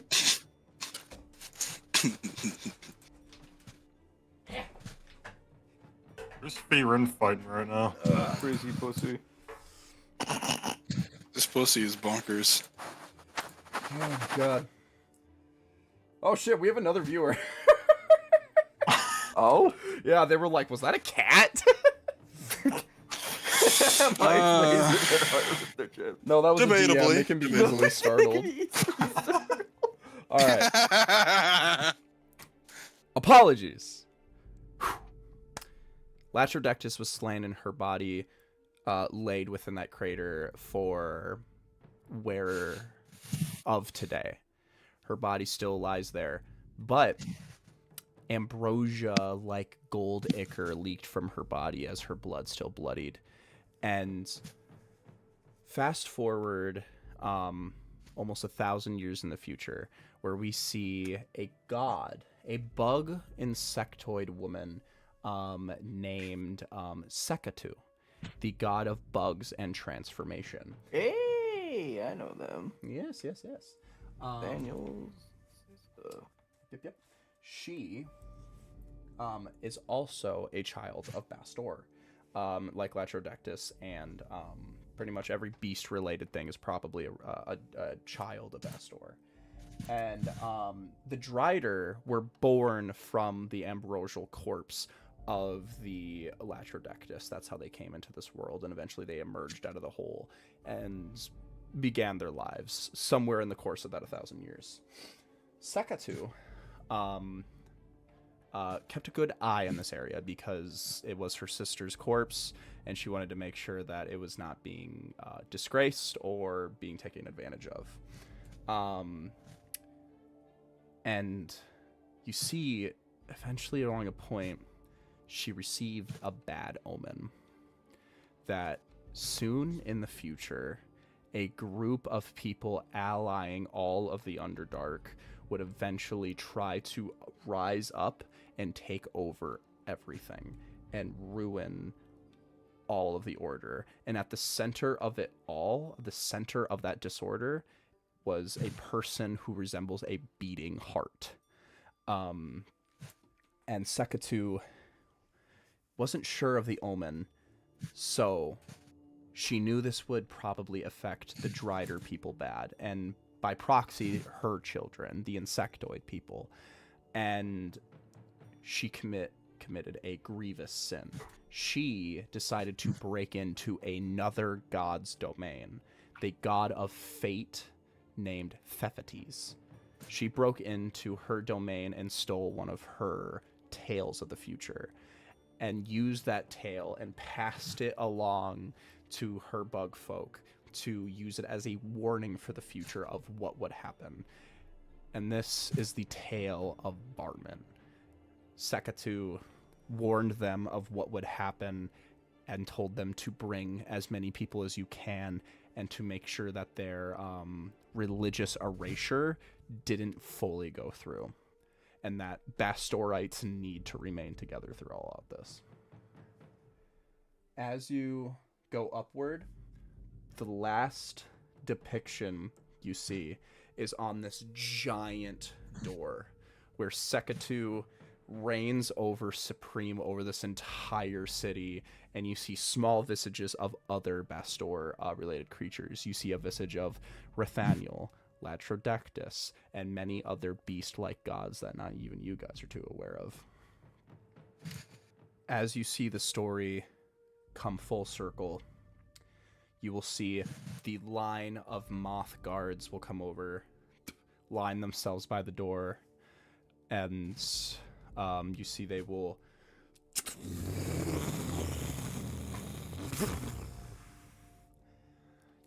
you guys are deep within just earth as of right now, so artificial lighting is all over. You see a long green carpet leads to a chair, or an area with 4 chairs. You guys are brought to a point, and about 15 feet from where the chairs are, you're told to stop, and you are told to kneel. Does everybody kneel?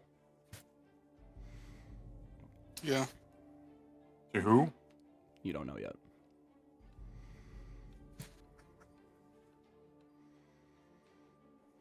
Come here, Will. Kip, you're kneeling? Yep, Kip will do it. I'm sorry, I saw the chat. Yeah. I'm assuming Farin jumped right to it. Yeah. Oh, yeah. Yeah. You guys will all kneel. And you see a sort of jester-like character will walk forward, and a peer will go, Now presenting the inner sect's highest order, the council of the sect. and you see 3 figures will walk out. You will see. First one is a Mothkin, old and sort of hunched over with these wings that almost look more like robes as it cascades over them, with this dotty, very gold-like appearance upon their wings that goes all the way down. And you see they have goggles on the top of their head as they kind of look at you guys with a walking cane going over. Presenting first is the leader of the Mothkin, Agar. Presenting next, you see a standing very firm and very like chest out and regal like dress that droops and sweeps over. She has two other mothkin carrying the ends for her to even just get her to her seat. Introducing Bastiana, the leader of the Apirs. And then finally you see a Drider with a spider lower body, 4 arms, black all the way down from going down here to the navel, wearing a very like sort of very like businessy almost like outfit, and goes, and finally the ruler of the Driters, Miss Weaver. And all of you lot see them sit down with the 4th seat still empty. And you see, I want you guys to make an insight check.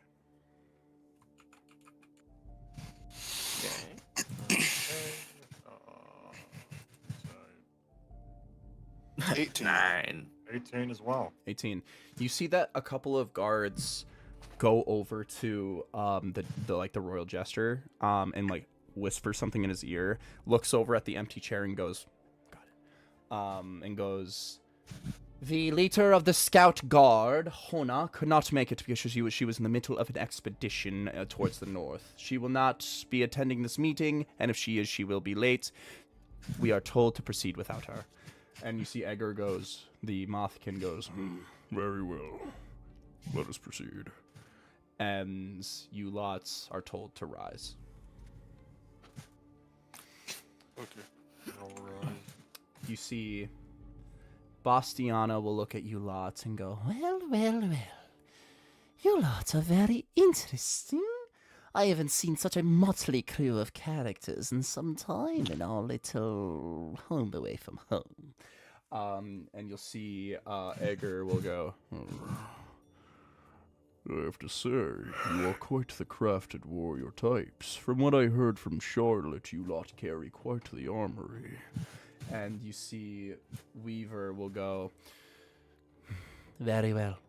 If you lot are here to plead your case, we hear that you are on behalf representing Mutsak in opposing an alliance against the sigil in the city of Armen. Who is your speaker? That is correct.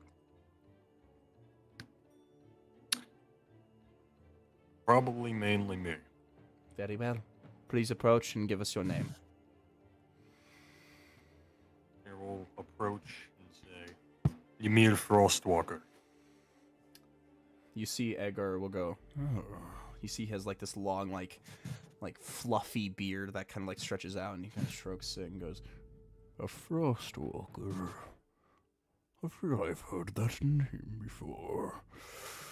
Do you frequent, or your people frequent the Underdark to any extent?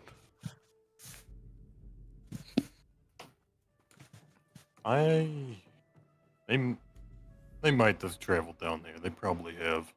They've been all over. Been around for hundreds of years. Yes, I used to reside in the surface realm within the Feola's Reach. I heard they were quite the Vikings in their time, but I have not heard of them since I came to the Underdark. Very well. It is good to see something familiar, and I pray that you're not as brazen as they are. Very well, Mr. Frostwalker. You come here representing Mutsak, correct? And all the others we have allied with, yes. Bastiana will go, And all the others? And what others of importance would be worth mentioning? Grim Iron.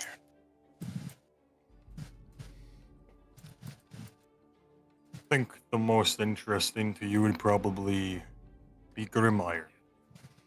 you see there's a little, like, they kind of, and they look at each other and they're like, Grim Iron.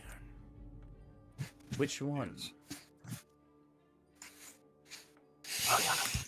Ariana. I keep forgetting that name. That woman. And is her mother, the queen, still around? I'm not sure. You see, Weaver will say that and go. The rune smashers and the people of the old country. I did not think they were still around. Last I heard, they were holed There up were in... not many. Last I heard, they were holed up in Altadon Reach. Is that true? Rubble.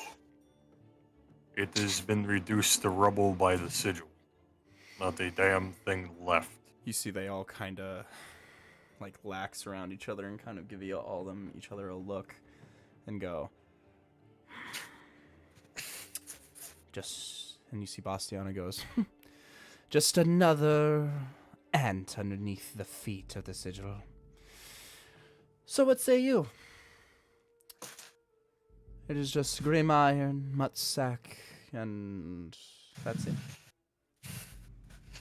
We also have the Alliance of Firin, the Alliance of Morkaba, and the Alliance of Leafville. Those two other ones are up cities. Bastiana goes, yes, I believe one of my fair daughters went out there, that Morkaba city. Well, this is very fascinating. You have proclaimed the guard of all of Morkaba. Yes. I want you to make a persuasion check. Because that's a big, big thing you're saying. 15? Pretty solid. Interesting. And is that fool Ula still manning the helm of that city? Indeed. It just gets more interesting. Edgar goes, Well, interesting indeed. just give me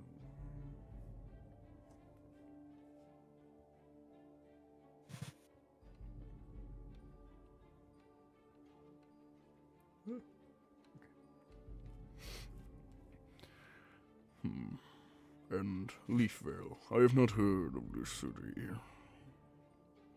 What? It's an outskirted place in the mountains up above.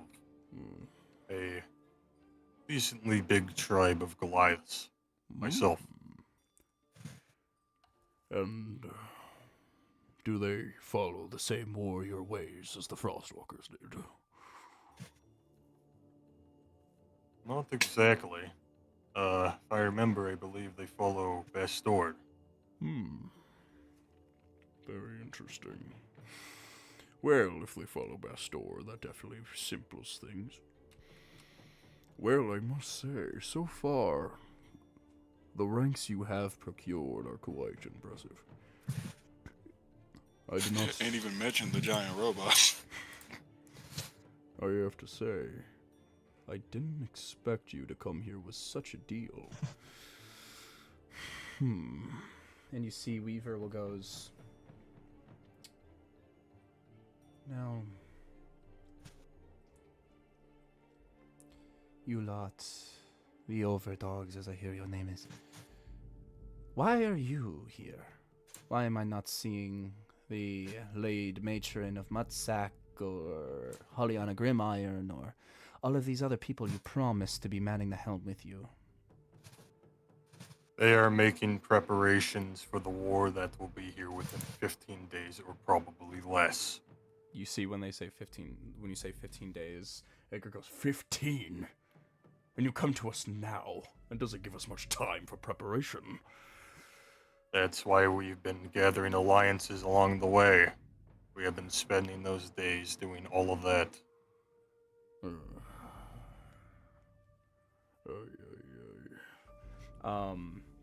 And you see, Bastiana will go, I will say, Mr. Frostwalker, you have interested me. You have brought quite the interesting thing towards my foot, as I am very curious to see how this will play out. But you know what they say about curiosity It kills the cat, and we'll look down at Fearin and then back to you. How are we to know that this will not negatively benefit us? Now, I know the sigil being destroyed is vital, but this is one measly war for such a united kingdom as theirs. Do you believe that this will bring an actual dent within the war and the overall greater good of the Underdark? You ain't told them about the big one.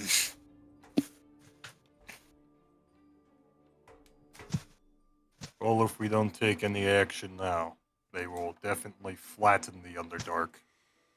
They already have a bioweapon there that is over 45 feet tall. But we do have something up our sleeves for that. We have a Forgotten Age Warforged Titan backing us for that encounter.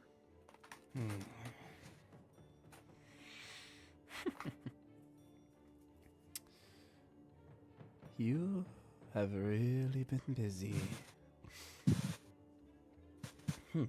You see, Bastiana will lean back, and she will go, I see. Mr. Frostwalker.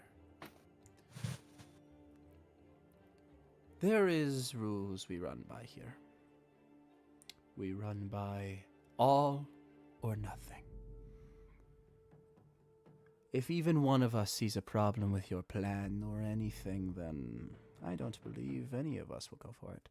But as I speak for your words right now, there's only one last thing I would like you to do before you fully make a deal. Do you believe you can do What this would thing? that be? You see she'll kind of outstretch herself and kind of lean her hand down and be like, I am a woman of class, and I will be respected for my royalty. You may kiss my hand, and you will have my vote.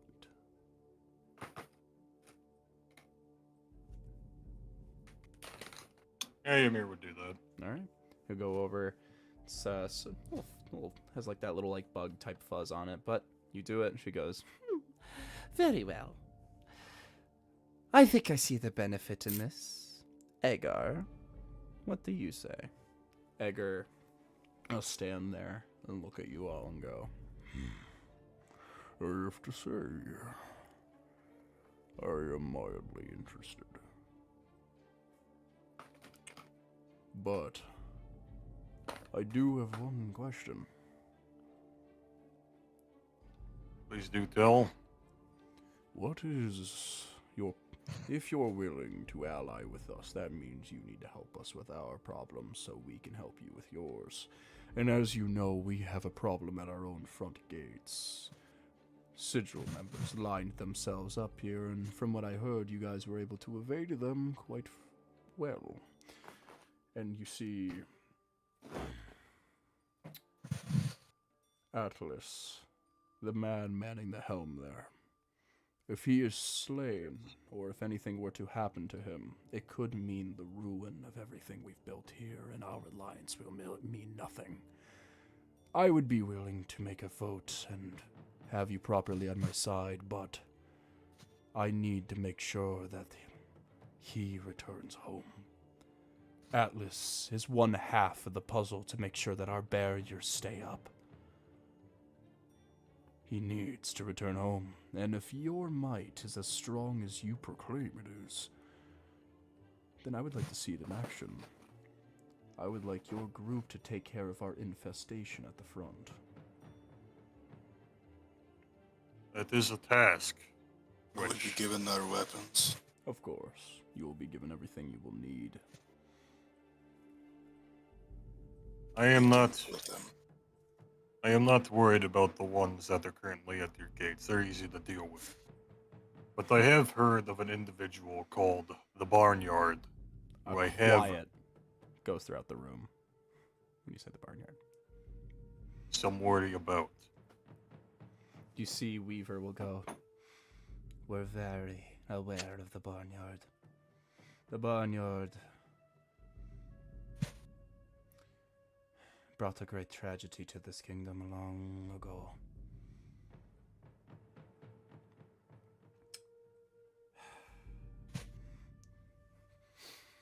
There's a reason we don't trust outsiders. We had a good friend who was an ally to this kingdom fall to the hands of the barnyard. The reason why that happened is because we trusted outsiders. Because they told us that we were worthy of an alliance. And the people who wanted that alliance were the Sigil. You can understand my hesitance and the reason why I come at you with so much hostility, but the last time we trusted outsiders, we lost a treasure.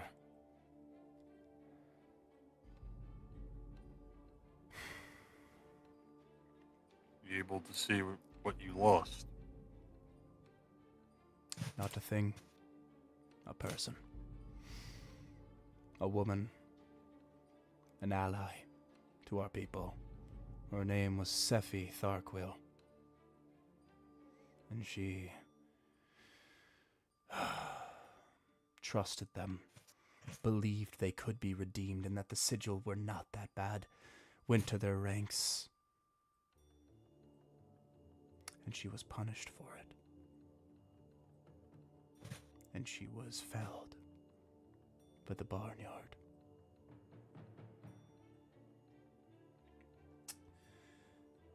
I've lost so many of my people to that vile city. I understand that you want to make a difference and you want to bring a dent in this war, but at a certain point I don't know what's worth it more, defeating the Sigil or protecting the people that I already have, and I know one cannot exist without the other. You bring the name Barnyard in here, and you bring war. So know this, Mr. Frostwalker. If you are to align with us, if you are to bring us an ally, and you are truly saying everything is true that you speak of, we will help you, but I will not sacrifice everything I've built. I will give you people, and I will give you help, and I will give you those who are willing to fight, but I will not force people outside of my borders to enforce your war. I would rather let this world burn than see my people die with it, and I will do a lot to make sure that happens. Do you understand, Mr. Frostwalker? I understand. And my condolences to you as well. You're a fine man, Mr. Frostwalker. The lot of you. I understand that we have him speaking, but are there any other words that your group would like to say?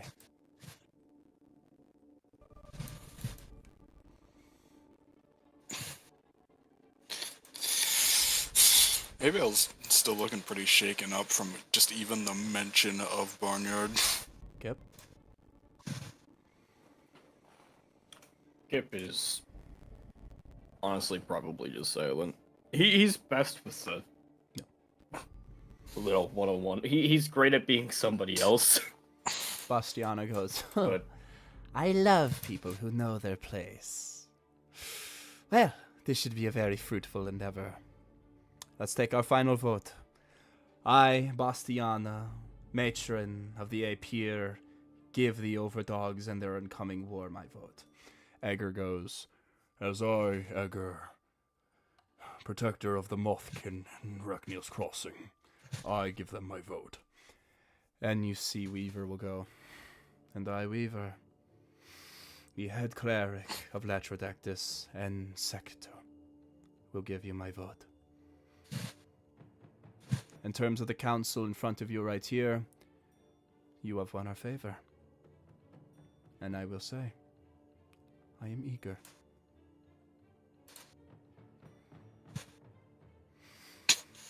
And you see she will rise out of her throne and step down. These mangly legs will go up to you, Ymir, and she will offer her hand out to you. Ymir will place his out. You have a shake. And hey, Bale, I need you to make a strength saving throw. Okay. I rolled a 19. 19. You see from right across your vision, an arrow whizzes right by you, and you see a green bee goes to try to wrap you up with this green ooze, and you just instinctively break out of it. And you see a voice goes, I do not give them my vote! and you guys turn around and you see an Aarakocra woman with white feathers going all the way down with black tips at the end of her feathers and going, I will not allow these people to intrigue into our kingdom. and you see Edgar goes, Hana, you were late. You think you have any say in this vote anymore? And she goes, I do not care. I will refuse to allow a Kenku of the Bastor to be here. And I refuse to have a kobold or any of them from the sigil or anyone marking their symbols in our kingdom. We have built too much and I have lost too much. I will not compromise. and you see she brings in other Mothkin, and you see Bastiana goes, sorry, Mr. Frostwalker. As we said before, you either have all of our votes or none of our votes, and it seems like you've earned the ire of our friend over here. And you see Hana will walk up to you, Haybale, and go, You are done. and will look up at the all of you and be like, I want them in manacles. They will not be allowed to leave this kingdom. They will not take care of our problems. They will be imprisoned. and you see Weaver goes, these are the rules. I am sorry. And What do we have to do to change this? you see Weaver goes, Listen. We have rules here. Rules that have kept us alive. You'll have to convince the most hated of our all, Hona Tharquil over there. and you see What about Atlas? Gonna let him stay out there trapped. Hona will look over at you and she'll go, Atlas is still alive. If they wanted him dead, they would have killed him already. It's a problem we can solve on our own without allying the trust of outsiders. I will not hear your words anymore. I want them imprisoned. And you see, walking in, you guys see from the back, you see Chadamir and Aelfgar are already in manacles, and you see Chadamir's like, fucking pissed off.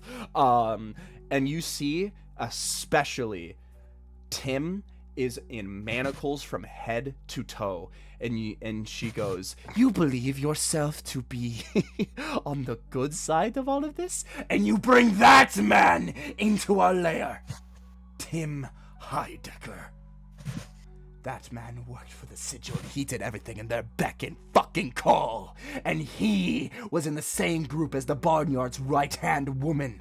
I will not fall for these tricks. I want them gone. In the prison with all of them. The Kenku, the Kobold, and Tim Heidecker will be under maximum security under my law. And you see all of you guards start to swarm around you, and manacles start to get slapped around you guys unless any of you resist. You guys are arrested. And that is where we will end tonight's session. Oh, you motherfucker. Oh, boy. Woo! Welcome to Ragnius, baby!